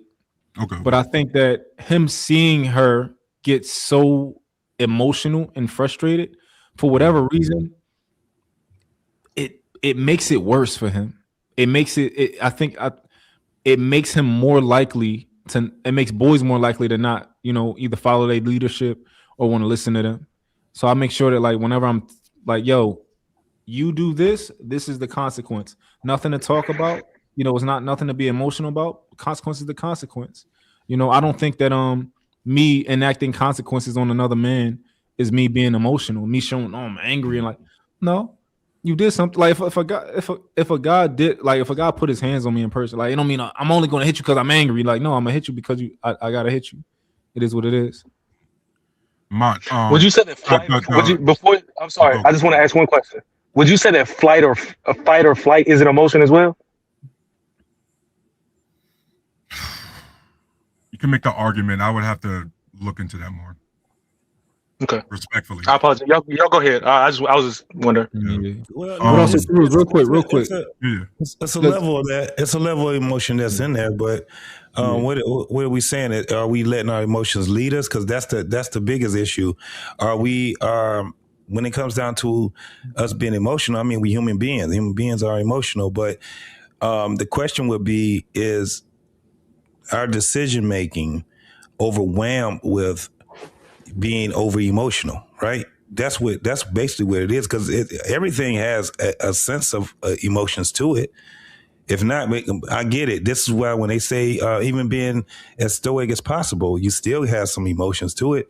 But what you do is that you have your emotions in check. And what overwhelms that is logic, right? Is logic, is being able to see that there's consequences with every action, all these different things that comes down to it. So when we say emotion, we're actually saying that your actions are being led overwhelmingly because of how you feel. And that's what the biggest issue is, because everything has some form of emotion in it. Some level. Can I add How to does y'all that go? too? A man who does something as dangerous as fight or delete somebody without emotion is a psychopath or a sociopath, and that's even worse. Yeah. You know what I'm saying? So, I mean, emotions are part of being a human being. So, we can't put negativity to it when you make an action. It's whether you control it when you need to control them. That's how I look at it. So, men, we're prone to emotions as men. Nothing wrong with that. Nothing to be protected about. It's just whether it controls us or not. And You know, Mark, and we got to remember. Oh, my bad, Payne. No, I'm done. I mean, I just wanted to say that because that's all I wanted to put in. And Mark, we got to remember a lot of our emotional regulation, regardless of gender, is going to come down how we were raised and learned behavior. So I don't mean to assume, but I'm making an assumption in a good way. It seems you was raised by either both parents or at least one of them that were pretty calm, and they didn't run around with the head cut off, right? No, I'm an outlier. Was it chaotic? My mom she just was a mom. She was a mom. She was emotional. Sometimes she wasn't like she wasn't like a crazy ghetto mom. Like, no. Okay, so she didn't have the 8 personality kind of stereotype. No, but when she got mad, she got mad. Right. So a lot of the times, though, like when you describe that your son gets kind of like almost stressed out when his mom comes around, and that's probably because when she's stressed out, she don't know how to regulate that too, and it's probably because it's learned behavior. You get what I mean? So it's not net, because you got to remember, there's plenty of moms out there who the boys run straight to over their dad, right? You know what I mean? So again, that's nuanced. Yeah, I mean, I think, well, as far as them running straight to their mom, I don't think it's because they're calmer or like, I think typically it's their mom. So, a lot of boys spend a lot more time with their mom and stuff like that. So, I understand that. But in terms, like, even when it comes to female leadership, right? And this is completely anecdotal, right? But I was just talking to a woman and she was telling me, I was just talking about, hey, who was your in life, like who were your favorite coaches and stuff like that in your sport? And she said, my favorite coaches were men, and the ones that I hated the most were the female ones. She said that for whatever reason, they were not nice. They just weren't good. And I was talking to her about working also. And I said, yo, you better not say that out loud. You get canceled. She said, you know what? I prefer white men as leadership in work, right? She said, like, women have always been horrible to me. And she said, she said black women and just women in general have always been horrible. But she said white male leadership and work has always been good to me. I was like, yo, don't say that out loud. Them girls ain't gonna let you like so. And that's just anecdotal. That means, that's not sure what we can take from that. But it's just their experience, man. We all got them, right? What's going on? Loss was good, man. What's happening, man? Listen, I heard y'all talking about women in leadership. I'd like to offer an alternative narrative to the situation. I don't have a problem with women in leadership because I think women can be leaders as well. But here's the problem. The problem is not with the women's leadership. It's the people that's around them. For some strange reason, people don't like to hold women accountable the same way they hold men accountable. They let women slide with things. So if you let women slide with things, that makes judgment and correction a different type of animal. So it's the thing that people like to lie to women, to coddle them, to make them feel better, that type of thing. And a lot of women around other women, they won't come out and tell them straight up to their face and say, hey, look, that's wrong. Guys don't have a problem with telling each other that stuff is wrong, almost to the point where, it can elevate to fisticuffs. But in most cases, what I've noticed with research and experience, that people don't always tell women the truth. And it's hard for women to lead where they don't have the truth at hand for them to make better judgment calls. So I think it's not so much as that women can't be leaders. I just don't trust the people that's around them to give them the objective information they need to make the proper calls. So I think if we look at it that way, then I think it's more of the people on the outside that's the issue rather than the women themselves. I mean, here's the thing: it's saying that just because somebody is a certain gender means that they can't make decisions. But my thing is this: for some strange reason, we have this preoccupation with making sure that we don't hold women to the same level of standard of accountability as we do men. Women don't like to tell each other the truth all the time, and men like to lie to women all the time to get what they want to get out of them. So if everybody around them is lying, then how could they make a judgment call that's rooted in wisdom and in truth when you're surrounded by lies? So I think I offer that up as an objective to make sure that we just make sure we level set the conversation properly. Yeah, I agree. For your point, Loss, looking at that from like that perspective, that comes down to the fact that we as men, or if you look at CEOs, managers, what do we make sure we do? To your point, we try to make sure we put the best team around us, right? Right. Women got to do that, and that's equal opportunity. And that's equal opportunity means no, we don't lower the standard for women. We know, you and I know, the intelligence level, when we're talking about intelligence, it's the same, which means the standard of critique and that S-tier knowledge of how you operate must stay the same as well. I agree. So that requires us keeping the same standard regardless, Lost.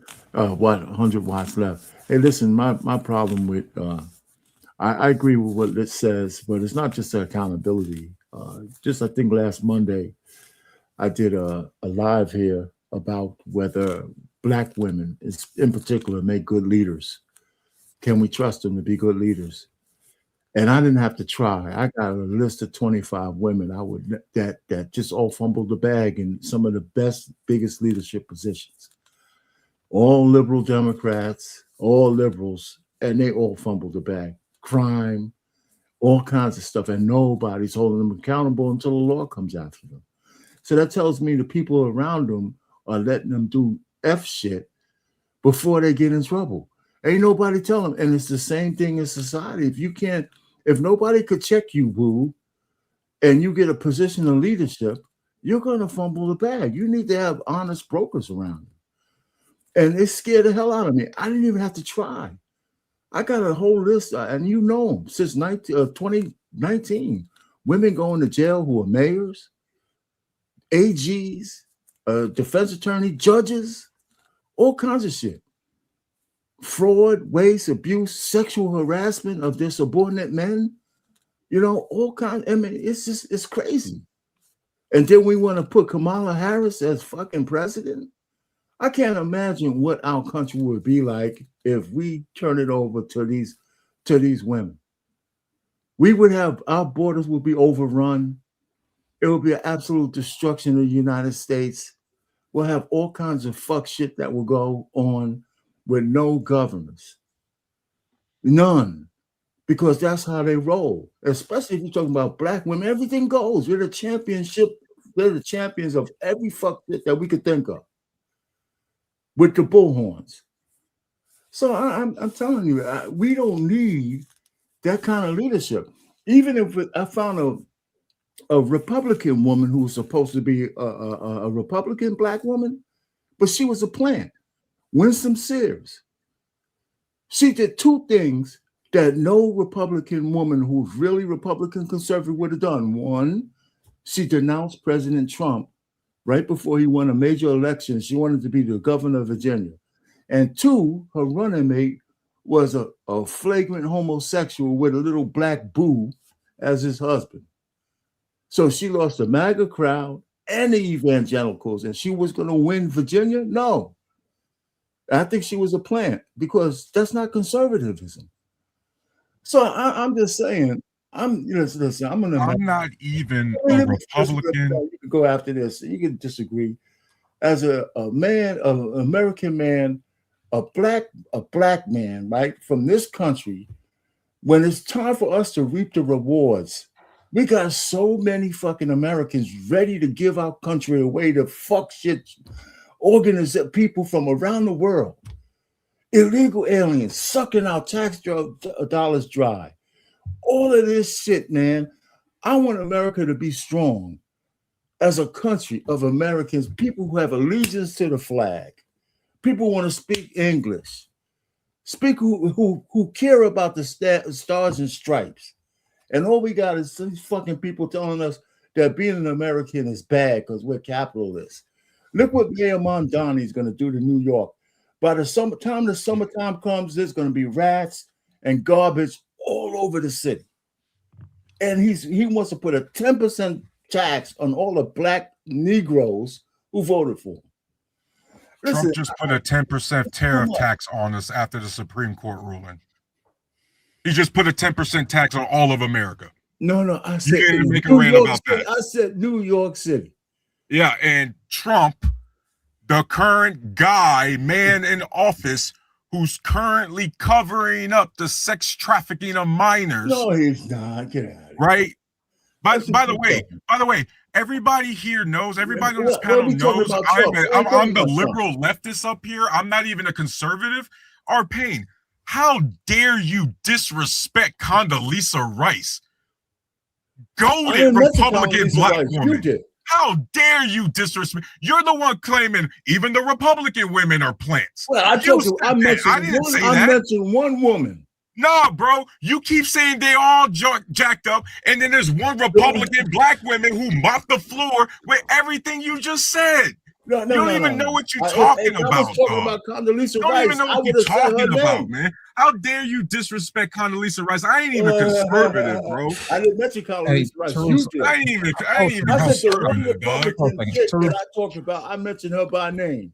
I mentioned her by name, and we ain't talking about Condoleezza. Tarus, let's take it one step at a time. Let's go back to this 10% tax that you said that Trump put across the board, right? Yeah. Let me ask you a question. Have you read his book, The Art of the Deal? No, I didn't read the book that he didn't write. Let me give you the cliff notes. You hate Trump, don't you, Tarus? Yeah, I do.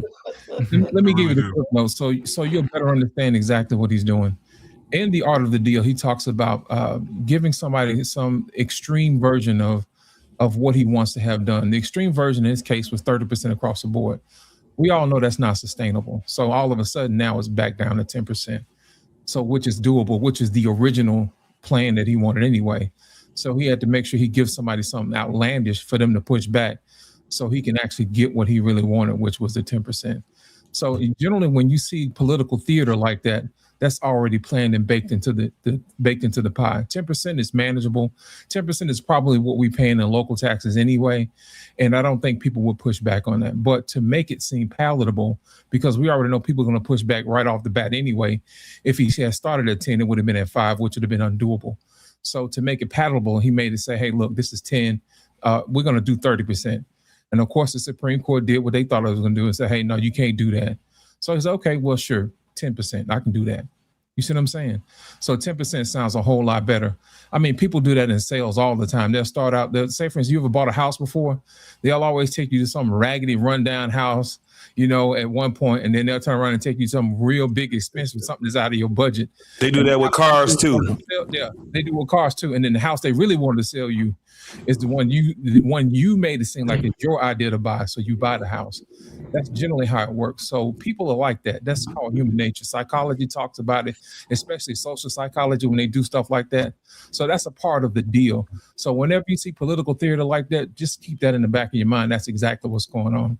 It's basically call the Hegelian dialectic synthesis and antithesis. And then after that, you get synthesis. And then after that, you'll get basically what you really wanted. You introduce a problem, then there's a solution. And then after that, you get the thing that you really want. So just keep that in mind whenever you're watching political theory that's going on, because you should never take what you see on TV as face value, because most of that stuff is staged anyway. Just keep it practical, and then you're understanding that way you'll start to see the news for really what it is. It's basically theater. Because don't say that to Tarus. He believe all of that stuff. Unfortunately, Lost. In order for me to agree with you, I then have to ignore all the real manufacturing jobs that were lost in our country since the global trade war started last year. Well, right? actually, Like they don't think that's in theory. Tarus, to be honest, we've been losing jobs since the 90s, and I think it just came to a boil now. It was growing under Biden. Yeah, now that you have AI, you have cheap labor across seas. You know what I mean? It's just one of those things that happens, and I think this country's trying to get back jobs on this side of town. But in order to do that, they got to fix the money issue and they got to clean up house. So sometimes it may not always not doing either. Our debt has gone up. That's inflation. We have lost trade negotiations. Our allies are now being driven to our economic rival, China. All right. Like, you keep talking about this, like, respectfully, this 4D chess nonsense, but that's not how Trump himself operates. And you get what I mean? Like, you keep, like, unfortunately, you Trump supporters keep trying to explain to me something that Trump himself doesn't think like. You know what I mean? Because it's not so much because again, his whole goal for the trade war was to bring the manufacturing industry back to America. Neither the plants have came back yet, nor the jobs. We've gone backwards. By the way, that is false what you said, Lost, because while manufacturing was on decline, Joe Biden, thanks to the Build Back Better, the CHIPS Act, the Infrastructure Act, manufacturing was on the rise and it went on the decline again during the global trade war. These are not everything you see on the news. These are fundamental facts. Bruce, let's back up a little bit. Are you familiar with the North American Free Trade Agreement? Yes, I'm also familiar. Do you know when it came out? No, Lost. I'm also familiar with the USMCA trade deal that Trump passed in 2018 that fixed NAFTA. Remember? Listen, let's go back. Let's go back to North American Free Trade Agreement, okay? And how the jobs really left. If we start there, then we'll get to the point where Trump got to. The North American Free Trade Agreement came out under who? Clinton. All right. So that means the jobs went away because of who? Clinton. All right. So now that means somebody has to fix it. And who's the opposition to Democrats? Republicans. All right. So if that's the case, then Trump had to fix it, right? Yes. All right. So yeah, so in other words, he's trying to get the jobs back. But here's the thing. You can't just bring jobs back overnight because there's infrastructure in place. And there's a lot of other things that have to go in. And here's another thing. You talked about our allies going to do business with China. Everybody does business with China anyway. They're the global labor force. They were going to do that anyway because we like cheap things. We like important things. And China's been selling us stuff, man, since the 80s. If that was true, then you just and Taiwan. By the way, again, I disagree with everything you said. And by your own logic, Lost, if that was true, then you just admitted that Trump's trade war against China was a complete waste of time.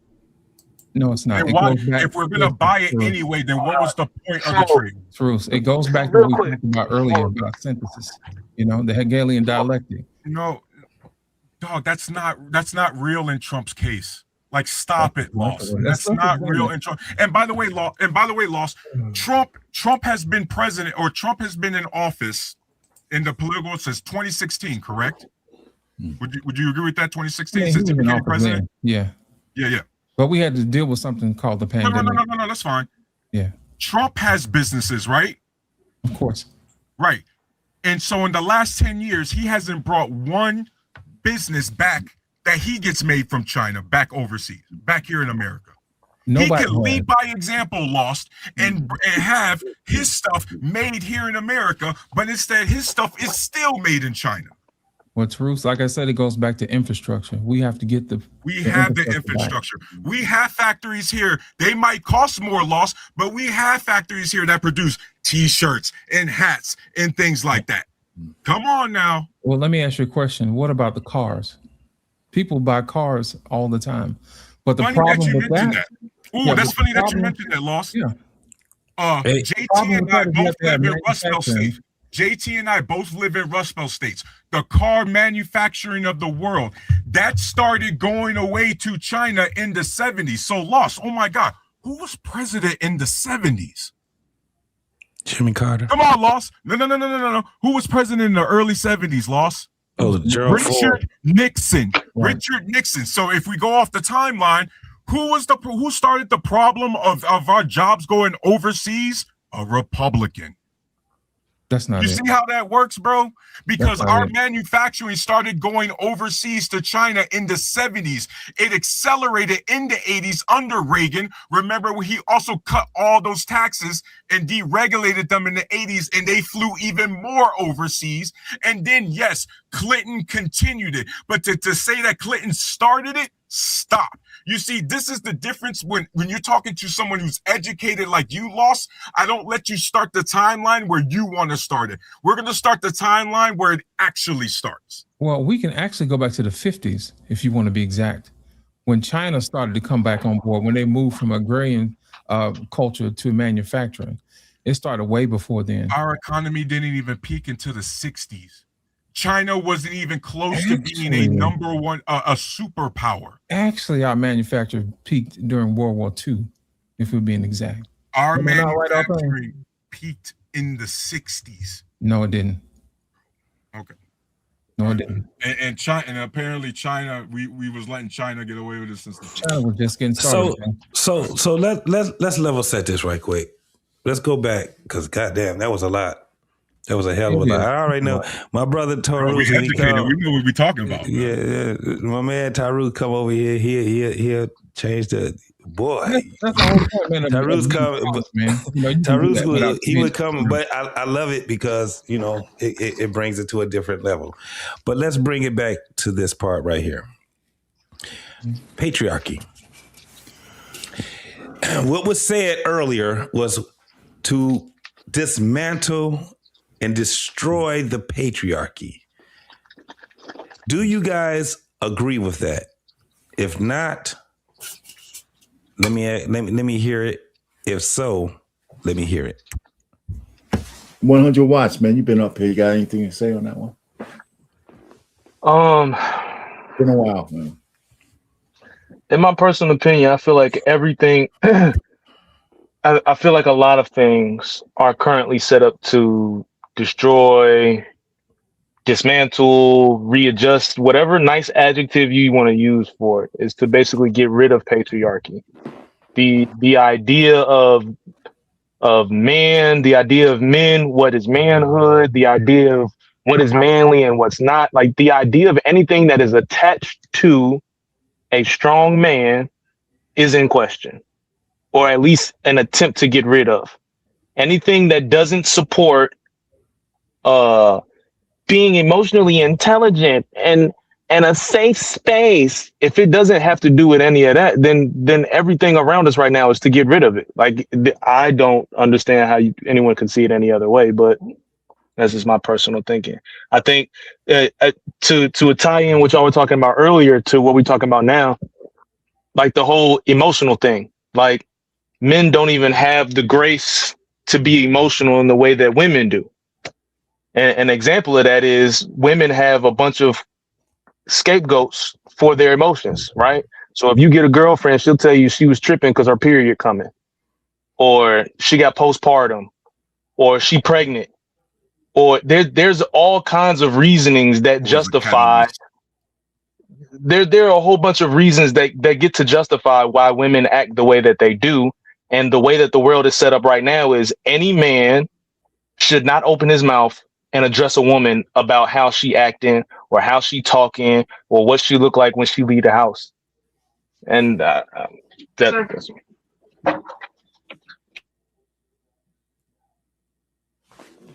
Wow. Well, the thing is that if we get rid of the patriarchy, right, then what will we have to put in its place? Matriarchy? Gynocentric ways of operating? What is it that we would do? And who will be the ones that will get rid of it? Would it be women or would it be men? If there's going to be women, how could women actually get rid of patriarchy? They would need who? Men to get rid of it. It makes sense when I start seeing like panels that we saw earlier today and men that have the ideology that we saw on that panel. There's a lot of them. Those guys were just representatives. It actually baffles me to hear men say, get rid of patriarchy. It baffles me. Now, the reason why is because we've always had wars. And who was in the forefront of the wars? Men. It's not to get rid of patriarchy. It's to get rid of how it's being led, how it's being fortified, right? That's basically what's going to happen. But if you get rid of it, then what you going to have? What we seeing right now? Because we see it. We don't have to use our imagination to say what it could be. It just get worse than what we see. What I don't like is to see a bunch of men acting as if they're women. When we have conversations like we have right now, the last thing I want to hear a motherfucker sit back and say is, we need to have a safe space. That shit is wild in a motherfucker.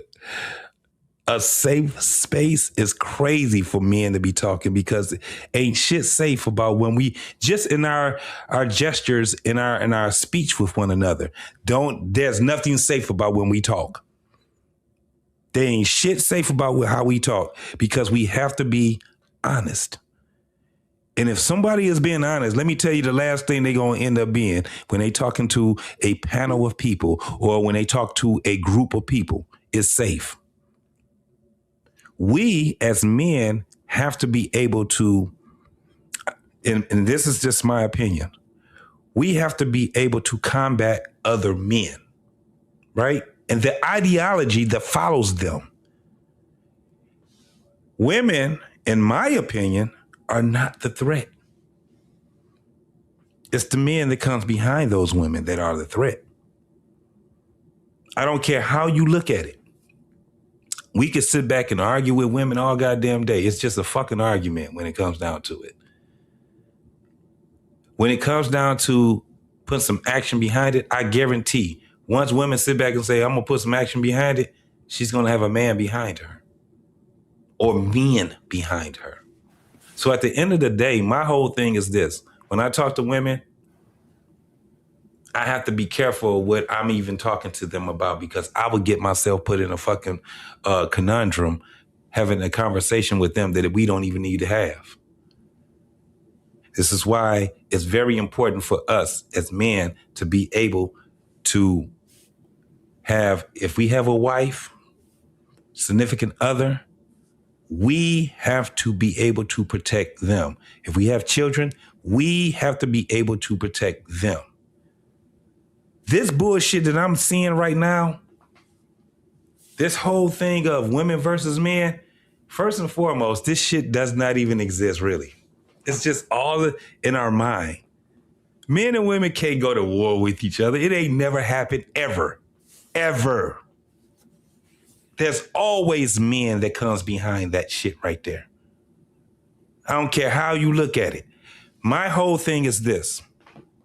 When we're talking about it and we having conversations about it intellectually and things like that, we have to start challenging ourselves in these intellectual conversations. I think that they're intellectual conversations. Reason being is because I've been in them for some years now, and I said, God damn, I do see a better, I see something that's better that comes out of it. Because it's just ideologies that we're warring with other people. But the ones that's not having these conversations with us, like how we having these conversations, what are they doing? They're going out, they in the world out here fighting with cops, knowing that they can't beat no goddamn cops. They're out here fighting each other, going to prison because they killed somebody over their fucking emotions. When we're actually having it and we're warring with each other intellectually, and we have an audience that can understand, because we got people, I see his side, they're going back and forth. It seems as if the shit is very brutal, but it's not, because it's ideologies that we are warring with. Now, when we take those ideologies and we sit back and say, ain't no more talking, I'm about to get out here and I'm about to start protesting and marching and start tearing shit up, now we talking about something totally different. This is the reason why we can respect one another when we're having just difference of opinions or difference of ideologies. And we can talk here, because it comes to a point where we be like, all right, this is just where it ended at right here. This is why me and Tyrus is still cool. This is why me and Arpain is still cool. Me and Lawson is still cool. Lawson, Arpain, Tyrus and Arpain. All of us are still cool with it. Why? Because we are just having wars of ideology, but we always at some point find a common ground, right? Because we want the world to just be better. And we're trying to show our audience and people that see this later that this is what it's about. And then they can go from there. But if we just sit back and start going off of what you guys were talking about earlier, Tyrus, that emotional shit, being led by your emotions, and you ain't got no logic in it, and the only thing you want to do is just go out there and just start tearing shit up. Why the fuck we doing this shit? When we could sit back and have conversations, and we could go back and war with each other all goddamn day, talk and get emotional with each other. But at the end of the day, we say, I love you, brother. Hey, man, that's the end of the show. I holler back at y'all. Hey, holler back at me, my man. JT, can we stick on the patriarchy for a second? If you I landed that right there just for somebody else to do it. I just let's just stick on the points you made about the patriarchy. Yes, sir. Go ahead. That I think the patriarchy in our country, in the West, has been absolutely benevolent to women. I believe the women in the West are the most coddled fucking women in the whole world. They have reins of power. They do what they want to do. They say what they want to say. When they were given the vote, right, and the choice of whether they have to sign up for selective service, they weren't going to say, I don't want the vote if I got to go to war. And people said, we're going to give you the vote anyway. And nobody really, I would imagine the people in the back room knew this, but women vote differently than men do. And their power of the woman's vote now is absolutely extreme. The way our country is run, it ain't run like some hard Roman matriarchy where we just grabbing women off the street and holding them upside down and shit. They're the most protected and coddled women in the whole world. American women. The laws govern, protect them. If I was with a chick and we both got drunk, I was drunker than she was. But if we had sex, she could come up in the morning and say, I was drunk. I'm going to jail, even though I was inebriated too. So the point really is this whole notion that the patriarchy in our country isn't benevolent to women is a farce. It's an absolute farce. We got to stop acting like there's some some real handicaps. There's no handicaps left. Okay, yeah, they can't get up to the top of the CEOs, but none of them fucking chicks want to be in the ditch. They want to just run the organizations. They don't want to do the hard labor. They're going to leave that to men. Well, when's the last time you seen them put a march out there so they can go pave the goddamn streets? Last time you seen a CEO male do the same thing. They don't want to do hard work either. They're CEOs. We're like, what the hell are we talking about? Say what you want to say when you get your chance. It's my chance. You know, all I'm just trying to say is anybody who sits up here and puts this woe is me story around women is bullshit, man. It's just not true. We live every single day. We don't have no middle spaces left.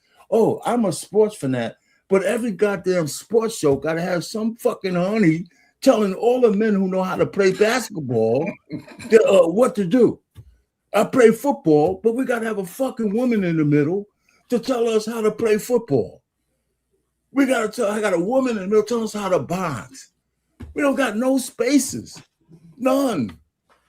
And Bring your ass up here, BMU. We could listen, my point is, it's not that you can love women, but let's stop acting like there's some crippled goddamn, handicap. They're not handicapped. They are not handicapped no more. Not in America. That's why fucking guys are getting their passports and flying all over the world. Over there too. So clock it. Clock it. Clock it. You know we're gonna click that, baby. You gotta click it. Listen, Tarus, I know you want to get in here. I'm not saying we don't love them. I've got a whole bunch of them in my house. I cook for them. I love them dearly. I gave them all I got. Over there getting played. And so all I'm just trying to say is, let's stop acting like women are some victims. Not in America. They're the most coddled fucking people in the whole world. And you know what? Black women too. The only problem that black women have is that they have this incessant inferiority complex with white women. Other than that, they're running neck and neck. So let's just stop it. And I'm done. Go ahead, Tarus. So I'm gonna actually gonna be nice, and I'm gonna go harp back on what Lost was saying, and started off with what JP was saying, how Lost and I did this first in Mont. We went and go looked it up, right? A lot of times we like to speculate and sometimes correctly assume what certain ideologies like to say, right? Lost, you're going to find this interesting because it's going to go back to your point, or it's going to go back to your point. Did you know that a feminist movement, one of the biggest one, the National Organization for Women, support women being put on selective service because them not being put on selective service implies that they're less than, that they're not full citizens. So a feminist idea is that yes, women should also be on selective service just like men. And that also goes, by the way, to Lost bigger point is that these women are women in as a whole, as a collective, in my opinion, they are clearly craving some sort of leadership from men to take some leadership from. Because and again, we live in the world where, guess what, guys? The world is becoming less and less physical. No, women don't need us to fucking protect them from dragons every goddamn day. Unless that dragon's an Excel spreadsheet. Okay? Like, stop acting like you got to protect your woman going up and down the elevators in the skyscraper. Like, stop it. Like, stop acting like it's just GTA out here every time your wife goes to work at the hospital. All right? Every single day, you are not physically protecting your wife from shit. You're not protecting your girl from shit. You're not protecting yourselves from shit because we are living in a less dangerous society. More and more of our society is based up here, not by brute strength anymore. And so, just like we know, and just like Lost had implied that these women are not, that we got to put better team around them, right? We also have to imply as grown-ass men that not all men are good leaders. There's a lot of men out there who are absolutely dog shit when it comes to leading anything. They can't even lead their bill payment on time. They can't even show up to their girls' school rehearsal on time. So let's stop pretending that every single man can be trusted with leadership if we're also supposed to admit that you can't trust every black woman? Okay, so I want to push back on your thought about protection, because to tie in what you just said, it's not all brute force. Me protecting my woman isn't trying to keep a nigga from putting his hands on her. It's not always that. Protection, the definition of it, the action of protecting or state of being protected. So the state of being doesn't have to physically be me doing something, right? Me protecting my woman could be being knowledgeable about how to change a tire if she gets stuck on the side of the road rather than it being her. That's a level of protection. Me being able to provide provisions to make sure that her life is taken care of, that's a level of protection. So brute force isn't needed in protection. I protect my family every day when I decide to get up, leave the house, and not bother other people. When I decide to come home without bringing extra drama, that's a level of protection as well. So is the idea of protection being something that's only some physical thing, I don't think is right. So well to clarify, I said we're not living in that society much longer. The threat of physical, that's what I had mentioned, to be fair. I got you. The threat of physical harm isn't there, but the need for protection is a 24/7 thing. But it's still 365. Sure, there is no day off from protecting your family. Right, but what you just mentioned then, now we are going to a less gender specific thing, because what you just meant is providing, right? And we already 100, I know you have paid attention to all these panels like I have, and you've been around the block. How many different times have we implied that, yes, we need a 2-income household in America to survive now? Nobody's doing this on one income by themselves.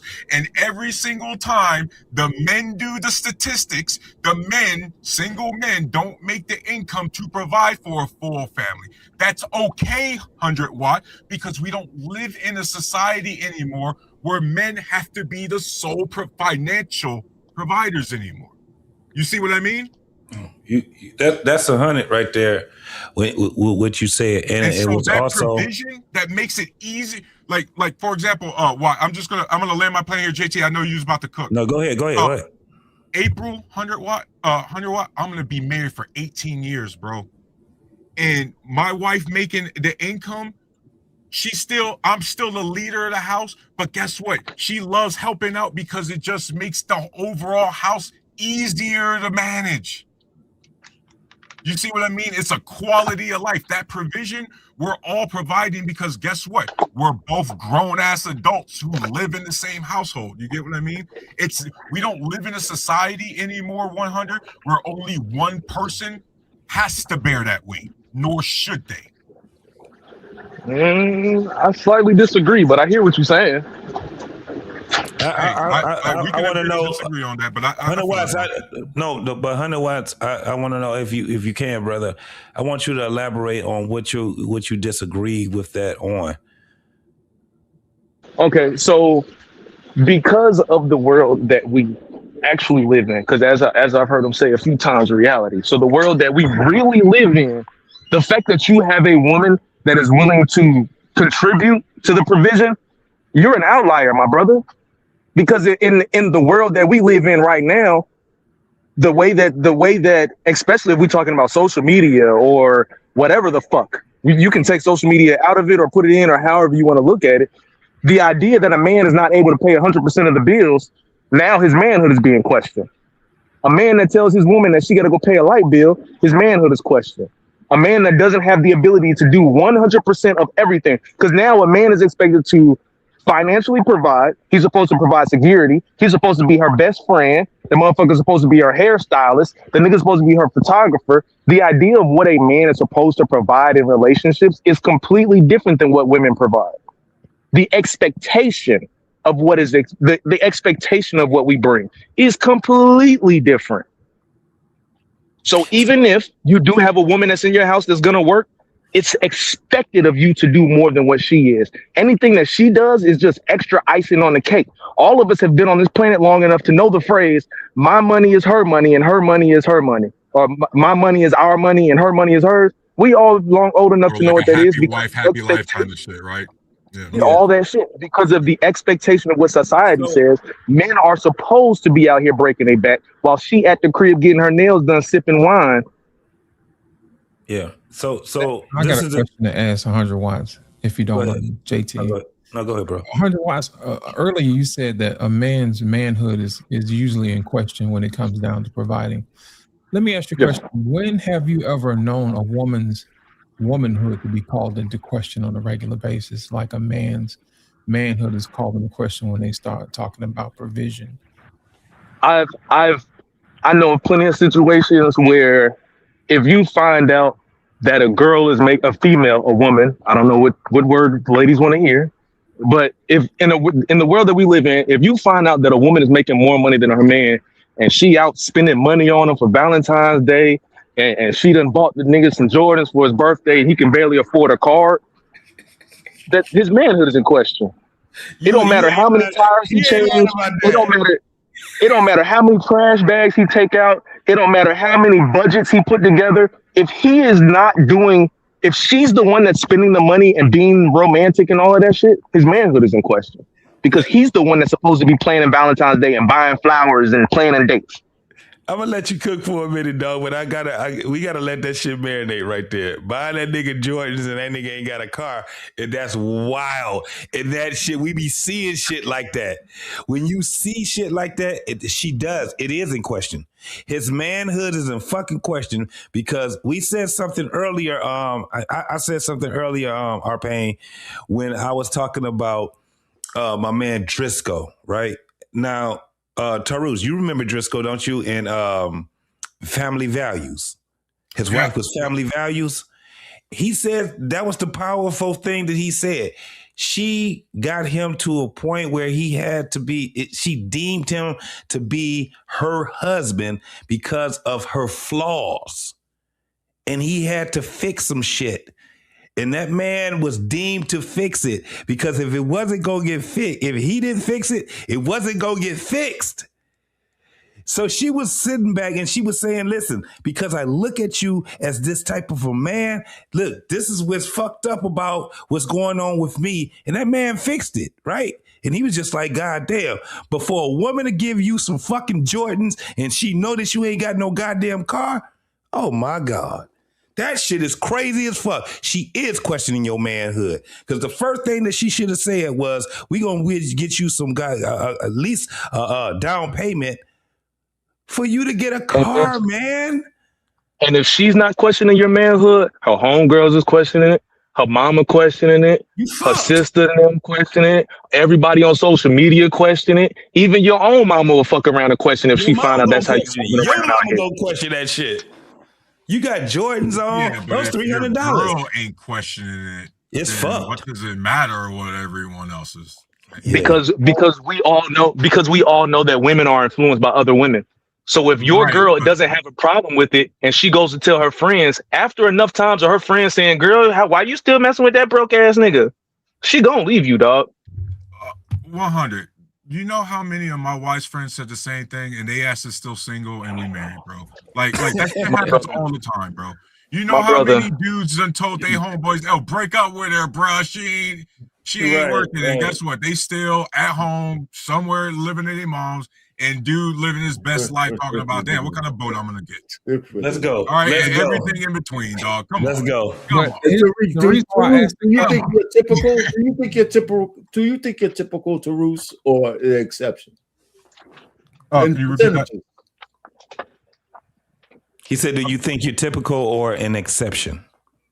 Your situation. I think I'm somewhere in between. I want to be clear here, and I want to be clear. JT, you've said it before, and 100 watt. I will admit that I'm somewhat of an anomaly.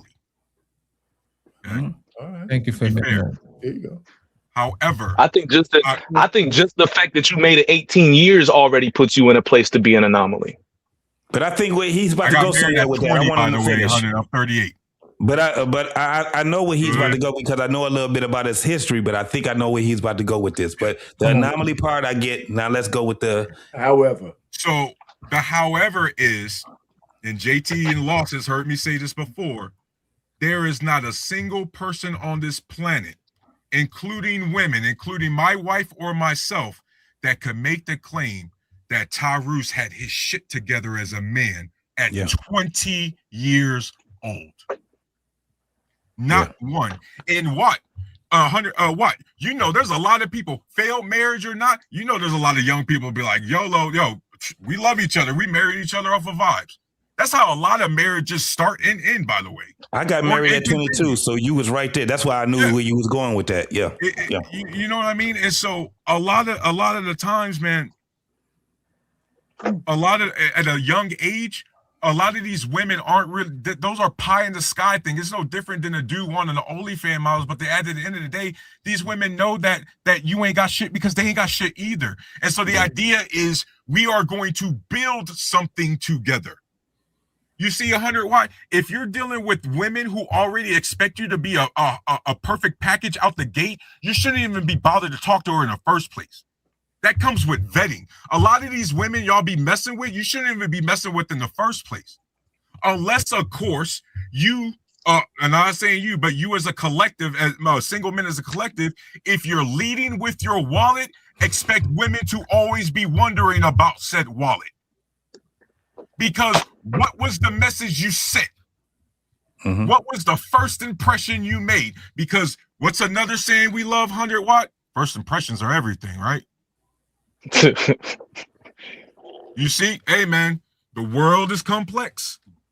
And so at the end of the day, what I've noticed, and it doesn't apply to everyone or every man, but what I've noticed is that women's standards or what they'll tolerate and not tolerate is solely based on whether they like you or not, bro. Whether they actually rock with you or not. Because the dudes who gotta have this constant money, high standard shit, those are the men that women don't want to deal with in the first place. And if that wasn't true, what? Women wouldn't constantly be getting pregnant by broke ass dudes. Yeah. So clearly there's a disconnect between what women say they want and what's actually going out universally.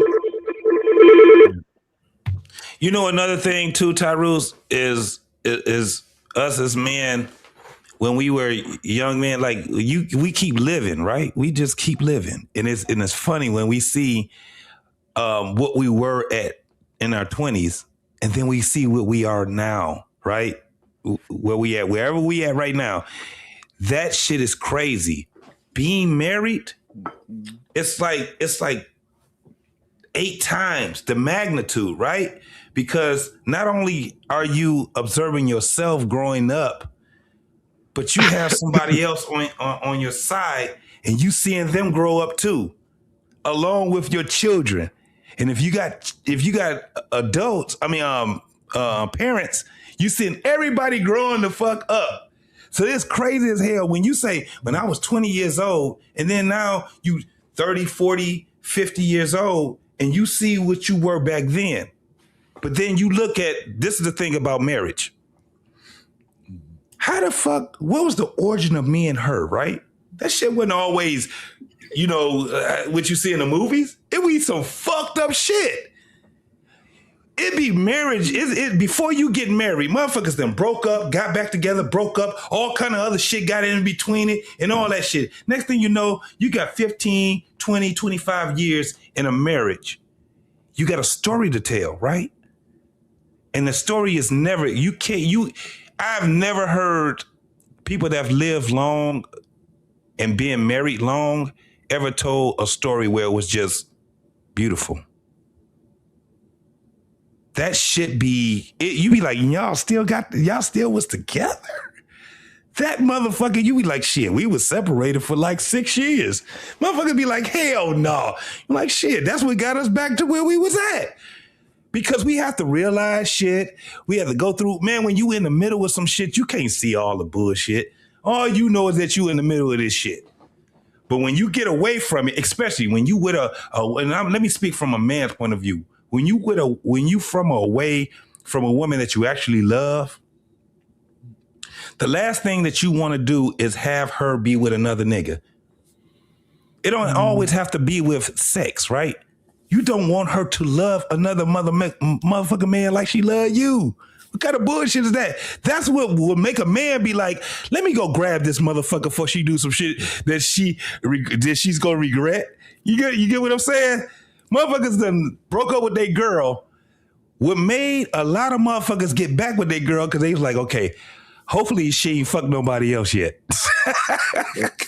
And let me save her from getting another dick, right? That's initially. That's all I'm saying, initially. But as you get older and you start being in that relationship, like what you got, how many years you in right now, Tyrus?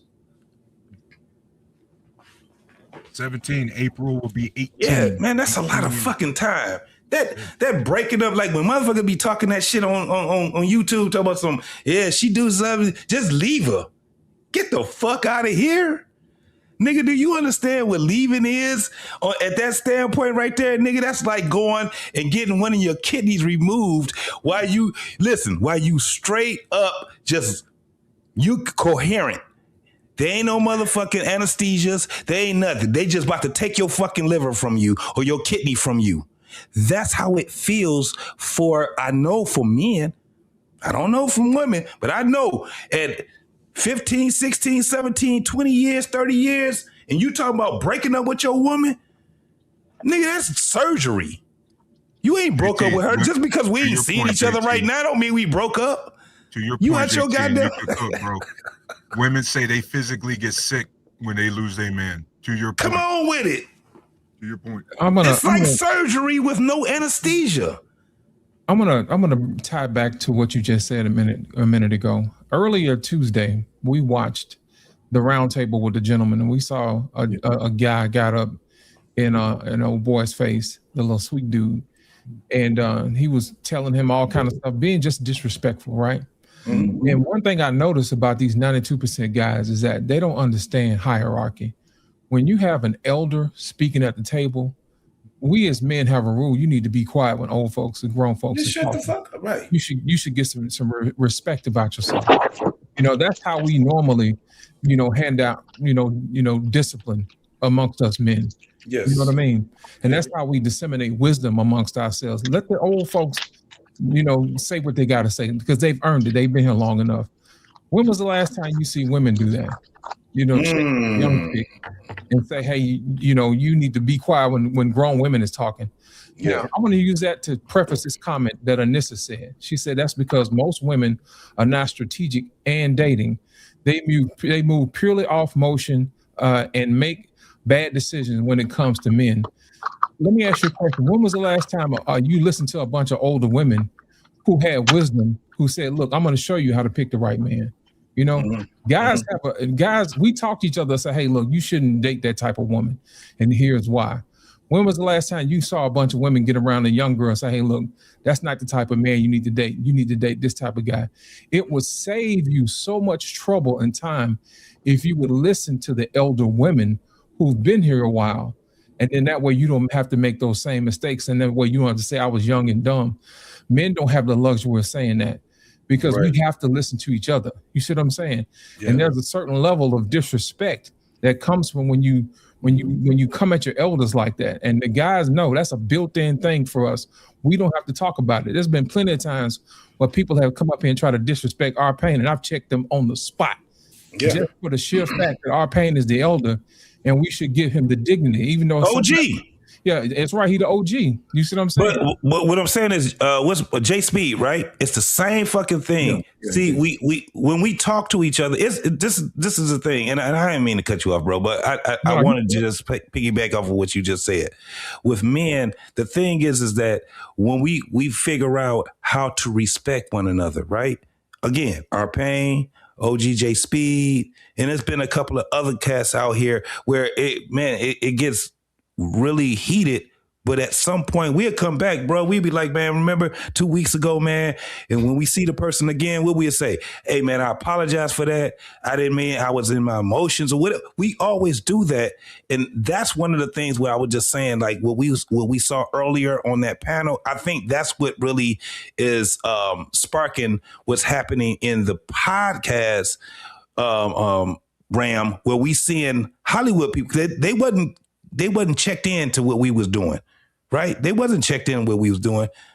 Listen, Tyrus, me and you got into it. I don't think it's me and our pay that got into it. Me and Love got into it. We all but we're men. So guess what we do? We end up saying, all right, man, we just got heated or whatever, and we understand one another. You know what I'm saying? And it took some time for us to get to that space. But that's women see that the shit. digital version of, hey, man, let me buy you a beer, bro. Let's talk this out. There it is. Right, but women actually see this. This is the thing where I don't like the fact that it's this bullshit of the gender war shit. Women see it and they say, that shit is dope as hell what I just witnessed. We starting to see it now because women starting to come on the panels, and now they're coming and they're kind of like, you know, they wasn't like what they were back then, right? 5 years ago, man, women was coming on this motherfucker hot. We still got a couple of them that do it, but for the most part, we are learning from one another, man. And a lot of times it's painful because that's what we call it, painful pockets, right? It gets painful. It's the same thing that we can do in our family because that's what the families were doing. The motherfuckers was arguing all the goddamn time. My father and my grandmother, my father's mama, I seen it. I remember my father at 27 years old. And I remember him still telling his mama, I'm a man now. You can't talk to me that way no more, mama, right? I've seen that. I've seen people, I'm looking at people growing up. My whole thing is this. We already understand, y'all, it will never stay the same. And sometimes it's going to get worse before it gets better. JT, that's how it goes. JT, the reason why I brought that up, because in the Bible it says the older women should teach the younger women. And I think that's probably where the ball has been dropped. Because if we had the right older women teaching the younger women, to somebody's point in the comment section, that some of these older women are competing with the younger women, they don't probably need to listen to those particular older women. They need to listen to the older women who have the respect of the older men and who will back them up and say, hey, look, this is the woman you need to listen to, and disseminate that wisdom and that information. Because if you get to the point where you disrespect the very people who are charged to protect you and to be there for you, then you can't expect them to stay in abuse. You know, women love to say, hey, I was being abused all the time. Well, guess what? Men get abused by women verbally all the time, emotionally all the time, because that's the weapon that they choose to use because they can't beat them physically. So that's the main reason why they leverage emotions, because they can get into their head. But what happens when you have a bunch of men who are emotionless, men who've closed their hearts off? Those are men that you can't reach. And those are men that'll check out. Well, guess what? We can't afford to have men sitting on the sideline, not in this world. You know, it takes everybody. So my thing is this: once we start getting the older women to teach the younger women to respect older women and to respect older men, and I think we'll get back to the ground where we can disseminate wisdom to the point where the younger women don't have to suffer from the consequences of being isolated outside of wisdom. So I got a question for you though. The number of older women who are in the position or who are willing to tell the younger women the truth is diminishing all the time. You know, I don't know where the turnaround is going to be because they're too busy competing. I think the more spinsters that enter the 50 and older, right? A lot of them are not only unmarried, there's a fair amount of them won't even have kids. What are they going to tell the young women? Well, you know, that's what JT said earlier. You got a group of men who are willing to subvert the wisdom of the older men who know what they're doing by supporting women and those who don't want to be right. You know, they don't want to listen to what's right, so they support somebody who's wrong. And when you have a lot of people who go behind the scenes and support women who are wrong, we get the situation that we're into now, where we have people doing things that are opposite and contrary to what we've been taught. And as a result, we're having results of things that we didn't anticipate. So I think the ones that we do have, those are the ones we need to lean on. Those are the ones we need to prop up. Those are the ones who we need to support and go against those who are doing the exact opposite and say, hey, look, matter of fact, I understand you don't know what you're doing right now, but let's take a look and see where what you've done has gotten you. Right. Are you proud of where you are now? Right. You know, are your grandkids going to be proud of what you're doing now if they go back and look? Because this is a digital age now. They can just go back and run the footage. And you don't want to be embarrassed in the future of something that you did when all it took was you to get wisdom from somebody else who knows what we're talking about. I mean, just generally speaking. So our pain, to speak to your point, yes, we probably do need to start taking those women who have knowledge and wisdom, who wants to do it the right way, and start and saying, hey, look, these are the women that you should be able to look up to. And as men, we should stand on business and support those who support us. Yeah, absolutely, man. Go ahead. Torres, you had something? Man, my bad for coughing. Like, no, you good. You good. That shit's strong, ain't it? The Benjamin, dog. That shit.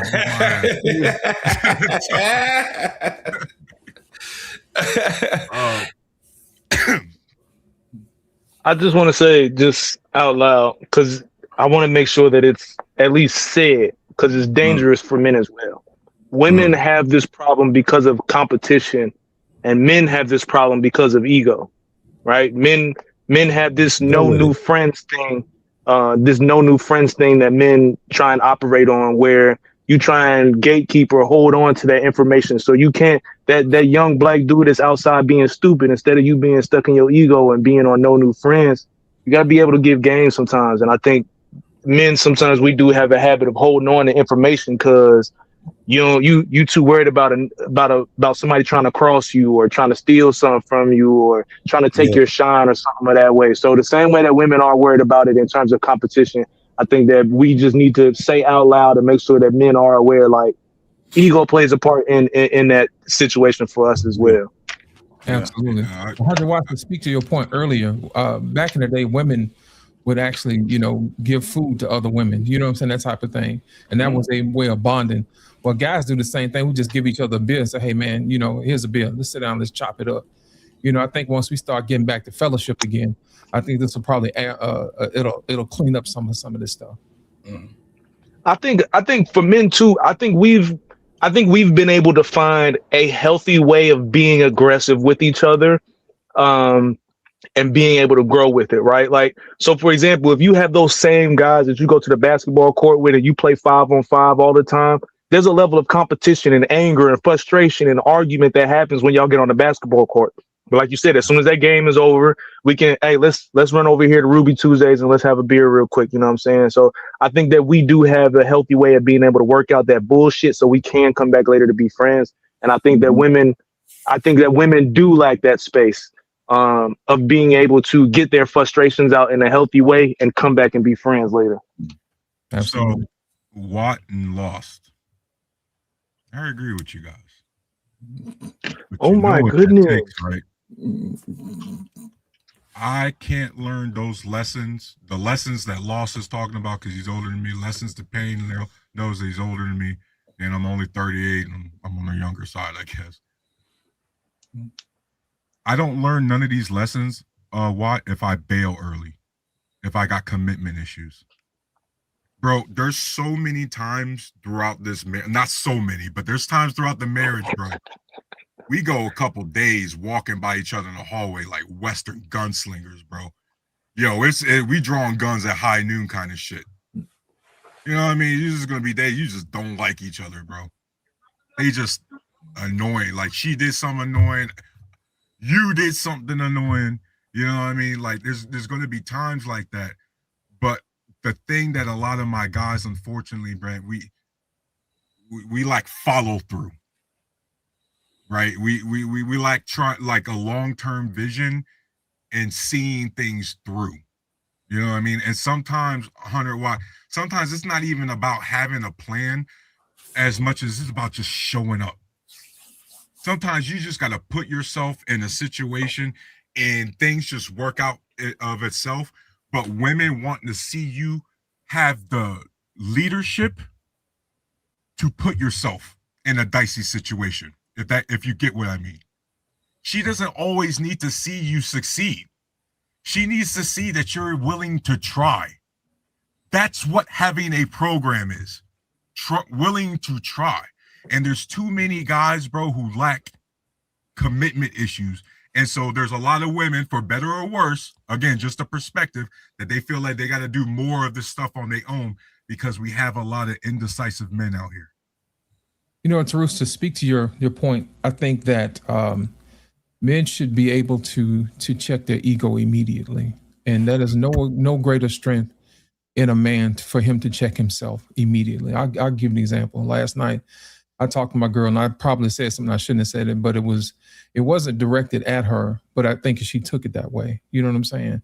And I immediately apologized because my ego is not important as to the relationship itself. You see what I'm saying?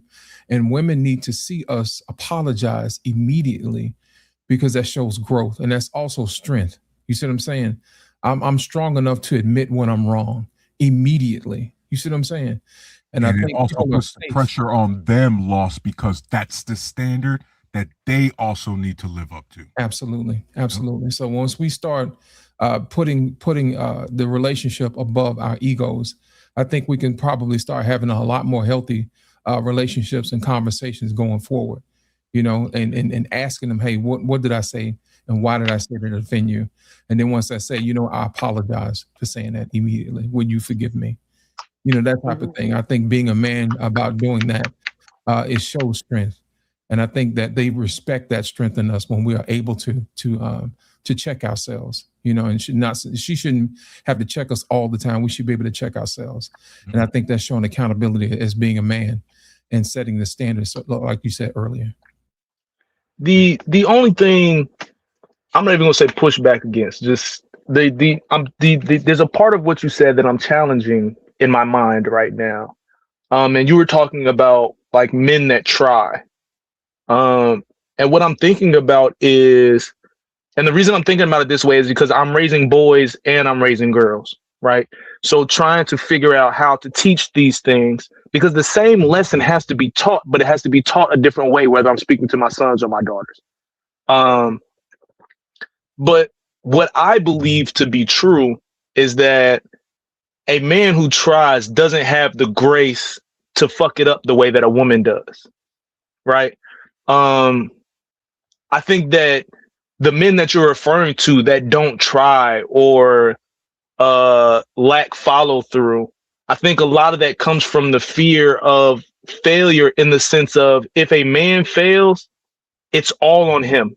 He got to suck it the fuck up, figure it out, and get it taken care of. But if a woman fails, she's supposed to have cushions and soft landings, right? So if a woman decides that she's going to leave her marriage, there's a women and children shelter for her to go to. There's not a men's shelter for men to go to. Now, there are shelters, but there's not a men's shelter for a man to go to. Specific. There are specific like WIC, for example. It's women, infant, and children. They created a whole program for women and kids. It's literally named after women and kids. So that's just a program that was created with the program was created because men ain't shit and they ain't gonna take care of their kids. So we gonna help you take care of your kids.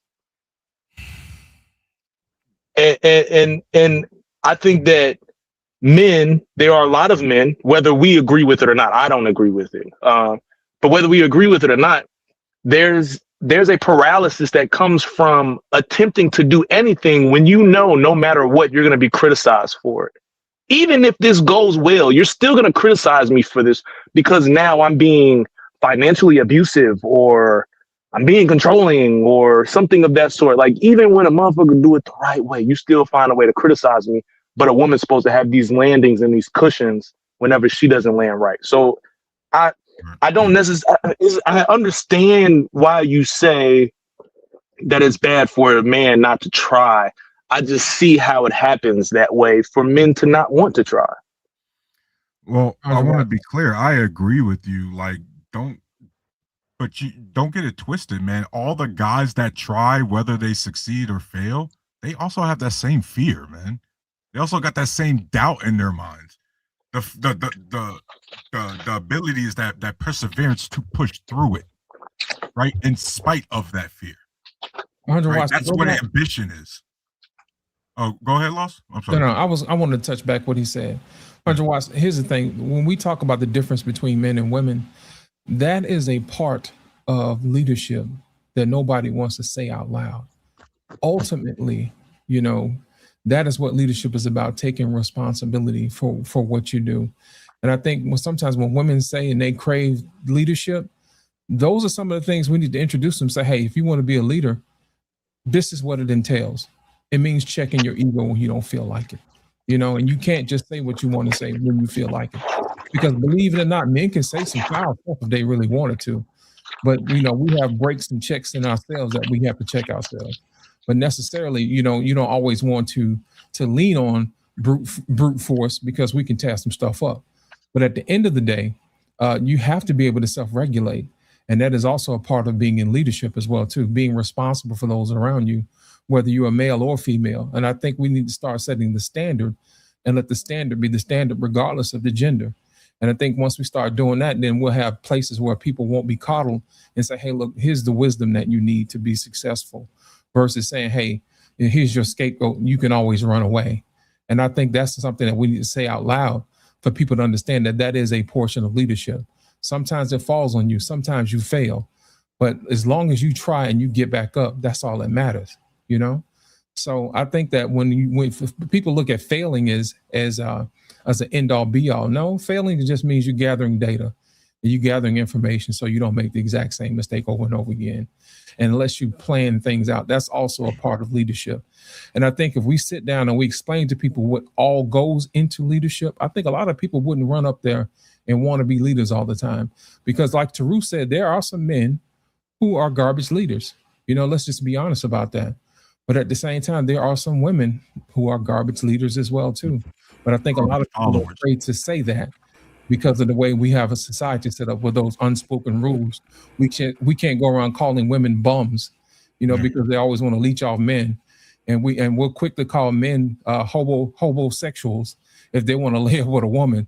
See, it doesn't sting. It doesn't sting the same if a woman wants to come live with you versus if a man comes with her. But those are those silent things that go unsaid that we operate off of. But if we say those things out loud, then we'll understand that, hey, everybody needs to bring something to the table and be of some use. And everybody's different. So our talents are different. So therefore, just because I know how to do one thing doesn't mean that what you do is less than what I do. And we should appreciate each other's individual talents. Y'all cooking. And what we what we give each other don't have to be the same thing. Like when we talk about women that have like safety nets for women, I think that's just part of the natural benevolence of men. Even though we don't have those same safety nets for men. I mean, I think there's an inherent thing in being a man that you're gonna have to earn your way, right? I think that some of that is natural, and some of it needs to be taught. Both of them have to happen. But you kind of, as a boy and going into man in a normal society, there's an expectation of you to earn your keep, right? They have those rituals for certain nationalities and religious groups and stuff. You got those rites of passage and stuff like that. And for women, it's not the same. They got their own different kind of transitions they have to go through. But for them, it's really kind of, maintaining virtue and things of that nature. For men, it's like earning your keep, right? The inherent value of women when they're born is different than that of men, And I think that we don't get enough credit for recognizing that shit as men. We won't be. Really don't. We won't. No, I'm not saying we should, but I'm just thinking that I think in the natural order of things, I think that was understood at some points, even in the most savage times. And I wasn't back there in caveman days. I don't think it was a mistake that the women and children were inside the cave and the men slept on the outer ring. Right? So, 100 Watt, I want you to do me a solid. Respectfully, I know this is the first time we've spoken to each other, but I want you to do me a solid. Every time you got a program in your head, just look it up and see when it was passed and why it was passed. The first part I wanted to address was your WIC comment. You know, I was married with 2 kids in the military, and I got WIC. And you want to know why, 100? It's because we, by technicality, made, right, JT, below the poverty line on the income. So no, WIC isn't just for single moms and F the dudes, especially when the dudes are the ones who created the program. You know what I mean? The dudes are the ones who set some of the poverty wages for you to even qualify for it. You get what I mean? So we're gonna have a hard time looking at some of these programs thinking it only applies to one demographic when it actually applies to multiple. And so that's just, that's just for everybody. When you think about a program, and I'm not saying it's immediately wrong, just, hey, do a quick little search to see, to see what it's really about. And that's what I just wanted to address real quick. So let me say something. For the record, I just wanted, before you go in, for the record, when I got to the part of like it was created because men ain't shit, I was being a little facetious when I said that. Yeah. Just that part, I was definitely being a little facetious. But just in looking at what I'm looking at from Google right now, it's pretty much just that. It's pretty much it. Women and children were malnourished, and they needed help. That men are not included in this entire thing that I'm reading. There's not a mention of man, father, nothing in any of this. It's all women and children. You see what I'm saying? So I'm not saying you're wrong. It's just the way that things look, even when they're typed up. Where was the program? Since you got it pulled up, where was the program created? WIC was authorized on September 26, 1972. Right. So you're still talking about a time when men dominated all the labor market.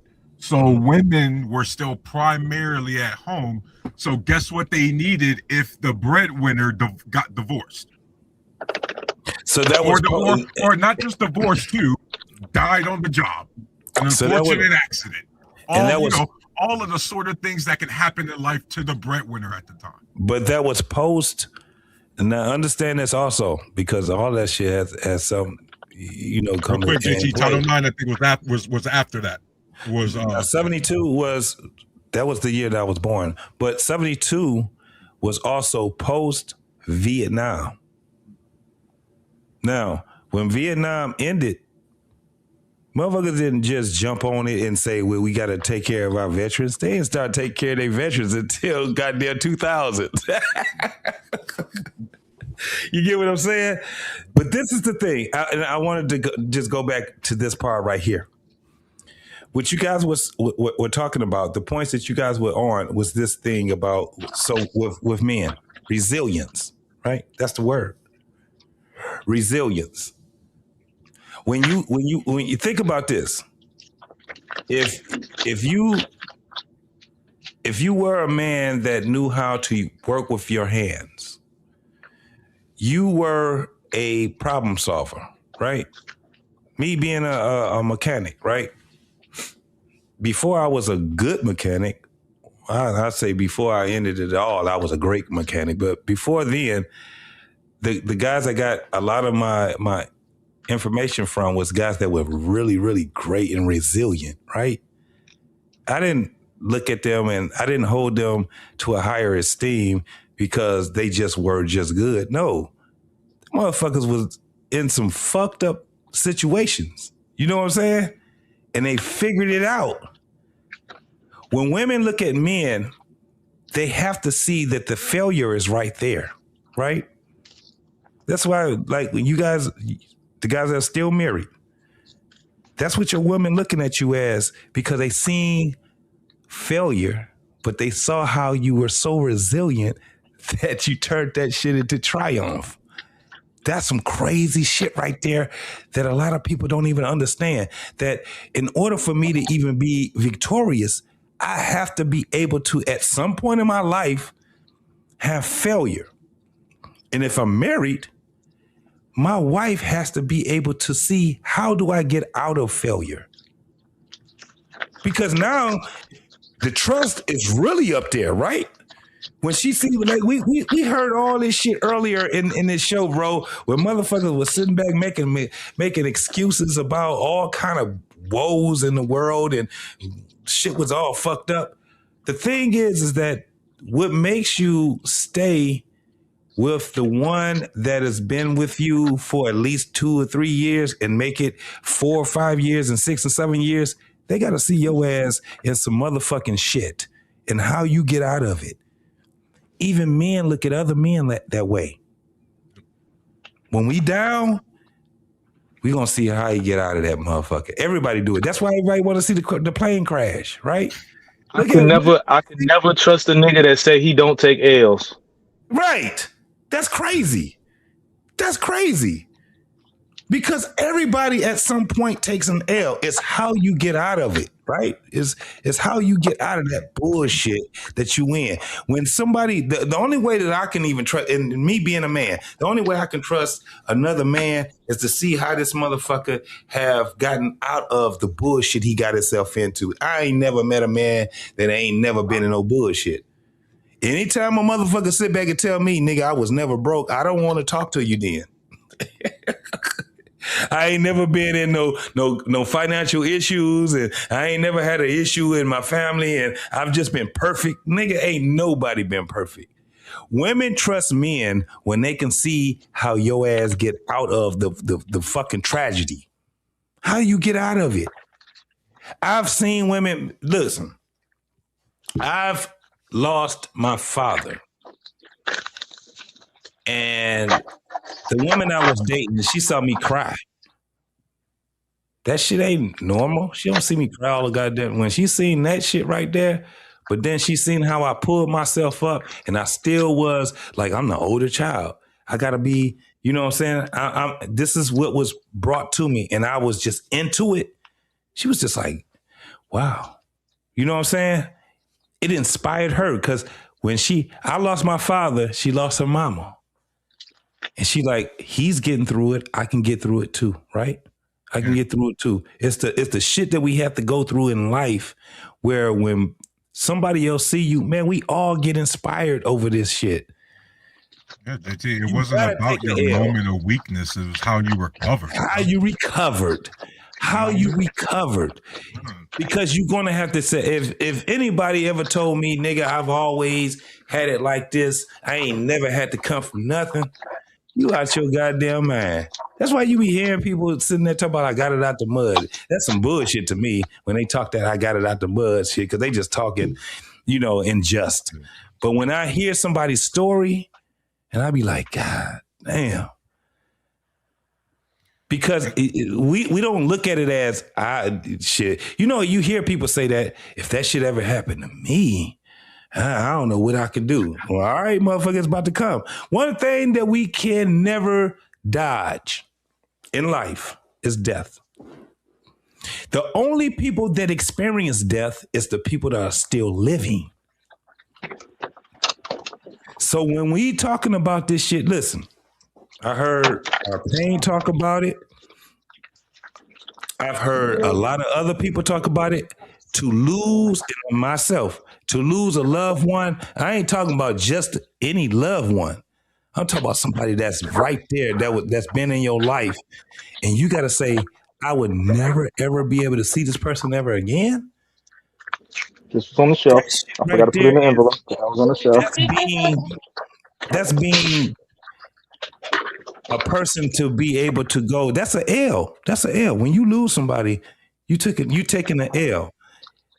When people, and this is the thing too, again, and I love talking about relationships for the simple fact that in marriage specifically, is because we have so many people that would take this whole thing of being married as this thing that'll put you in Disneyland. That's not what marriage is about.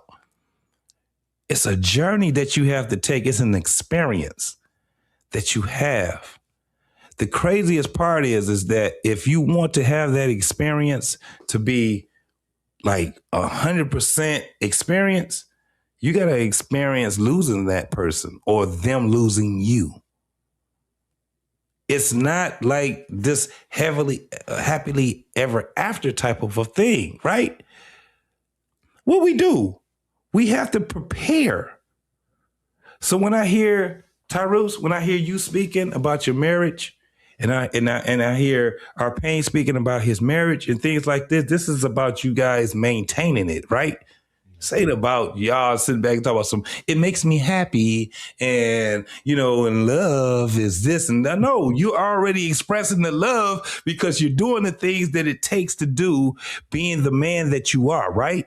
When you got kids, it's not like the kids are going to be these loving kids. And you got problems with them motherfuckers, man, because they're trying to figure it out.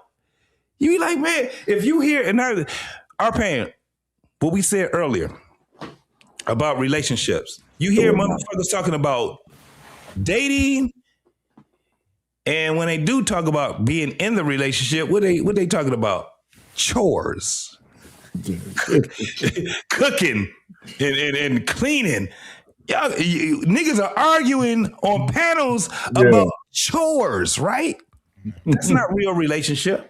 Because when you talk to some motherfuckers that really, if you really wanted to know about what it is in the relationship, and you have people that get on these panels and really talk about the relationships, it's going to make other people sit back and say, oh, okay, this is different now. This is different. This is a different type of thing that we're talking about. No, the reason why you got everybody talk about relationships because they're talking about it in the circumference of it. They're not talking about the nucleus of it. They're talking about bullshit. Only thing that they're talking about is how to get in a relationship, or if you're in a relationship, who's going to do the cooking? That's what the fuck they talking about. But when you talk to real motherfuckers and they sit back and tell you, hey, they be talking about some shit, man, and they tell you, man, me and my wife, we got into it over the motherfucking light switch. She wanted to flick on and flick off. And she was getting ready to change that shit. And she had another motherfucker to come over here. She had a man come over here and talk about some plumbing. And I had to cuss her ass the fuck out by having some man in my house while I'm not here. Like, only married niggas can talk to you about that, can't it? Niggas ain't never been in a relationship. They just judge you. That's all they gonna do is judge you. Hey guys, I gotta head out. It's late as heck, but thank you for letting me cap it up. Damn, man, we was only supposed to be doing 2 hours. Just from a quick final thought, Lost had said this earlier. It was a nice little dime he dropped. 100. You see how you're counting cash, right? In a ideal household, even if your old lady's making more than you, she trusts you with the money because you expect you to know what to do with the money, right? Ooh, even though I lead my household, my wife is a registered nurse. Shouldn't I listen to her when it comes to having medical kits and stuff around the house because she's the expert in that? Absolutely. You're the head coach. You draft the quarterback with a big arm. Don't turn her into a dink and duck passer. You know what I mean? Put your players in the best position to win. Still got to coach him up, have a man. great night, man. That nigga said, don't turn Josh Allen into Dak Prescott. That is hilarious. My man has the right idea, man. Dipping out, brother. So we on final thoughts, man. Yeah, man. Let's go to final thoughts down. I think when you were going, my man Mont said that we're probably giving too much power to the panel of panderers. But I told him, listen, he has a point, but I think some shit that they say has to be challenged. Something they're gonna have a wide reach, and I think some of the stuff they said just has to be challenged. It can't go unchallenged because people are hearing what they're saying. And even if we have to give views and some attention to the lady who put that panel together, she can't. We can't just let that shit go out into the ether with nobody saying something about it. Facts. That's my opinion. Facts. Here's the thing, Arpain. Most of those guys know who we are. They're just not gonna come to us because they want to hear what they want to hear anyway. Jordan. If we the professionals, ain't we? Ain't we, Lost? Yeah. We the professionals. Yeah, I assure you, they watch what we talk about, and they understand that we stand on our square. You know what I mean? We know what we're talking about, and they know how to find us, just like they know how to find all this foolishness on the internet. They know what we are. We've had battles with panderers before, and we've dealt with them accordingly and respectfully, because that's what we do, because we're gentlemen. But we also have to make sure we have an honest conversation from time to time, and there has to be rules in place to have those conversations. Even though we may disagree from time to time, but it still has to remain respectful. And to your point, I think that those guys don't want no part of us. You know what I'm saying? Until we become mainstream, and then they want to come over and they want to have real conversations. But we definitely have rules over here. We've had to clean up the joint a few times. You know, but that's just also part about being a leader, and also letting people know, hey, we talk business over here. We don't worry about who's paying the bills and who's buying groceries and doing chores. You know, we talk about checking your ego. You know what I mean? We talk about, you know, when to apologize. You know what I mean? When to listen, when to understand. You know, we put rules in place for a reason. And I think once people start realizing that we have a plan, and they understand why we do what we do, and we take the opportunity to explain to them why, I think it goes a little bit better. I think we have to do a better job as men, taking the time out to explain to people, this is the reason why. Because when we came up, they just said, just do it because I said so. I think we're beyond that now. I think it's time for us to sit back and say, hey, look, this is the reason why we don't do that. Here's some examples, you know? And in that way, once we do that, I think we'll get better understanding, and we'll get better respect amongst men, women, and children as well, too, because they have the right to gain wisdom from us, because we brought them in this world. And I think we owe it to them to give them the right way. So that's my final thought. Mm-hmm. So this is my thing, and I ain't gonna. Cause let me go before you so you can wrap. Let me go before you so you can wrap it up. You get the last. I'm gonna clear the space. Absolutely. I'm trying to do some shit already. I didn't even see you right there, bro. Okay, go ahead. Good. So, you fucked me up when you said that people are just up here arguing about chores. That was hilarious. That completely changed my perspective of watching these videos now. But for me, when it comes to these conversations, I don't really like talking to women. I don't really like talking too much about women, because what a woman do ain't gonna change what I'm responsible for and what I need to do. So my final thought is to fellas, if you can control your dick and your diet, everything else falls into place. You control what you put in your mouth and where you put your meat. I promise you, everything else falls into place. Arguing about who gonna wash dishes and how much money she making, what she brings to the table is not gonna mean anything to you once you get control of where you putting your meat at. Because once you start talking to a chick that is only worried about your wallet, you're not gonna stand up for it. It's not even gonna attract you. It's certain things that's not even gonna attract you when you do have discipline to be able to control what you eating and who you fucking. Simple as that.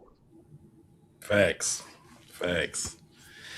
Man, it's been, look, we ain't did this one in a long time. It's been 5 minutes and 5 hours and 37 minutes. Yeah. And we rock this, but it was on Saturday. So I really appreciate everybody that came up here, man. Our Pain Loss, 100 Watts. Shout out to my man, Mont. Dope Daddy. That's what he goes by, that man. Lapeef, man. If you guys get a chance, go over there and look at Lapeef's little hookup, man. They be doing their thing. And it's another one that I love watching too, is my man DJ Hemp with This Might Be Risky.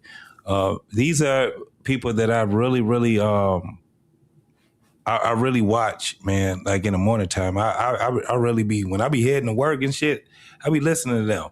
I also listen to Black Man Unfiltered, RP. When I don't catch that shit on live, I catch that shit on the replay. So you do got a brother that sits here and I watch everything that you do, man, and it's very, very enlightening to me.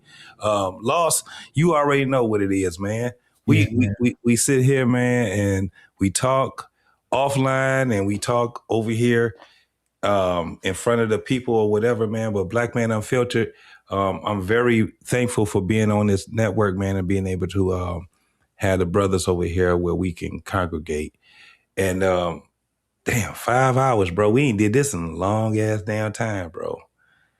But yeah, thanks for everybody and everybody that came to watch us tonight on the what they call it, the not the horizontal, the ones on the verticals, and because man, we get a lot of people, flipping through.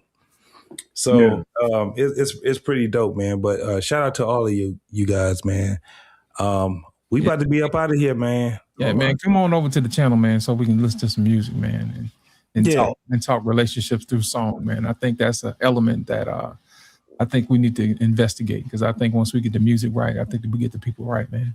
Yeah, most definitely, man. And women, I don't care where Anisha, don't listen to Anissa.